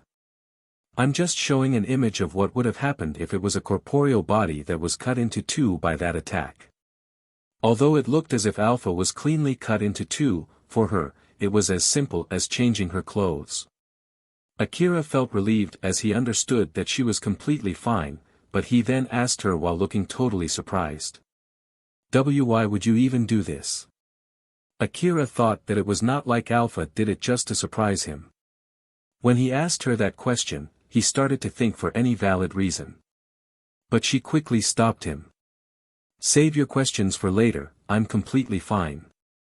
Keep one thing in mind, in this battle, you'll fight the enemy in close quarters. Get yourself ready. I'll stay like this for a while, but you can still talk to me normally and it won't affect my support for you too, so don't worry about that part." The moment he heard the word enemy, Akira tensed up. He put all of his questions for later and focused on Nelia, who was coming at him. Akira quickly got on his feet and aimed his CWH anti-material rifle at Nelia. He hesitated for a moment since he could only see a wall where he was aiming. But he kept the muzzle aimed at the image of Nelia behind the wall and pulled the trigger.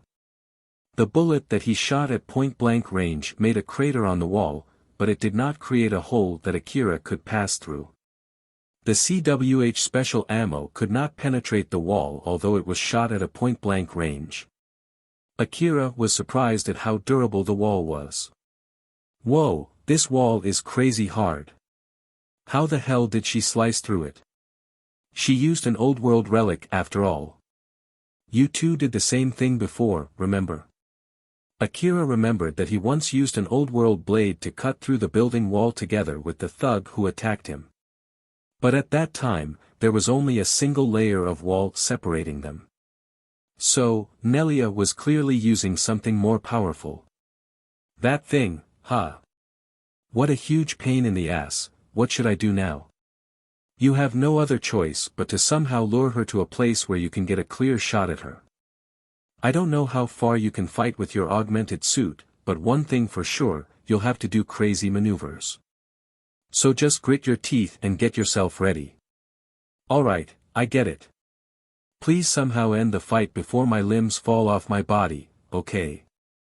Akira yelled back as if he had already given up. He had already used all of his medicines. And on top of that, the medicines that he had taken would eventually run out of their effects soon. The next crazy maneuvers that he would do would put his body under immense stress which might rip his limbs off for real this time. Alpha's image was still lying on the ground, sliced into two. I'll put in extra effort to comply with your request. If Akira judged from only her voice, it sounded as if Alpha was standing beside him just like usual. Although it calmed him a little, he still sounded panicked when he said, "You should answer back with full confidence like always. Don't worry. Even if you get some muscles torn, you can still walk back home as long as you have your augmented suit." Akira could not see Alpha's expression since he was watching Nelia, but he somehow thought that Alpha must be smiling teasingly at him right now. In response, he just smiled bitterly. Nelia kept on slashing through the walls as she was walking towards Akira. Eventually, she reached the last wall that separated her and the room where Akira was. She could see Akira holding his CWH anti-material rifle aiming it at her, waiting for the moment she would step into the room. She stopped in front of the last wall and smiled. "Standing there means that you've done the same thing in the past too. You know that I can't use the old world relic that I just used to cut down your friend." "That's correct, I can't use that old world relic twice.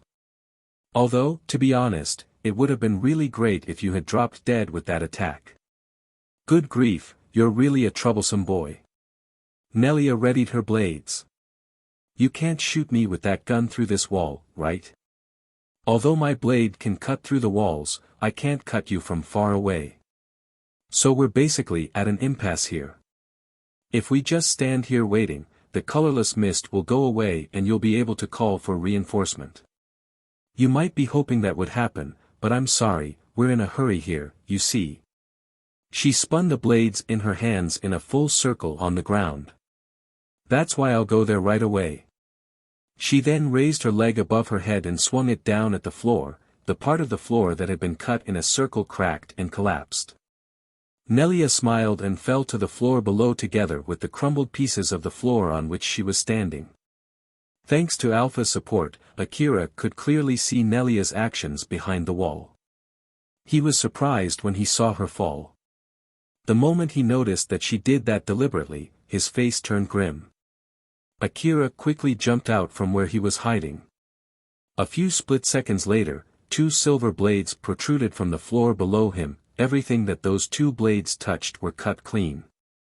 Fortunately, the blades only cut through the air and a few strands of his hair.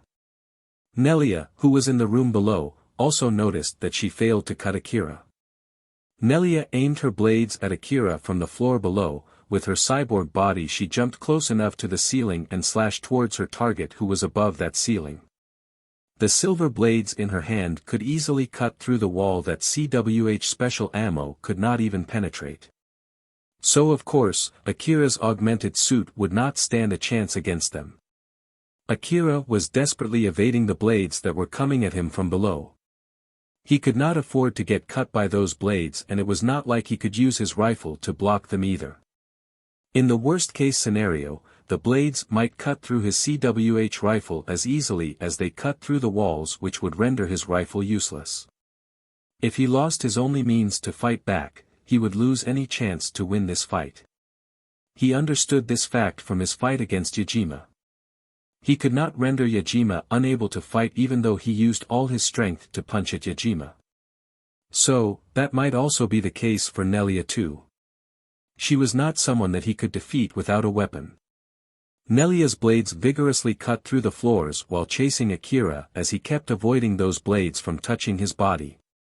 Normally, using the same blade to cut that floor that even CWH special ammo could not penetrate would gradually dull the blade. But the blades that Nelia was using were old world relics. Those blades retained their sharpness no matter how many times she used them to cut through that floor. Those blades were formed by holding liquid metal within a force field. This force field would distort every time she used them to cut through objects, but it would quickly return back in no time, thus maintaining the highest sharpness no matter how many times she used them. Akira was still inside that room while evading the blades. Every time he tried to get out of that room, Nelia would slash at him and prevent him from getting out. Because of that, he was trapped inside. On the other hand, he had no means to shoot at Nelia. The floor was made of the same material as the wall, and also because of the length of his CWH anti-material rifle, he could not aim straight down to where Nelia was. Alpha. At this rate, it's only a matter of time before my legs give up. In order to evade Nelia's blades, he had to keep jumping around. Successively accelerating his body followed by a quick stop put his legs under immense stress. He had already numbed from any other feelings except the pain. Both his body and his augmented suit were close to their limit. Alpha gently said to Akira, trying to calm him down. Endure it for a little bit more. It's okay, they're not torn yet. That means that I would get a chance to shoot at her soon, right? It's not like you're saying that my limbs are going to tear off soon, right? Yep. But I can't guarantee that your body will be okay after you take a shot at her. Just tell me that I'll be okay. That would be a little impossible. It meant that he would get a chance to shoot at Nelia, but the sacrifice would be big. Akira frowned while desperately evading Nelia's blades. Nelia had sliced at Akira so many times, but she could not get a hit at him at all. Although she found it surprising, she kept smiling since she thought she still had the upper hand. It might look like Nelia was only randomly slashing at Akira, but that was not the case. The ceiling for her was the floor for Akira. By cutting it at a certain angle, she made parts of the floor brittle. Nelia was planning to restrict Akira's movements and lure him to any of the brittle parts of the floor. She would then break the floor with a kick, throwing him off balance and cut him down while he fell to the below floor. She constantly adjusted her attacks to push Akira to that particular part of the floor. If he did not evade her attack, it would cut him to pieces, but if he did, he would be slowly led to that trap. Both outcomes were to her advantage. Unaware of the trap, Akira kept evading and finally stepped on the brittle part of the floor. The moment Akira stepped into that trap, Nelia smiled and kicked the ceiling. She used the full power of her cyborg body to deliver that kick. The floor where he was standing cracked due to the impact of her kick, which could even bend steel. But even with that powerful kick, strangely enough, the ceiling did not crumble down as she had expected. Even though it was brittle and had absorbed a powerful kick from her, that part of the floor stayed in its place. Wadash! Nelia shouted in shock. At the same time, recoil from her kick threw her off balance. Since the floor that she kicked stayed in place, all the force rebounded back to her. That floor was already fragile enough after it got slashed so many times by Nelia's blades. After that strong kick, it finally started to crumble and fall. Nelia could not immediately figure out why there was a delay in the crumbling of the floor or why she was hit with recoil. Among the crumbling pieces of the floor, Nelia could see Akira, who was also thrown off balance, falling down just like her. Akira's eyes were locked onto her. When Nelia kicked that part of the floor, Akira also did the same from above as instructed by Alpha. Alpha had already read Nelia's plan and used it against her. Right before Akira kicked the floor, he pointed his CWH anti-material rifle upward and pulled the trigger. The kickback from that shot was absorbed into his augmented suit and increased the force of his kick that he released after pushing his augmented suit to its limit. His kick more or less packed the same amount of impact power as the kick from a cyborg body. The reason why the floor did not crumble when Nelia kicked it was because Akira's kick balanced the force on the floor. In that short chaotic moment, Akira, who was thrown to the air due to the recoil from his kick, looked at the crumbling floor he was standing just a moment ago. The floor was breaking up into chunks as it crumbled down. He felt the time slow down. This sudden change confused his perception so much that it felt like he took forever to load a new magazine into his CWH anti-material rifle. He still did not have a clear shot at her. He could only see the image of Nelia, who was on the other side of the rubbles, because of Alpha's support. What should I do? I won't be able to hit her even if I try to shoot her now. I'll be falling down at this rate and she might try to cut me while I'm in the air. I won't be able to evade when that happens, it's not like I can freely move in midair. What should I do? The time still felt like it was running slow as Akira was thinking hard on what he should do. But his body suddenly moved on its own. It was Alpha who was controlling his augmented suit. Akira quickly pointed his CWH anti-material rifle straight up again and pulled the trigger the moment he finished loading another round. The kickback blasted his body down and pushed other rebels between him and Nelia down with him. Nelia tried to attack while still in the air. She was about to throw the blade in her hand. But Akira, who was falling down fast because of the kickback of that shot, brought all the rebels between them along with him and smashed onto her, preventing her from throwing the blade at him. After they crashed onto the floor below, Akira and Nelia were once again got thrown off to the air. The impact made both of them let go of their weapons. But they quickly regained their balance and grabbed a weapon near them as they landed on the floor. They were now ready to fight again. They stood against each other with their weapons ready in their hands. Nelia was standing ready with a blade's handle in her right hand. While on the other side, surprisingly enough, Akira was also gripping the same object in his right hand. Nelia smiled at Akira. She then turned her blade on, just like before, liquid metal came out from its handle and formed a blade. Too bad, what are you planning to do with that handle? It's not like you can get the blade out just by grabbing it, you know. Old world relics have security measures installed in them. Unless you know how to remove it, you won't be able to dash. Nelia was smiling contently thinking that there was no way Akira could use that weapon. But her words were cut short when a blade came out from Akira's handle too. She was completely taken aback by what she saw but quickly regained her composure. Ah, I see. So you know how to use it too, huh? A normal hunter should not be able to get that information though. It's secret information that even an agent from the city should not be able to get easily as well. So, who exactly are you? Akira really did not know anything about operating the blade, but Alpha knew. He too did not even know how she knew about it, and it was not like he wanted to know anyway. If someone asked him who he was, he would say that he was just your everyday common hunter. The one that made him different from your everyday common hunter was Alpha, and of course, it was not like he could tell Nelia about Alpha. That was why Akira did not reply. Nelia took that as him refusing to answer. I see, in that case, can you at least tell me your name? This must be some kind of destiny that we met here. So at least let me remember your name. Akira hesitated but eventually replied. Akira. I see. I'm Nelia. I'll remember your name until I kill you. To be more precise, that would happen in about 30 seconds.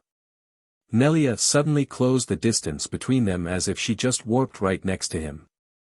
She then swung up the blade that was long enough to almost touch the ground. Akira evaded her blade by jumping to the side. Had he jumped back then he would have been cut down even if he knew the exact length of that blade. After all, the blade suddenly extended when it was swung. Then Nelia's blade made a sharp turn, chasing Akira who jumped to the side. Akira used the blade in his right hand to block it. Both of their blades clashed, Nelia's blade broke at the contact point, the broken part turned into liquid metal and splattered on the ground. But even after losing a part of her blade, she didn't retreat. Instead, she stepped in and lunged at him with her broken blade. Akira bent over and evaded.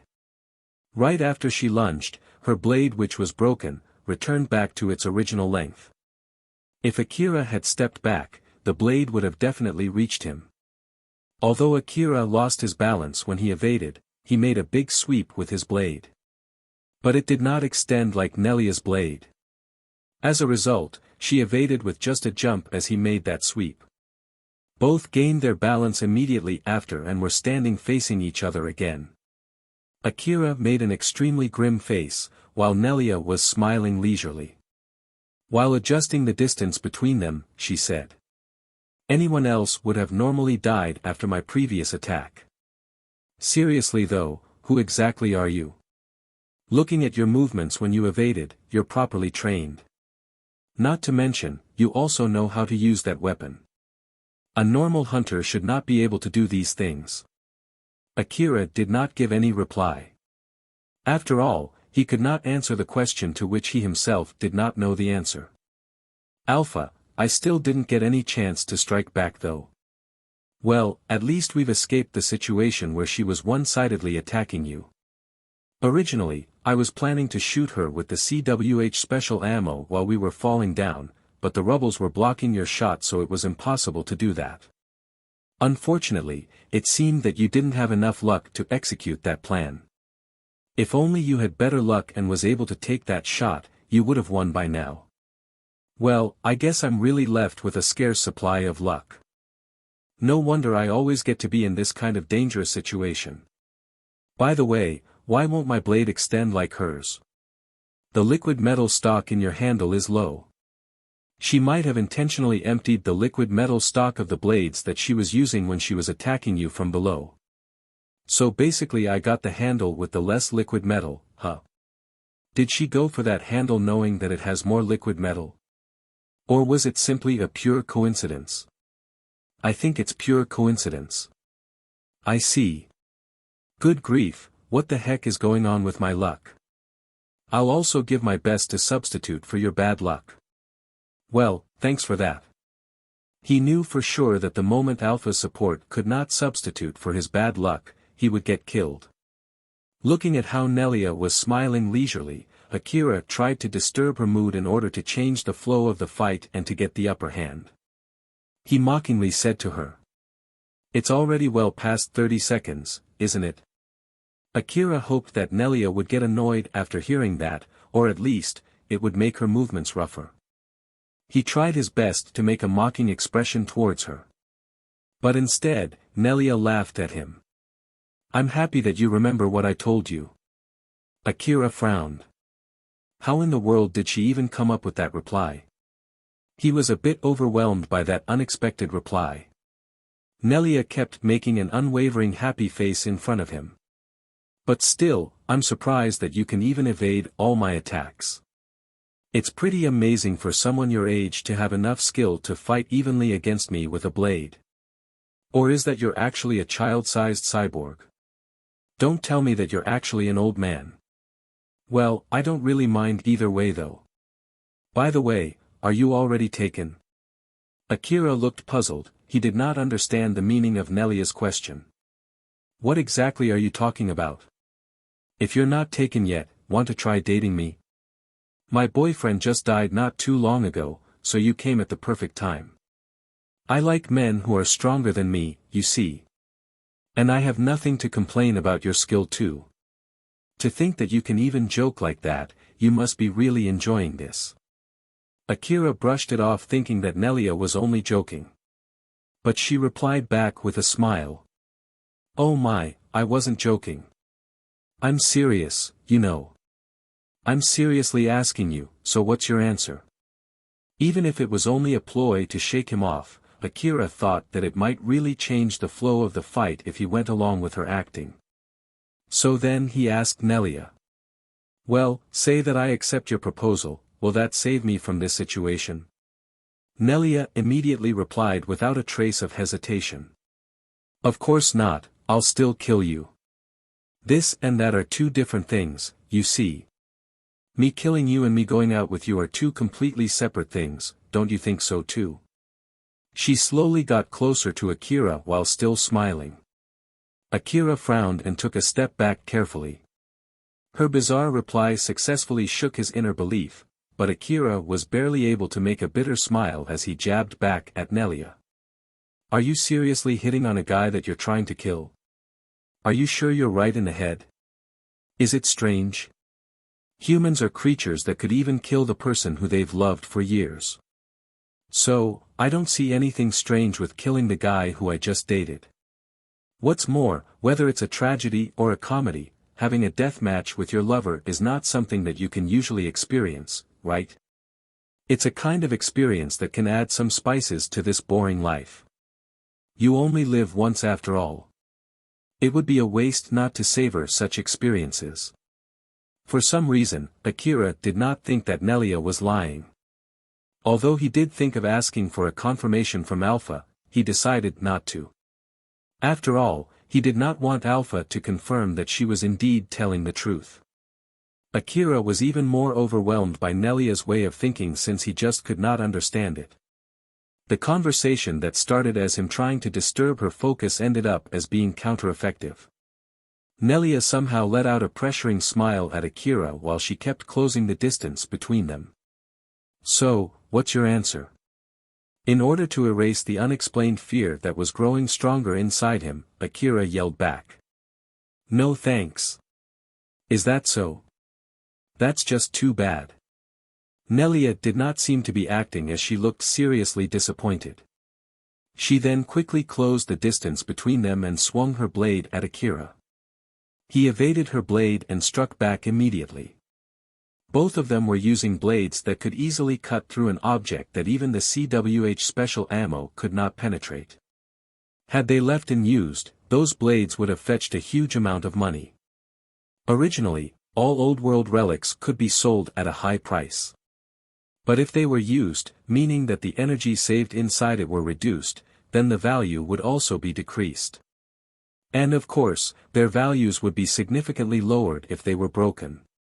Akira and Nelia were constantly reducing the value of the old world relics that they were using to kill each other.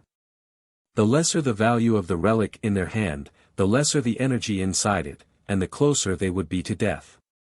It was indeed a luxurious deathmatch. Rebuild World, Chapter 60, Time for Goodbye. Kane kept monitoring the situation around the building. He was using the information-gathering device installed in his powered suit to check everything around him. Every little change in the area was displayed in his enhanced vision. It was also showing a warning that the scanning sensitivity was worsened because of the colorless mist. It was only a matter of time before the colorless mist waned, and that would be really bad for Kane and Nelia. If the colorless mist stopped preventing Akira from contacting the temporary base, the base would know about their existence and there was no doubt that it would send the city's defensive squad to that place. As such, they had to withdraw from that place before the base comes to know about them. She's taking too long. What the heck is Nelia doing? With her ability, she should be able to make a short work of that brat. Kane thought highly of Nelia. He even thought that no one would be able to win against Nelia in CQC. She might even be able to kill him and all of his companions by herself if they were not in their powered suits and were forced to fight her in close range. So, he thought that Nelia should be able to quickly kill Akira and come back by now. But even so, she still had not come back from the fight in that building. It was not an exaggeration to say that it was really alarming. At first, he thought that Nelia would eventually contact him anyway and he would only be a nuisance if he contacted her first. That was why he decided to hold himself back from doing so. But now that things had turned rather worrying, he decided to contact her. "Nelia. How long are you going to take?" Nelia quickly replied back, she sounded happy. "Kane, I'm having a good time right now. If it's not something urgent, can you put it for later?" "Hey. This is something very urgent. The colorless mist is getting thinner. Depending on the relay device that they're using in the temporary base, they might be able to establish a connection by now. Stop wasting time and get him already. Or is it that you need more time since you're chopping the corpse to pieces?" "I'm not wasting time. And it's not like I have that kind of hobby either." "Then, are you having trouble confirming the death?" "It's not like Yajima set the program so that it would reject any attempts of confirmation, right?" "That's not the problem either." Kane guessed what was going on with Nelia. To be honest, he did not want to believe his guess as he mumbled. "Don't tell me." "Yep, you guessed it right. To think that there's someone who can fight me evenly in close combat. No wonder Yajima got himself killed. Although he's not as strong as me, he had his strengths, that's why we left him to take care of the underground side of the operation. I guess he was really unlucky to meet this boy. Well then, you're disturbing my focus, so let's stop here." Nelia then disconnected his call. Kane carefully analyzed the new information that he just got from her. Having Yajima killed is a pretty bad turn of events already. And now this, huh? Is it because there were discrepancies between the information that we shared? Or is it just bad luck piling up on one another by pure coincidence? No matter whichever it is, I need to make a change in the plan. There was no one listening to him. But he sounded completely different compared to when he spoke to Nelia and the others. After ending the call, Nelia quickly closed in and threw a slash at Akira. Sorry for the wait. I got a call from my friend that I had to take. Did you wait long? When Nelia was talking with Kane, she was keeping her distance with Akira and her movements were dulled. When Akira saw Nelia keeping her distance from him, he thought that she did that to take a breather as she was close to her limit in their CQC fight. He even hoped that she was thinking of retreating. But it turned out that he was sadly mistaken. Akira was trying hard to fight back as he said. Don't mind me, you can take your time talking with your friend. Nelia answered back provokingly. Don't be so cold. Girls won't like you if you say something like that, you know. I have no plans on getting liked by a girl who loves to kill her lover. Oh my, it's not like I do it because I like it. As I said, it just adds a little spice to life. It's boring to have a dull life, don't you think? Sadly enough, I have enough spices for my life right now. Is that so? Then, in that case, you can just enjoy a little bit more, right? Nelia looked like she was having the time of her life as she kept swinging her blade at Akira. Her cyborg body that was designed for dexterity rather than strength danced gracefully in the middle of the battlefield as her beautiful slender arm swung the liquid metal blade in her hand. The blade was so thin that it was almost transparent, but even so, it had an unbelievable sharpness as it cut through rubbles and wreckages without any effort. Thanks to the painkiller in his medicine, Akira did not feel any pain as his body was forced to move to evade Nelia's attacks. But the moment his augmented suit ran out of energy, he would not be able to lift even a finger. Even though he was in the midst of battle, his brain kept telling his body to shut down, while on the other hand, his survival instinct was telling him to stay awake no matter what. Akira was close to his limit. While on the other hand, Nelia had a lot of leeway during their fight. If things kept going at this rate, there was no mistaking that he would end up dead. But there was something else that had hit its limit before Akira. It was the very place where Nelia and Akira were having their fight. Nelia had sliced and diced the ceiling of that room. After that, they both released a powerful kick to the ceiling at the same time. The floor of that room was also sliced so many times during their fight that it was significantly weakened. The ceiling that was destroyed earlier was crumbling and its pieces were falling over Nelia and Akira. Normally, with their ability, it was not a hard thing to evade those falling rubbles. But it was an entirely different story now as they were closely watching each other's movements for any openings. They both knew that even the smallest opening would be fatal. In order to get the upper hand over one another, they were mostly ignoring the falling rubbles. The impact of the falling rubbles damaged and cracked the already weakened floor. As Akira and Nelia were fighting while keeping their eyes on each other, suddenly, they were swallowed up by the crumbling ceiling and floor and fell down to the lower floor. One of the piles of rubbles on the lower floor moved.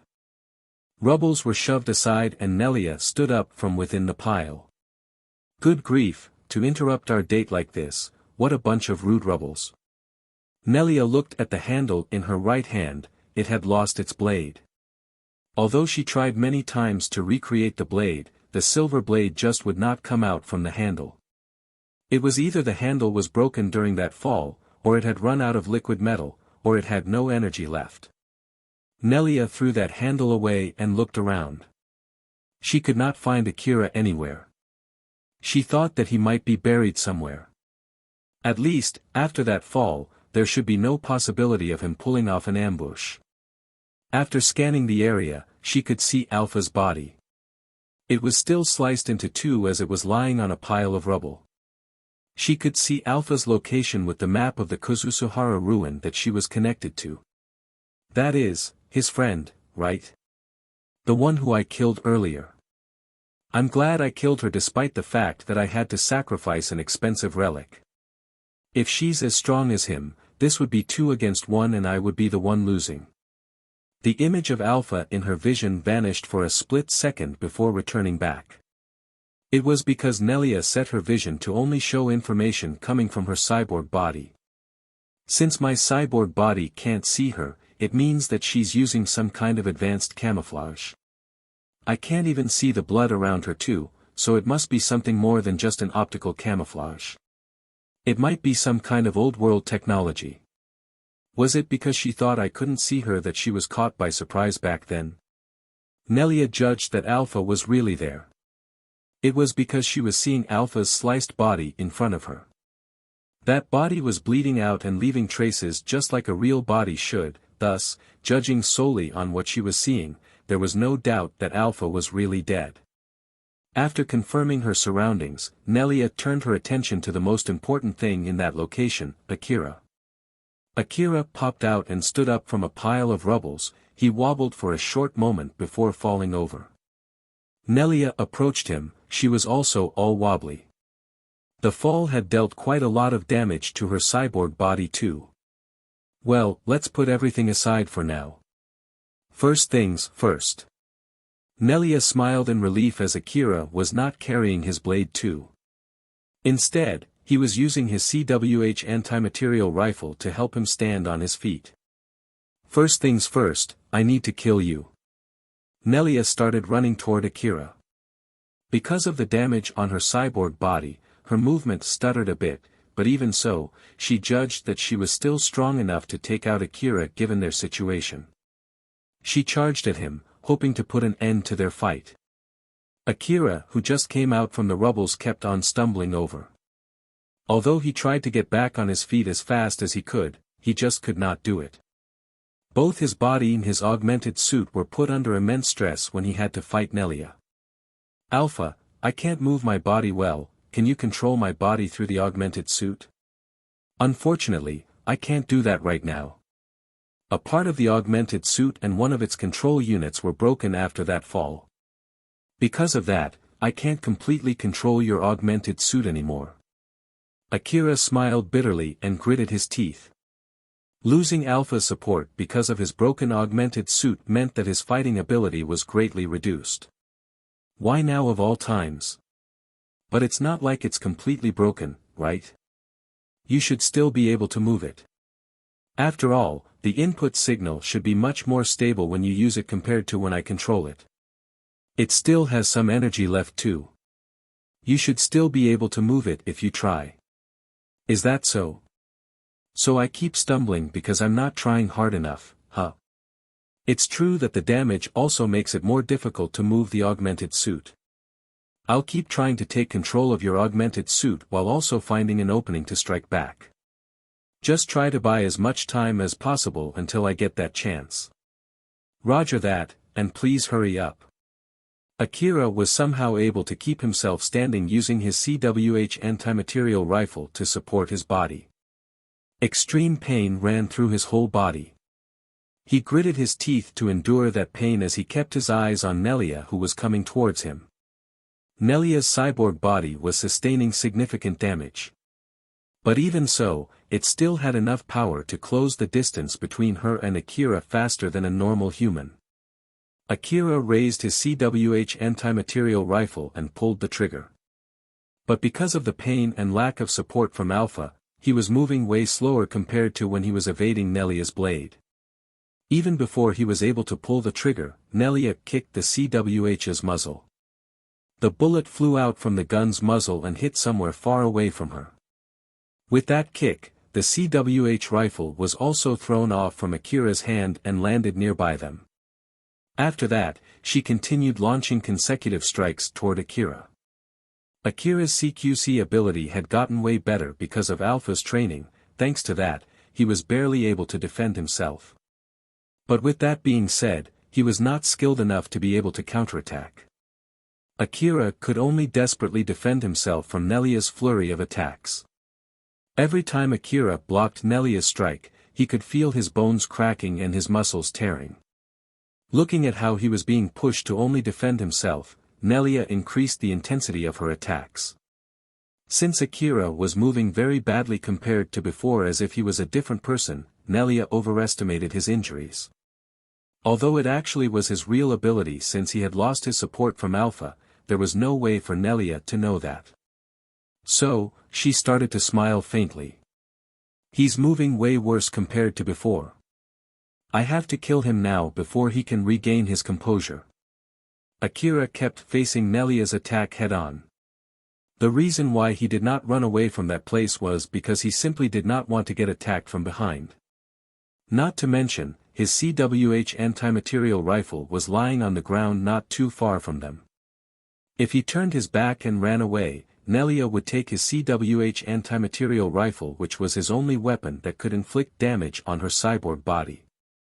So if he lost that rifle, his winning chance would plummet to zero. Not to mention that Kane, who was able to take CWH special ammo head-on, was monitoring the situation outside that building. There was no way he could fight Kane using only an AAH assault rifle. If Kane found out that he had no way of fighting back, there was no doubt that Kane would come to kill him. Although Akira's eyes and reflex were able to follow Nelia's attacks, it was not the case for his body. His movements were dulled because his body was tired and he was in so much pain.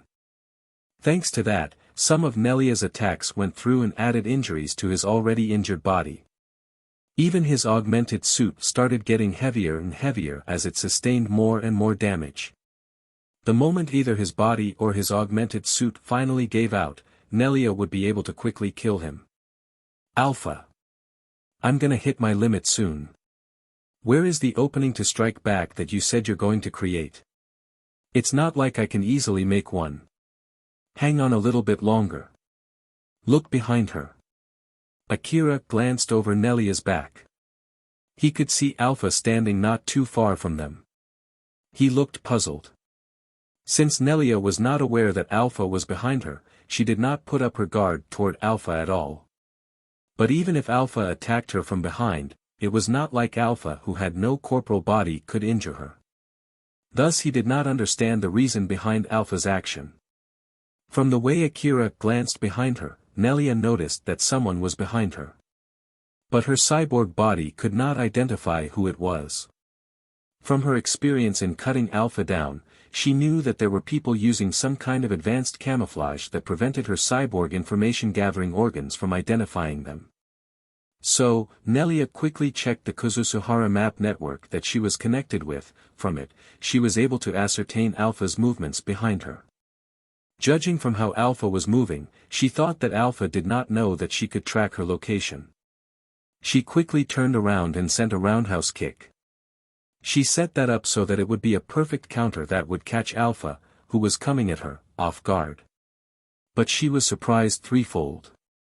The person who was coming at her was the same person who she thought was dead. Then her kick just passed through that person as if she was only kicking through the air, throwing her off balance. Then at the same exact moment, Akira kicked her and sent her flying. She did not see that coming at all. Akira released that kick with all of his strength and it sent Nelia, who was already off balance, flying into the air.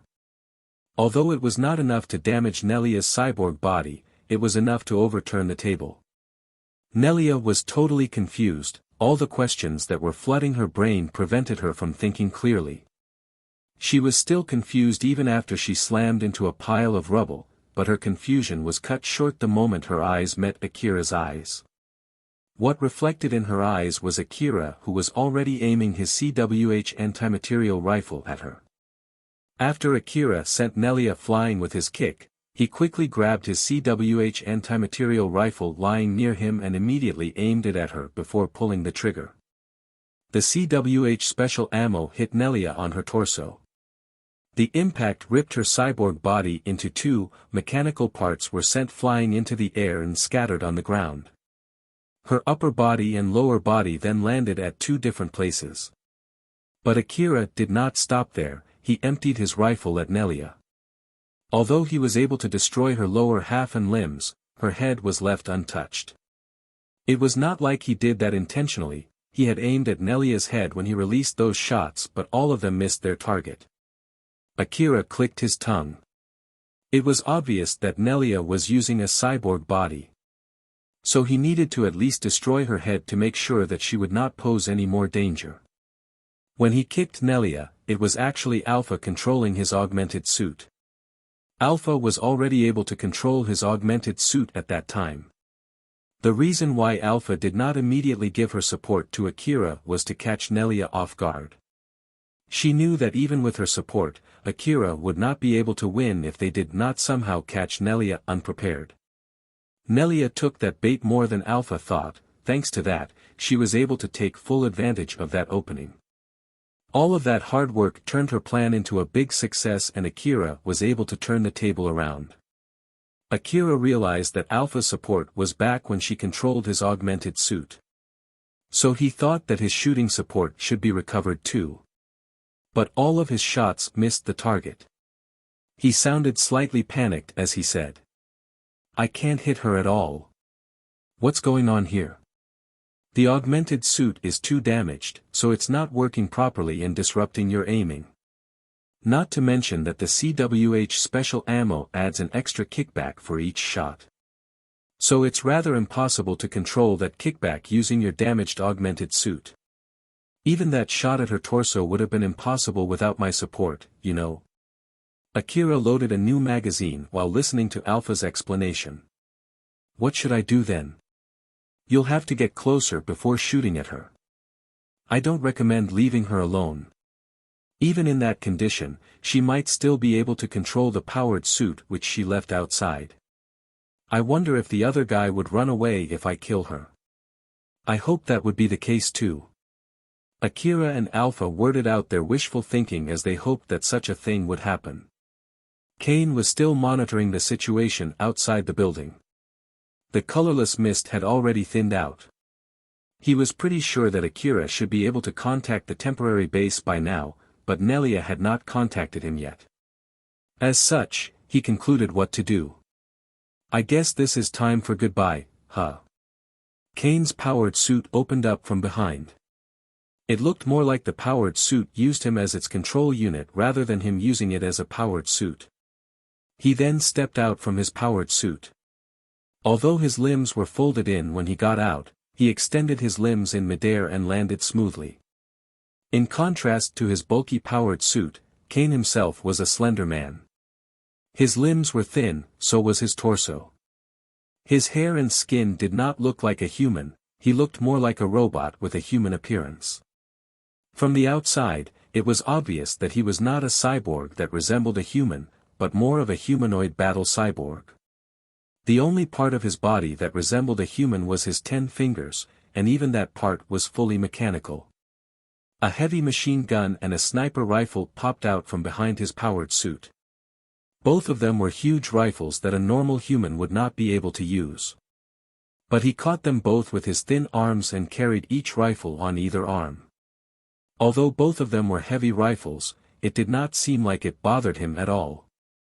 It was unbelievable that he could produce that much power with those slim arms. Nelia's powered suit suddenly started moving on its own. Kane, who saw that, understood Nelia was remotely controlling her powered suit from inside that building. So, it confirmed his suspicion. He remotely controlled his powered suit to aim the big guns in its arms at Nelia's powered suit and showered it with countless warheads. It blew Nelia's powered suit to smithereens almost instantly. "I'm sorry, it's just to be safe. It would be problematic if you're tailing me after all." Kane then abandoned his powered suit behind and left that place alone. Even after losing half of her body and her limbs, Nelia was still alive. As a cyborg, she would be able to stay alive for a few days with just her head. But that did not mean that she could survive her present situation, which was simply hopeless. Akira was walking towards her with a loaded CWH anti-material rifle. Akira wanted to make sure that she was dead for good. She herself understood that the only reason she was alive was not because Akira wanted to beat her to death. But it was because he kept on missing his shots at her head due to the tiredness and his injuries. Akira took another aim at Nelia's head and pulled the trigger. He frowned as his shot missed again. He then carefully walked closer to her while still watching his surroundings and took another shot. He repeated that action since he kept missing his shot. He could immediately kill Nelia if he walked right next to her, thrust his rifle to her neck, and pulled the trigger. The only reason he did not do that was because he was still very cautious of her. He knew that Nelia was obviously stronger than him. Even though he had the upper hand right now, he did not think that he had rendered her fully harmless. And that was exactly what delayed her death. Nelia was still smiling even in that situation. To Akira, it looked like she still had an inkling on how to win that fight. So he became more cautious of her and it slowed him down from approaching her. Nelia actually was not smiling thinking that she could still win that fight. She was actually smiling in order to numb her feelings from death. If she died here, then that would be the end for her. That was all there was to it. She was only smiling because she understood that fact. But it was not like she wanted to die either. So she still tried everything that she could think of. That was why, although she thought that it would not make it, she still called her powered suit which was outside the building to come to where she was. But suddenly the connection to her powered suit got cut off. Did my powered suit get destroyed? What the heck happened outside? Right as she was wondering what happened outside, Kane called Nelia. Since they were talking through their internal organs, no one could hear their conversation. Nelia, how are you over there? Kane. I'm actually having a hard time here. I'm sorry, but can you please help me out? Nelia answered back as if there was nothing special happening. It was because she wanted to increase her odds no matter how small it was. But Kane answered back casually. I see, so you lost, huh? If she told him the truth, it was unlikely that Kane would help her. So Nelia answered back as if she was doing fine. As I said, I'm just having a hard time here. Although, it would be a big help if you could hurry up. But then Kane replied. At least you have been done in to the point that you can't move, right? Not to mention that you got beaten in your speciality, CQC. If that's not the case, you wouldn't have moved your powered suit to get you out from the closed space like that room, right? About that though, I'm sorry but I destroyed your powered suit. That's why it's pointless to wait for your powered suit. Oh my, you're so mean. Didn't I tell you not to touch my powered suit? My bad, I have reasons why I had to do that. Nelia sounded as if it was completely normal. And Kane also replied back as if they were just having an everyday banter. Both of them were abnormal people. Forget about other people's lives, they did not even worry about their own. Kane continued. Well, I do apologize for destroying your powered suit. But as an exchange, I'm sending my powered suit to you. Thank you so much. Wait, sending? Yep. I'm sending only my powered suit. It's on autopilot as I'm running away from here. I have no wish to fight someone who can beat you in CQC. By the way, I also set it to go on a rampage regardless of friends or enemies. The colorless mist is already gone. So he might have contacted the city and the city defense squad might already be somewhere near. If my powered suit goes on a rampage, it would at least be able to divert their attention. Well then, take care. Kane then ended the call. Nelia tried to call him multiple times only to get rejected. She then mumbled. Good grief. If you would send me your powered suit, I hope that you would send me the access code too. Nelia kept calm even in that situation. In her head, she simulated any ideas that she could come up with. Suddenly, Akira's shot landed right beside her. Although it shook her head, she still looked completely calm without even a trace of fear or panic. Well, I guess I'll at least do everything I can. Nelia smiled as she placed all her hope on her new plan that she just came up with. Rebuild World, Chapter 61, Lucky/Unlucky Ending. Akira took another aim at Nelia's head and pulled the trigger. The bullet flew and landed right beside Nelia's head, sending her head flying again. I still can't hit her, huh? Alpha smiled, trying to calm him down. Calm down, if you lose your cool you won't be able to hit the target that you normally could. Can you do something with your support? Your augmented suit is damaged to the point that it's not working normally. If I try to control it now, it might cause a malfunction. In the worst case scenario, it might even tear your limbs. So, are you sure you want me to control it? Nah, please don't. Alpha had already turned back to her usual self. She was floating beside Akira, just like always. But at this point, Nelia could no longer see Alpha. It was because the relic that she used to connect to the Kuzusuhara map was destroyed by Akira's attack and Alpha knew about it. Akira pointed his rifle at Nelia once more. She just smiled and said, "If you kill me, you'll die too." Akira ignored her and pulled the trigger. The bullet landed near Nelia and threw her head up in the air again. Even so, she continued. My friend has betrayed me and he's planning to kill both you and me now. He has sent his powered suit here, setting it in autopilot. His powered suit is equipped with a self-destruct sequence to take anyone around it down together with it. You can't run away from it. It's set to chase you no matter where you go and it'll explode the moment you get in its explosion radius.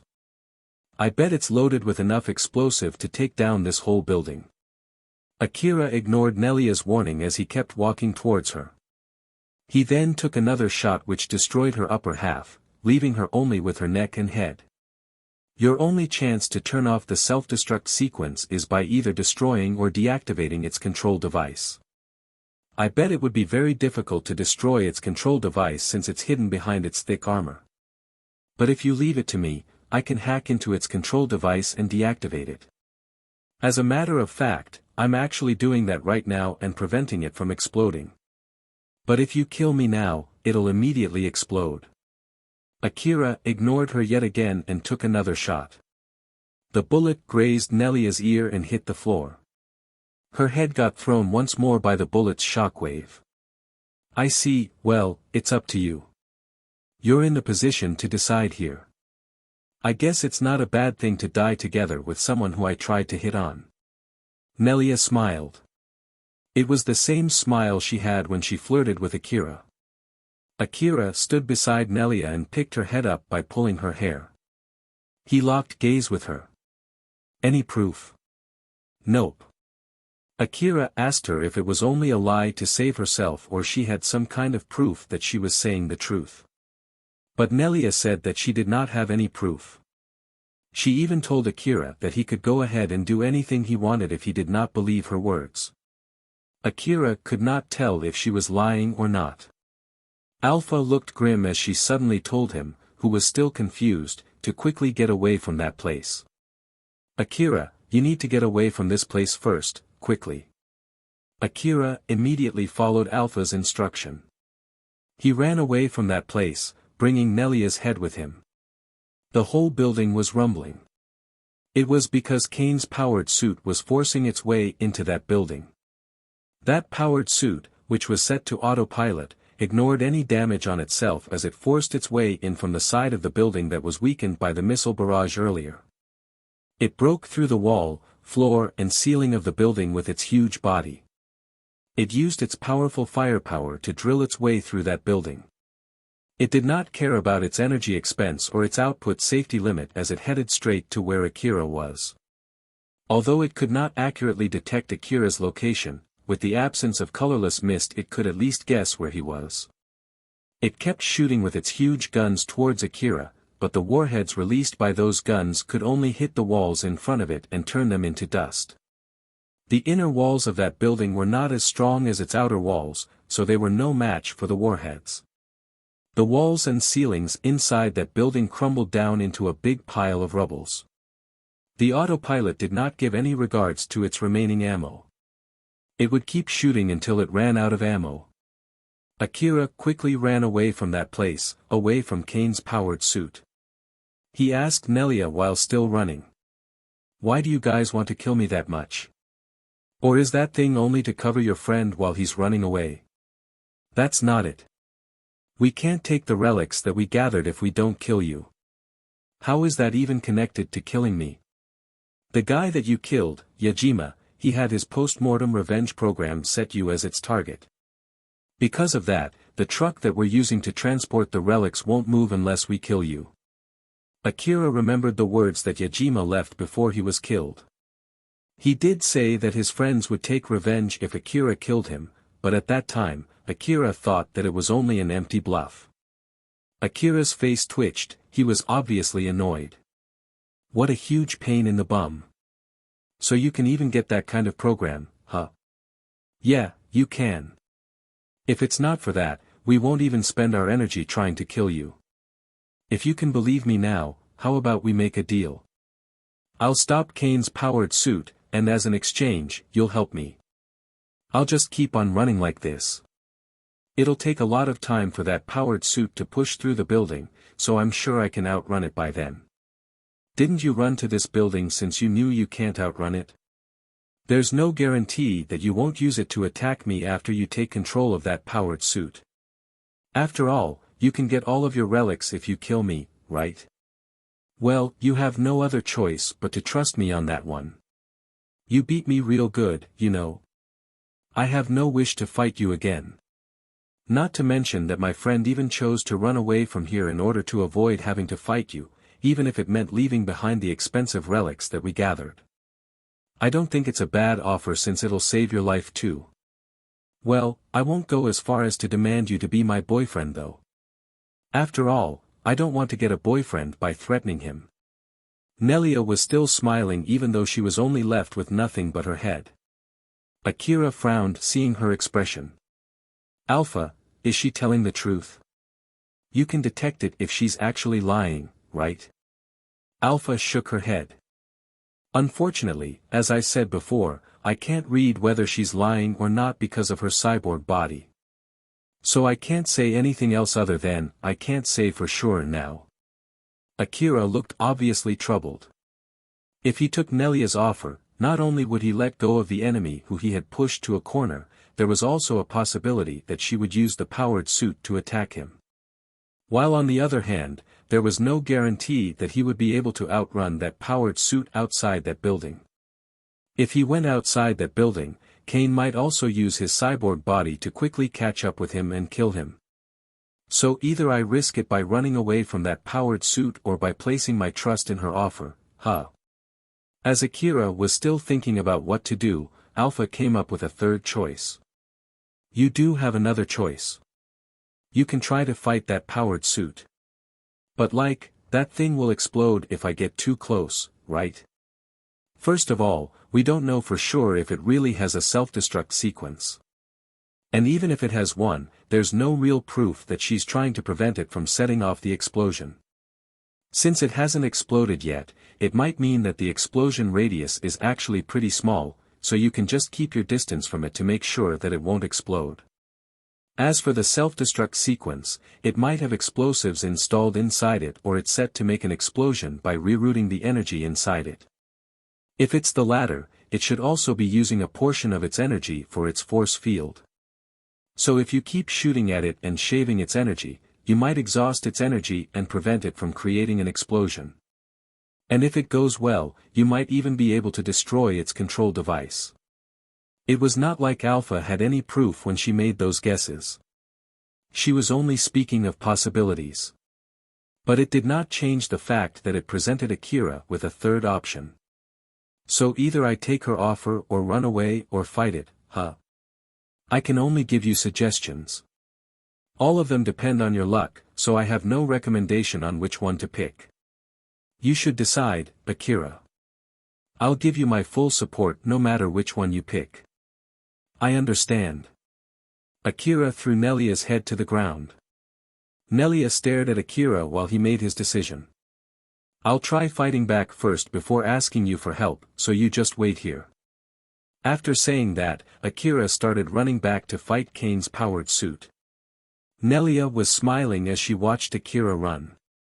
Although Kane's powered suit was following an autopilot program, it was not a smart autopilot program. It was not clear whether it was targeting someone inside that building or just randomly rampaging. It was not like it was aiming its guns accurately at Akira.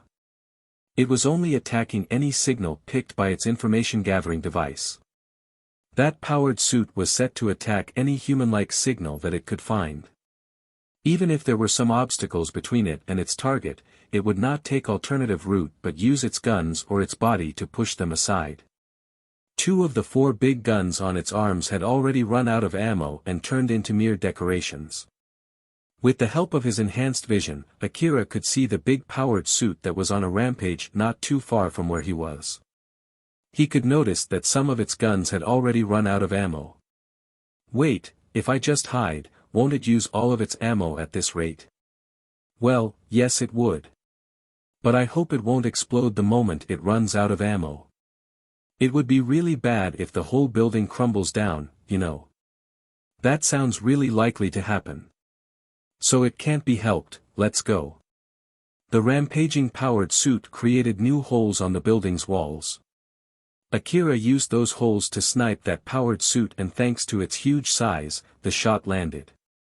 The CWH special ammo hit that powered suit's torso. The impact threw its huge body into the narrow halls. It was moving very slow, although Akira's body was in a bad shape, he was still able to move faster than that huge powered suit. The force field absorbed the impact of the CWH special ammo. A huge bang and a flash of blinding light enveloped the area. The powered suit reacted by turning its guns at Akira, but its arms and guns got caught in the rubbles, thus slowing it down and giving Akira a chance to move somewhere safe. Akira kept doing that hit-and-run sniping and hammered that powered suit with CWH special ammo. While at the same time, that powered suit kept on shooting randomly inside the building, destroying the walls, floors, and ceilings as warheads flew around the area. Although it seemed like Akira was one-sidedly shooting at that powered suit, one hit from it was enough to kill him. While on the other hand, although each impact threw its body off balance, Kane's powered suit did not stop spewing out warheads from its huge guns. Those warheads turned wreckages and rubbles in the area into dust, thus Akira had fewer and fewer places to hide.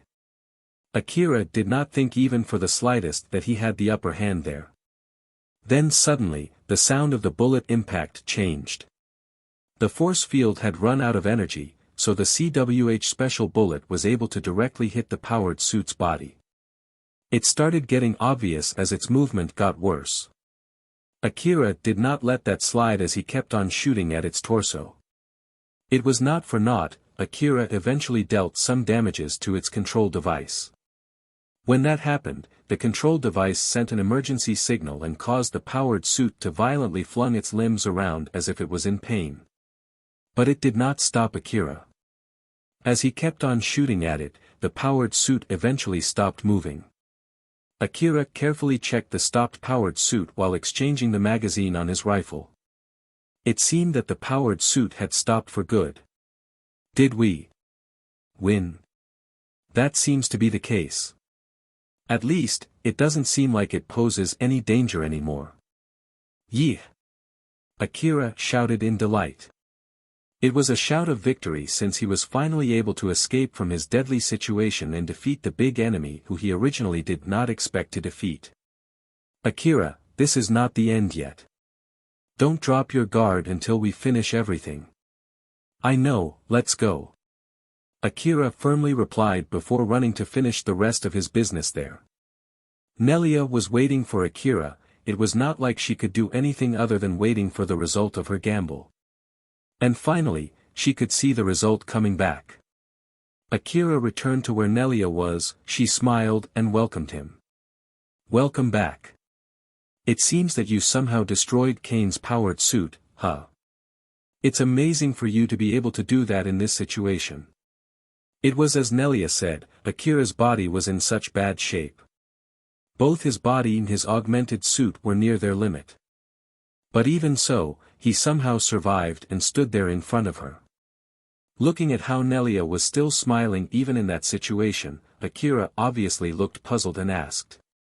"You look so relaxed, are you not afraid of dying?" "Nope, not at all. But it would be great if you can let me live." "I see, well, I don't want to die either." "We really think alike." "As I thought, won't you be my boyfriend?" "No thanks. I don't want to date someone who tried to kill me, and I don't want to date a dead girl either." Akira answered back swiftly. He then readied his CWH anti-material rifle and pointed it at Nelia. There was no way he would miss his shot at this range. He just needed to pull the trigger to assure his victory, and he still had enough power to at least do that much. But then Nelia smiled and said, "Well, it's going to be fine." Akira looked puzzled. "What do you mean by that?" Before Nelia could answer that question, Alpha suddenly interjected. "Akira. Don't move." Akira followed Alpha's order. He stopped moving. His finger was still resting on the trigger. Then the next moment, the CWH anti-material rifle in his hand was suddenly sent flying. He was taken aback by what happened as few guys suddenly appeared around him. They appeared all of a sudden from nowhere, or at least, Akira did not notice them before at all. The person who shot and sent Akira's CWH anti-material rifle flying was one of those men. As Akira was still confused by what was going on, more of those people appeared around him. "Alpha. Where did these people come from? I didn't notice them at all. They just came. All of them are using camouflaging devices, that's why you didn't notice them." See camouflaging devices. Those are devices that prevent other people from detecting your location. There are many types of camouflaging devices, starting from heat camouflage, movement camouflage, sound camouflage. That's not what I'm asking about. Then one of those guys said something that answered Akira's question. "Don't move. We're Kagemayama Defense Squad. Surrender yourself and don't try to fight back. If you don't obey our orders, we might judge that you're against the city management. We even have the permission to take you out in that case." Those guys were soldiers from Kagemayama Defense Squad. More of them kept appearing as they surrounded Akira. Other than Akira, there were many who were trying to make contact between the underground exploration HQ and the temporary base. Although Akira failed to make contact with the temporary base, other people successfully conveyed the message from the underground exploration HQ. The head commander of the temporary base thought that the situation was pretty bad and decided to quickly send out the city's defense squad. The defense squad quickly patrolled the area around the underground exploration HQ. In the midst of their patrol, they noticed explosions as if someone was fighting nearby. That was when Kane sent his powered suit to the building where Akira and Nelia were.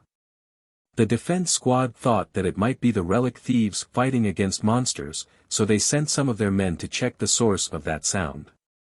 When they arrived, they saw Akira aiming his CWH anti-material rifle at Nelia. Akira looked at the people who were surrounding him and let out a sigh.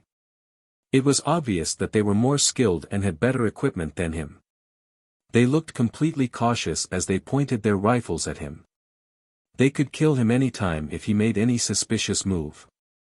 I feel like this has happened before. What a coincidence, actually I too feel the same. Akira was talking about the experience he had when he was about to kill Yajima. At that time, he should have quickly pulled the trigger, because he didn't do it, he had to pay for that mistake by fighting Shiori. But with that being said, it's not like he could do that in this situation. He quickly raised his hands and yelled before Nelia could say anything. After all, it would be problematic if she said something that would complicate the situation. I'm Akira. I'm a hunter working in the underground city exploration operation. The relic thieves ambushed me when I was on my way to the temporary base. You can ask them for confirmation. Chain them. You have permission to shoot them if they fight back. We've received reports of dead hunters from the underground. So keep your guard up. I'm just a hunter. A few men restrained Akira and handcuffed him. He did not fight back when they did that. The defense squad then took him and Nelia away from that place. Akira could feel the tension inside his body and mind loosen. No matter what the outcome was, his battle had finally come to an end. Both his body and psyche were very tired. Akira, who did faint once, did not have the ability to fight back that tiredness now. His eyes were slowly closing. Before he lost consciousness, he could hear Alpha's voice. "It's okay, don't worry, just take a good rest." Alpha smiled to reassure Akira. It was a smile telling him that there was no longer any danger. "I see. Good night then." He was relieved as his consciousness slowly faded away. The defense squad panicked as they supported Akira, who suddenly went unconscious. "The target has lost consciousness. Check for his vitals and respond accordingly. He might be one of the relic thieves. Don't let him die no matter what before we can extract all the information that we can get from him. Call the medical squad from the Underground Exploration HQ and tell them to be on standby. B squad, search the building. There might be more relic thieves around. If you find any of them, take them alive if it's possible. If it's not, you have the permission to kill." The rest of the men quickly got into their job, following their commander's order. Just like Akira, Nelia was also secured by the defense squad. Although she was only left with her head, the device installed inside her head allowed her to make a long-range call with other people. Because of which she came to know about the situation outside. Although Nelia could not control her body, she caught a glimpse of Akira when she was carried away. "You see, just like I said, it's going to be fine." Nelia was smiling. She knew that if she bought time until the defense squad arrived, she might be able to get out of that situation alive, and she actually did. Her luck allowed her to survive. It could also be said that it was Akira's luck that allowed her to survive. Kane escaped until he reached the outskirts of the Kuzusuhara ruin. He met up with some men there. Although they looked different from one another, it was obvious from their appearance that they were cyborgs just like Kane. They then saluted Kane. The representative among those men stepped forward and said, "Welcome back, sir." Kane replied back, "Thanks for the hard work, give me a sitrep." "Yes sir. We've withdrawn everyone that we've dispatched. We've also received reports that our moles have successfully pulled back." "I see. We should pull back too. Just to be safe, we'll not visit Kagomayama City and head straight to another city.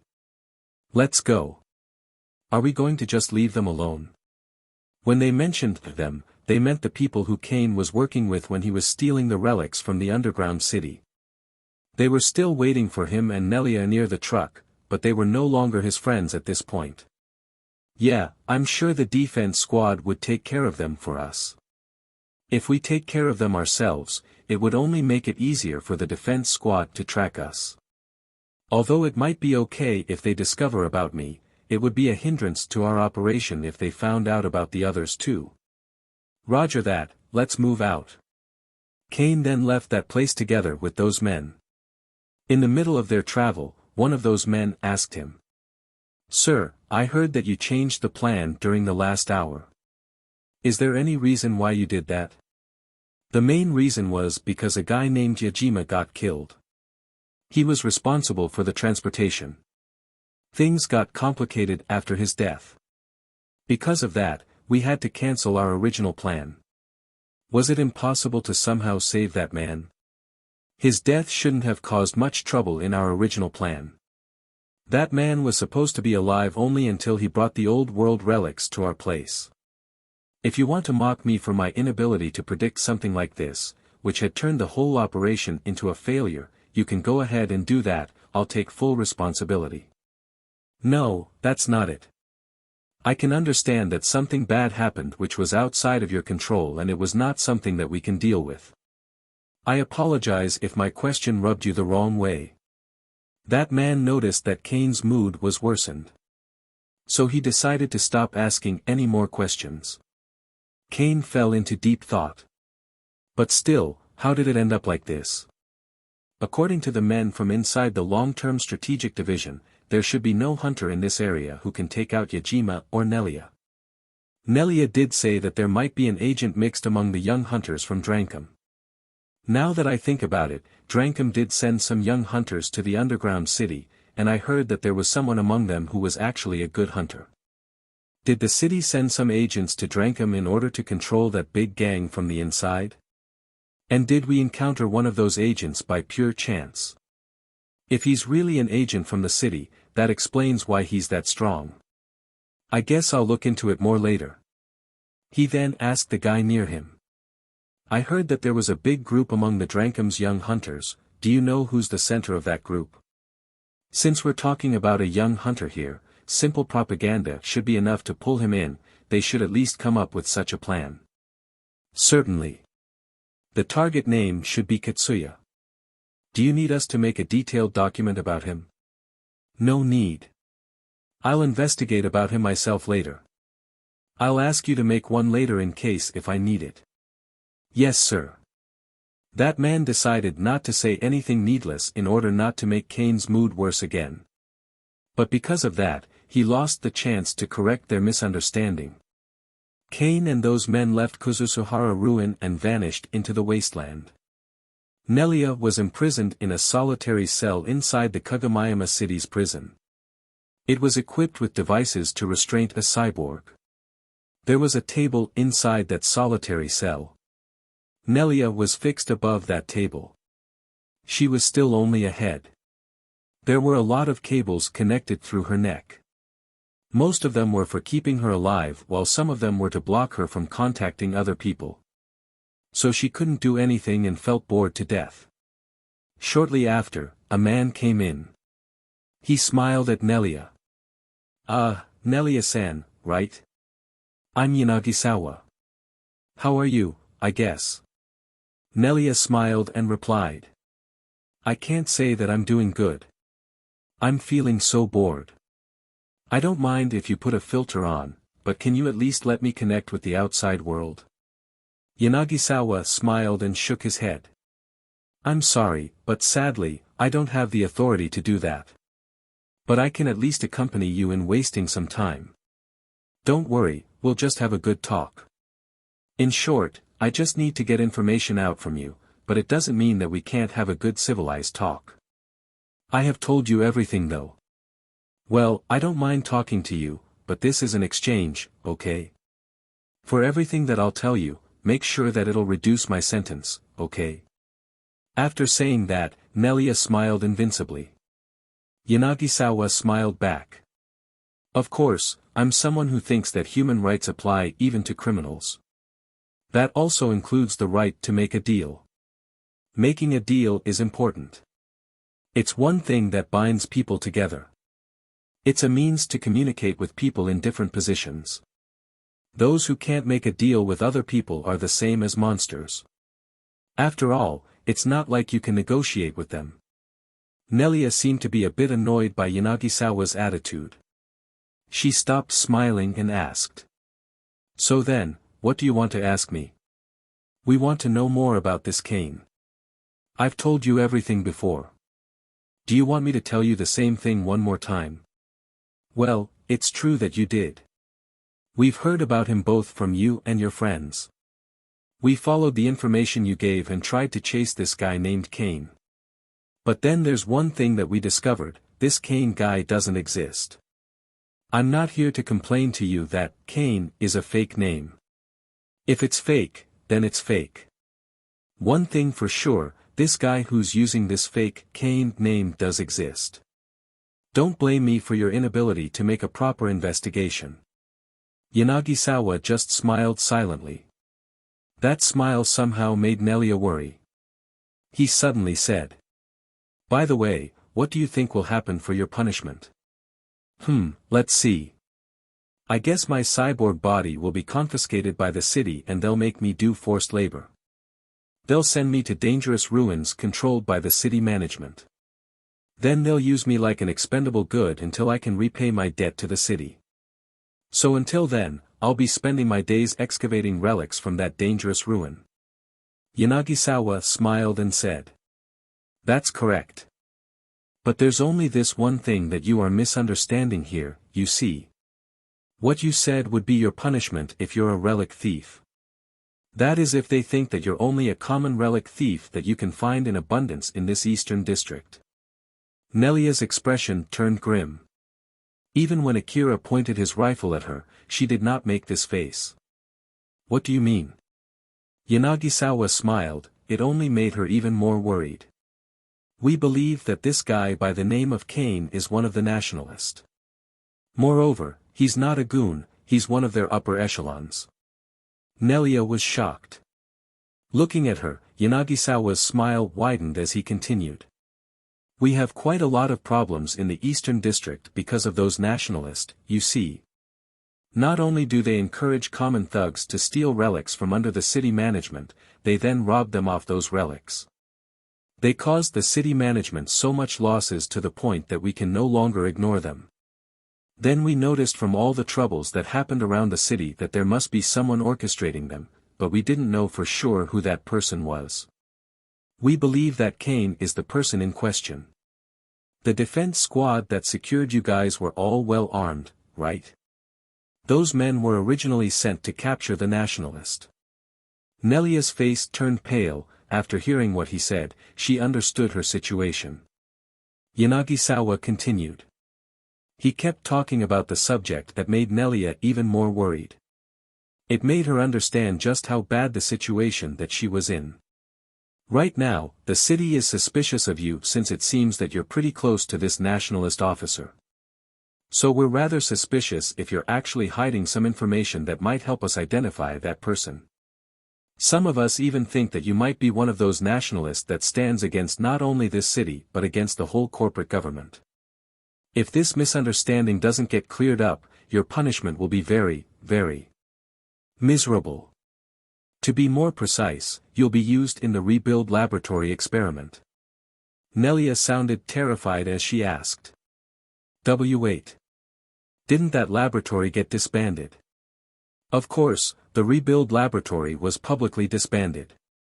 But it's not like we killed all the researchers or scrapped all the research results from that lab. They're still researching even now. But this time, they're doing more ethical experiments compared to before. As long as they keep producing results, the corporate government is willing to turn their eyes away. Under the management of the corporate government, they're producing a huge amount of results at the expense of the human rights of a very small number of people. But of course, these people are chosen from unredeemable criminals. I'm talking about criminals who have caused quite a significant loss to the city management. Nelia was so scared that she had trouble saying anything, but she somehow was able to raise her voice although only barely. But I am not. Well, I'm sure that's the case. I'm sure you're not one of them and you have nothing to do with those nationalists. That's why you better try your best to prove that you're telling the truth. Tell us something that will make us believe you. Like I said before, I'm someone who believes that human rights apply even to criminals. I believe that we need to at least uphold the minimal level of human rights like sentencing criminals to death by turning them into minced meat, or by injecting them with poison, or by feeding them to the monsters. That's why I don't really agree with the idea of handing criminals over to the rebuild laboratory for experiments. But I have duties that I need to fulfill too, you see. That's why I hope that you cooperate with me. And also, to be honest, I don't know for sure what they do inside the rebuild laboratory. After all, it's a secret that only the corporate government knows. Nelia was frozen in fear. Yanagisawa smiled and continued. So then, you'll tell me everything, right? Don't worry, we have a lot of time in our hands. Not to mention that you did say you're bored, right? Now you have something to spend your time on. It could be said that it was Nelia's luck that was keeping her alive, it could also be said that it was Akira's luck too. But she regretted the fact that she was still alive as she was desperately trying to make excuses so that she could continue to stay alive. Whether it was a lucky thing or an unlucky thing, no one knew for sure yet. Rebuild World, Chapter 62, The Value of a Battle Record. Akira was standing in the middle of a white world. His mind was cloudy. But even so, he somehow understood that he was dreaming, and it was the same world that he once visited in the past. He could see Alpha not too far from him. And just like the last time when he was in this world, Alpha did not seem to have noticed him at all. Alpha was completely expressionless while talking to herself. Evaluating the 499th try. Calculating the possibility of the subject stepping into the targeted area. Less than 1%, calculating the possibility of the subject returning back alive from the unexplored territory. Less than 1%, unsuitable. Recommending increasing the subject's fighting capability. Alpha continued. Constructing a plan on how to direct the subject. Making sure to take into account the reason why the previous subject broke the contract. Predicting the factors that steered the previous subject's judgment. If the previous subject's action was successful, there would be undefined numbers of human well-being affected and rescued, etc. As such, this unit needs to be careful so that the current subject would not even consider taking the same action that the previous subject took. Alpha continued. Now, taking into account the character of the current subject. It's unlikely that the current subject would take the same decision as the previous subject. This is based on the fact that the current subject doesn't trust other humans, is apathetic toward others, and tends to be egocentric. It's highly unlikely that the current subject has the same moral values, tolerance, morality and principles as the previous subject. Alpha continued. In order not to repeat the same mistake as the 498th try, it's recommended to keep watch of the current subject's possible change of attitude. Akira's consciousness waned. The world was once again enveloped in darkness, his dream had ended. Akira woke up inside a sick room. He felt like he just saw an important dream, but he could not recall what it was. It only left him with the feeling that he saw a similar dream once before. The sick room where he woke up was a room for one, filled with devices to treat a human with an organic body. As Akira tried to sit on the bed he was lying, he saw Alpha. "Good morning, Akira. Did you sleep well?" "Morning, Alpha. Yeah, I feel like it has been a long time since I slept so well." He felt completely refreshed and his body felt better than usual. His injuries were fully healed as he no longer felt any pain. His body was in tip-top shape now. Akira scanned the whole room. There were no railings on the window and it seemed like the camera installed in the room was not to prevent the patient from running away, but to check the patient's condition. It was not a bad place at all, but it did not tell anything about his current situation. "So then, where am I?" "Kagomayama City's hospital. They brought you here to get you treated." "Is that so?" There was a big public hospital inside the city that both Kagomayama City and the Hunter office relied on. It was designed to be able to treat organic human and cyborg, as such, it was naturally expanded into a huge facility. Most of its patients were people who regularly went into battle such as hunters and soldiers who guarded dangerous places. This hospital mainly focused on treating injuries than curing diseases. It was so specialized in its treatment that it could heal someone who had lost 4 of their limbs by using an expensive procedure to regenerate them back, or fix people with a modified body or even transplant some of their body parts, or install cyborg body parts with better and more powerful parts, or even revert a cyborg body back into an organic body by regrowing body parts. Akira had fainted when the defense squad was transporting him. He was suspected to be one of the relic thieves, as such, it would not be strange if he had woke up inside a cell. What do they think of me now? I believe that someone would come here to explain that. But don't worry, they no longer suspect you to be one of the relic thieves. So don't worry about that part. That's good to hear. Akira stroked his chest in relief. Although he was in good shape, it was not like he could just go out of the room. So he just spent his time inside that room talking with Alpha. It did not take long before a city staff came in, and it was Kobayashi. For some reason, Kobayashi looked like he was in a really good mood. We meet again. It's good to see that you're as reckless as always. Akira appeared to be puzzled as he looked at Kobayashi. Kobayashi realized that Akira did not remember him. It's me, Kobayashi. The guy who gave you that bike, remember? Akira, he's the person who gave you the bike when you decided to accept the SOS request when a swarm of monsters from Kuzusuhara Ruin headed to Kagomayama City. He's the hunter office staff from that time. Akira vaguely remembered Kobayashi's face, and after listening to Alpha's explanation, he recalled immediately. Ah, I remember it now. If I'm not mistaken, you're the hunter office staff who was driving the truck, right? And from that SOS request too. Kobayashi nodded happily. That's right, so you remember me now, huh? I was there as a hunter office staff, but today, I'm here as city staff. It's good to see you, Akira. Kobayashi extended his hand, expecting a handshake. When Akira grabbed his hand, Kobayashi excitedly shook it up and down. It seemed that Kobayashi was really in a good mood. Now then, to be honest, I have a lot of things that I want to ask. But work comes first, I'm here today to make a deal with you. A deal? Yep. But before we do that, I want to explain to you about your current situation. I'm sure you want to know why you are here or if the city still suspects you as one of the relic thieves, right? Yeah, please do. Kobayashi nodded firmly in response to Akira's words. He then handed a pile of papers to Akira. Those were documents explaining his current situation. All the details are written in it. I'll read it for you, you are free to stop and ask me if you find anything confusing. Kobayashi then started giving explanations to Akira, he also had a copy of the same documents in his hand.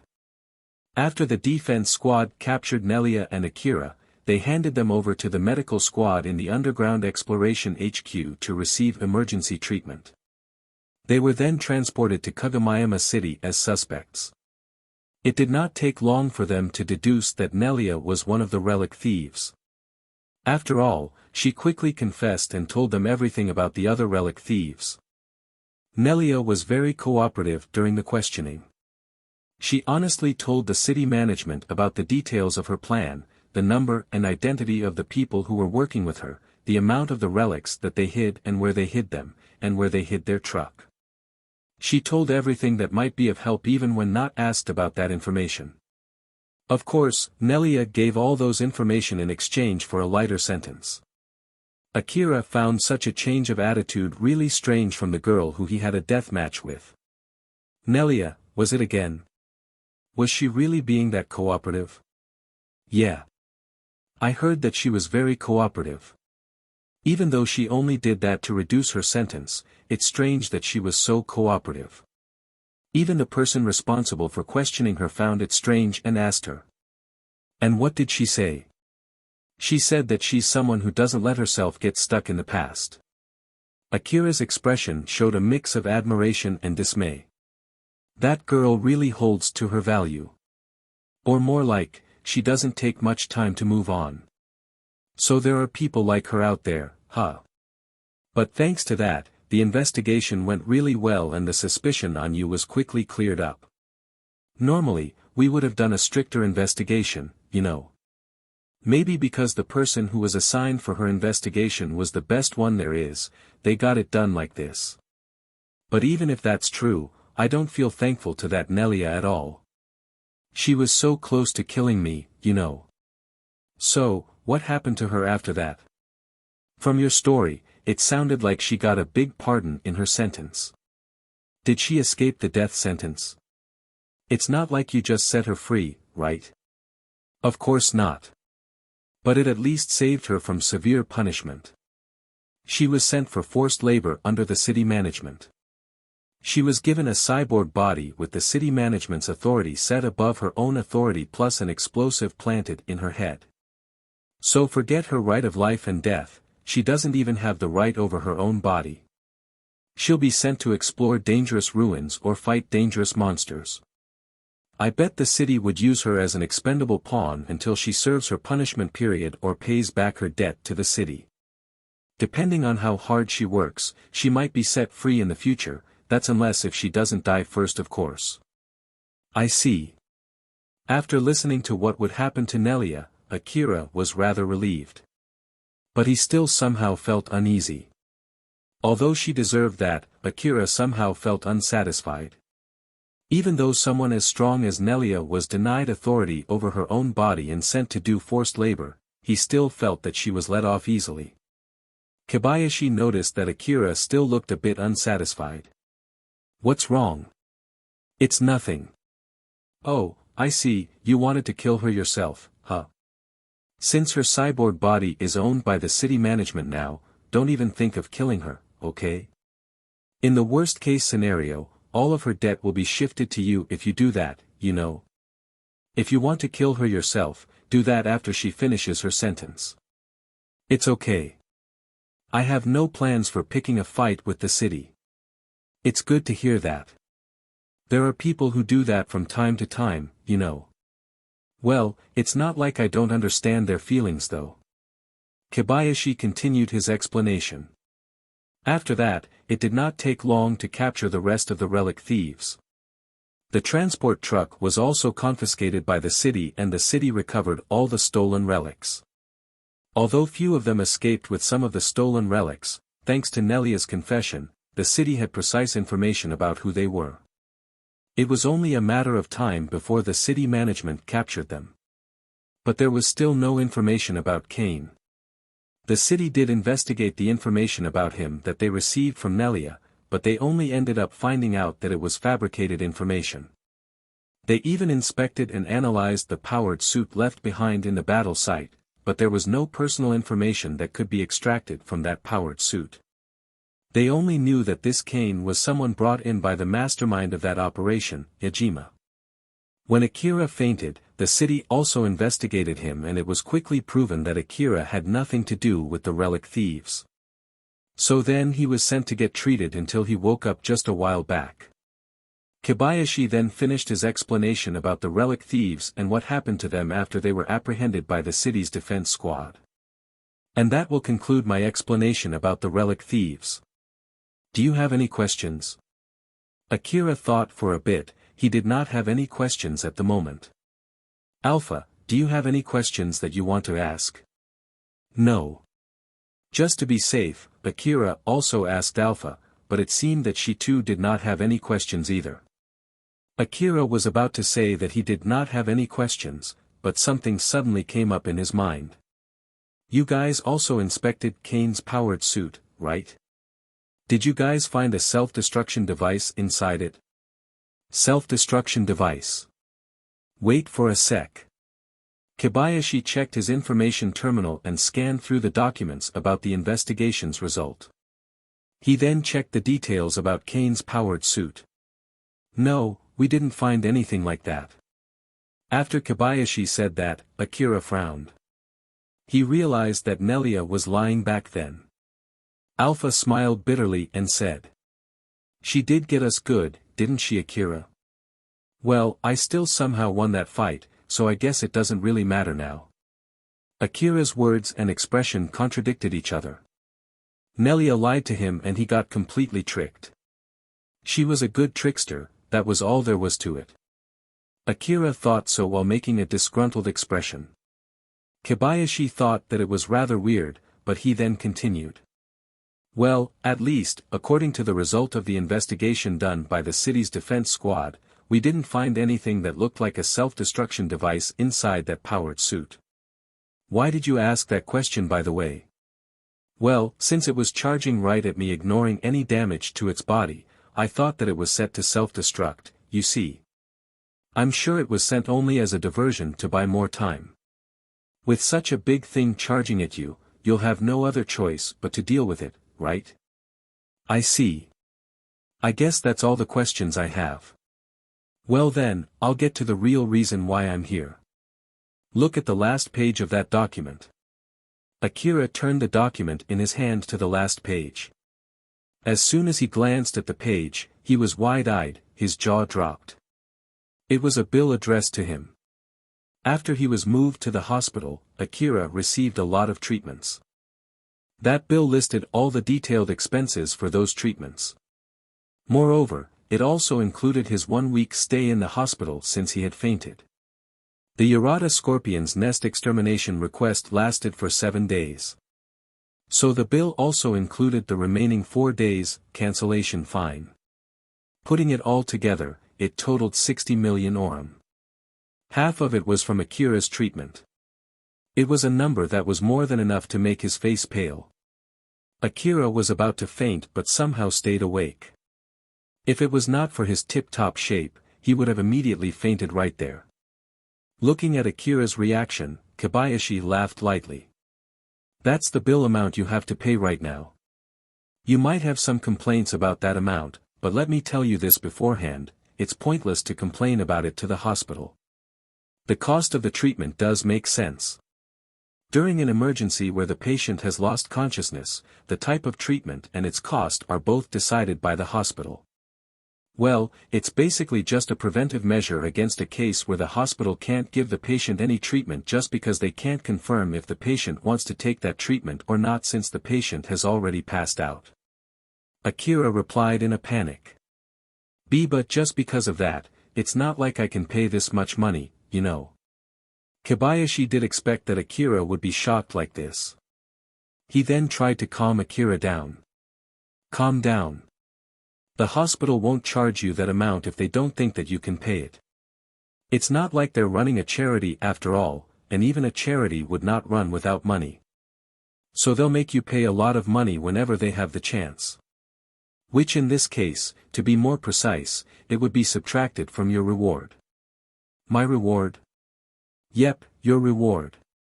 Like I said before, I'm here to make a deal with you. Kobayashi smiled when he said that. To cut the chase, if you accept our offer, not only can you pay for that bill, you can even go back home with an extra 100 million orum. So what do you think? Doesn't that sound enticing? Akira was thunderstruck. When he thought that he would be carrying a 60 million orum debt, he was then told that he might even go back home with 100 million orum surplus money. He was so dumbfounded that he was lost for words. Akira, get back to your senses. Ah! Akira immediately snapped back to his senses when Alpha called for him. Looking at that, Kobayashi smiled bitterly.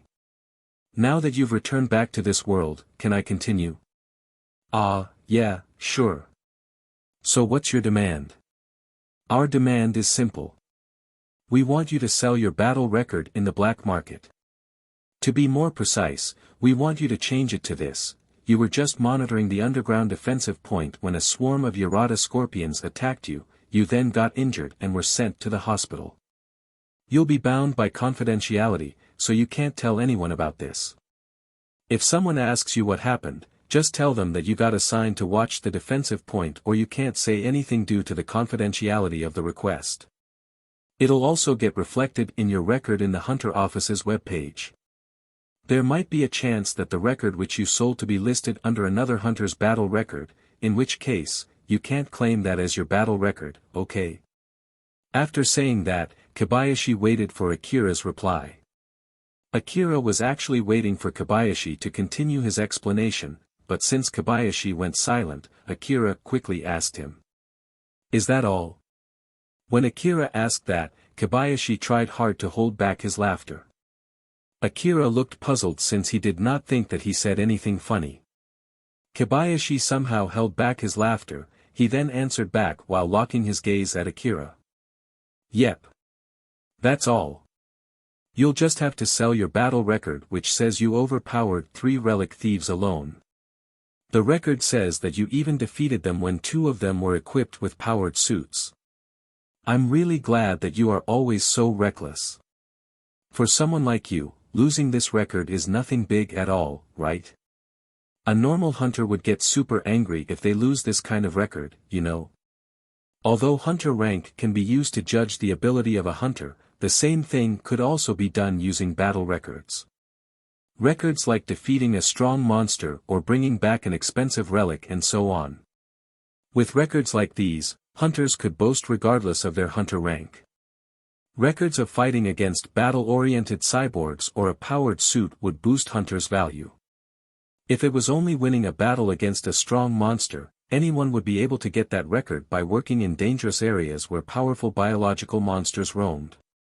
In contrast to that, winning a fight against another human with powerful fighting skills and equipment was an extremely rare record. Fighting a monster and fighting a human demanded completely different combat skills. A battle record against someone powerful would really entice requesters who are looking for people with that skill set. Not to mention, both the city and the hunter office guaranteed the accuracy of such battle record, thus it was a highly valued commodity. So in short, the city management demanded such an important thing from Akira. Even though Akira did not know the real worth of that battle record, the fact that he was thinking very lightly of his own battle record made Kobayashi really delighted. Akira looked puzzled as he looked back at Kobayashi. To be honest, I don't see how that thing is worth 100 million orum. No, adding the 60 million orum, that would be 160 million orum. I don't see how my record is worth that much. If you're serious about this, can you tell me how you even came up with such a value? Akira sounded doubtful. He thought that there must be some kind of string attached to this deal. Akira could not refuse the deal. If he did, he would have to find another way to pay his 60 million orum debt. Although he might be able to pay most of his debt from the reward of the underground exploration request, there was no guarantee that it would be able to fully pay back the debt. He actually understood that the huge medical bill was some kind of a ploy so that he could not refuse this offer. But it was not like he had any means to fight back. So he was confident that Kobayashi should not be able to easily answer his question. But unexpectedly, Kobayashi swiftly answered back. I don't mind telling you, but it is confidential information.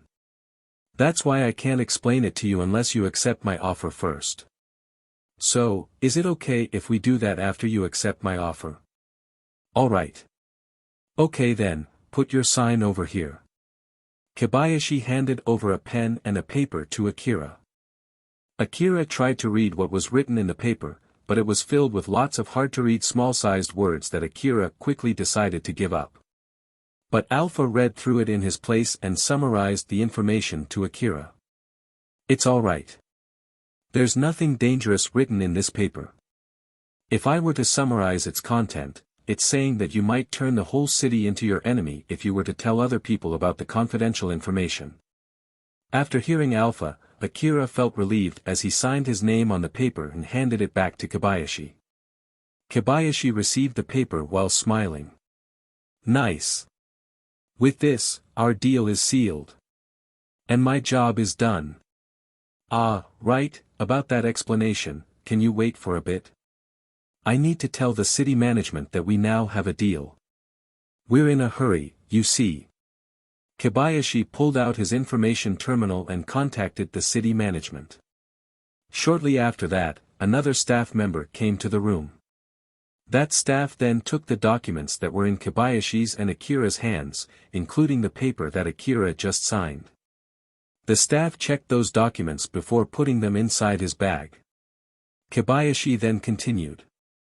With this, my evaluation will also soar. You can go ahead and ask me anything, in that way I can at least give you something in return, right? Although I look like this, I am actually someone important. I even have enough authority to give you a bike as front payment. No one can just give out a city's property as a reward unless they have high authority, don't you agree? Alright, just give me a proper explanation first. Ah, that 160 million orum, right?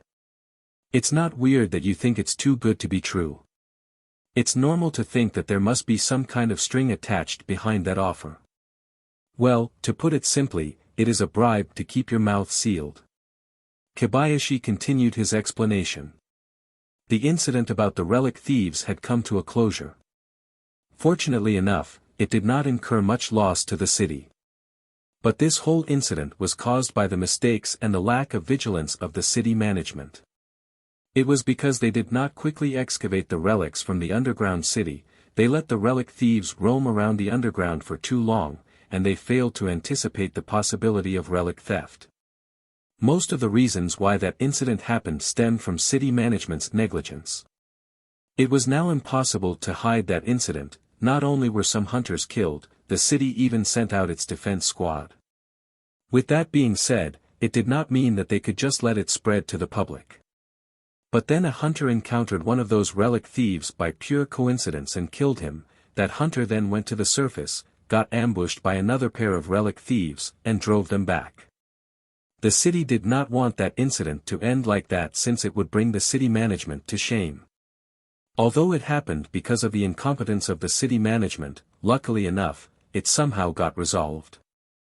Now the city management would have to give the report explaining the incident to the others, including the people living in the city who were paying a lot of money for the defense squad's expense, the people from the other city management that they were regularly in contact with, and more importantly, the upper echelons of the corporate government.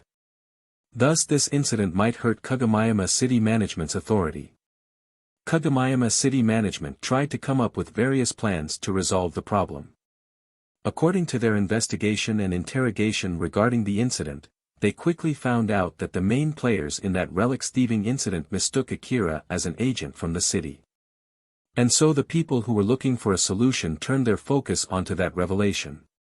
So rather than some nameless hunter taking out those relic thieves by pure coincidence, if the story was splintered into something better, something like the city somehow got hold of the information about those relic thieves, so the city management decided to send an agent in disguise as a hunter. Then as expected, that agent encountered the relic thieves and took them out. If that was what happened, then the city management would get a good evaluation instead. Fortunately enough, city management immediately noticed that it would not take much effort to fabricate such a story. In short, they only needed to convince Akira, who took that request himself. Another good thing was that he was not affiliated with any gangs. So the city management only needed to make a deal with Akira and then they could take care of the rest. As an assurance for the deal to go smoothly, Akira was given an expensive treatment. The hospital did not hesitate when giving Akira such an expensive treatment since the city management gave its guarantee. As a result, Akira was handed that 60 million orum bill.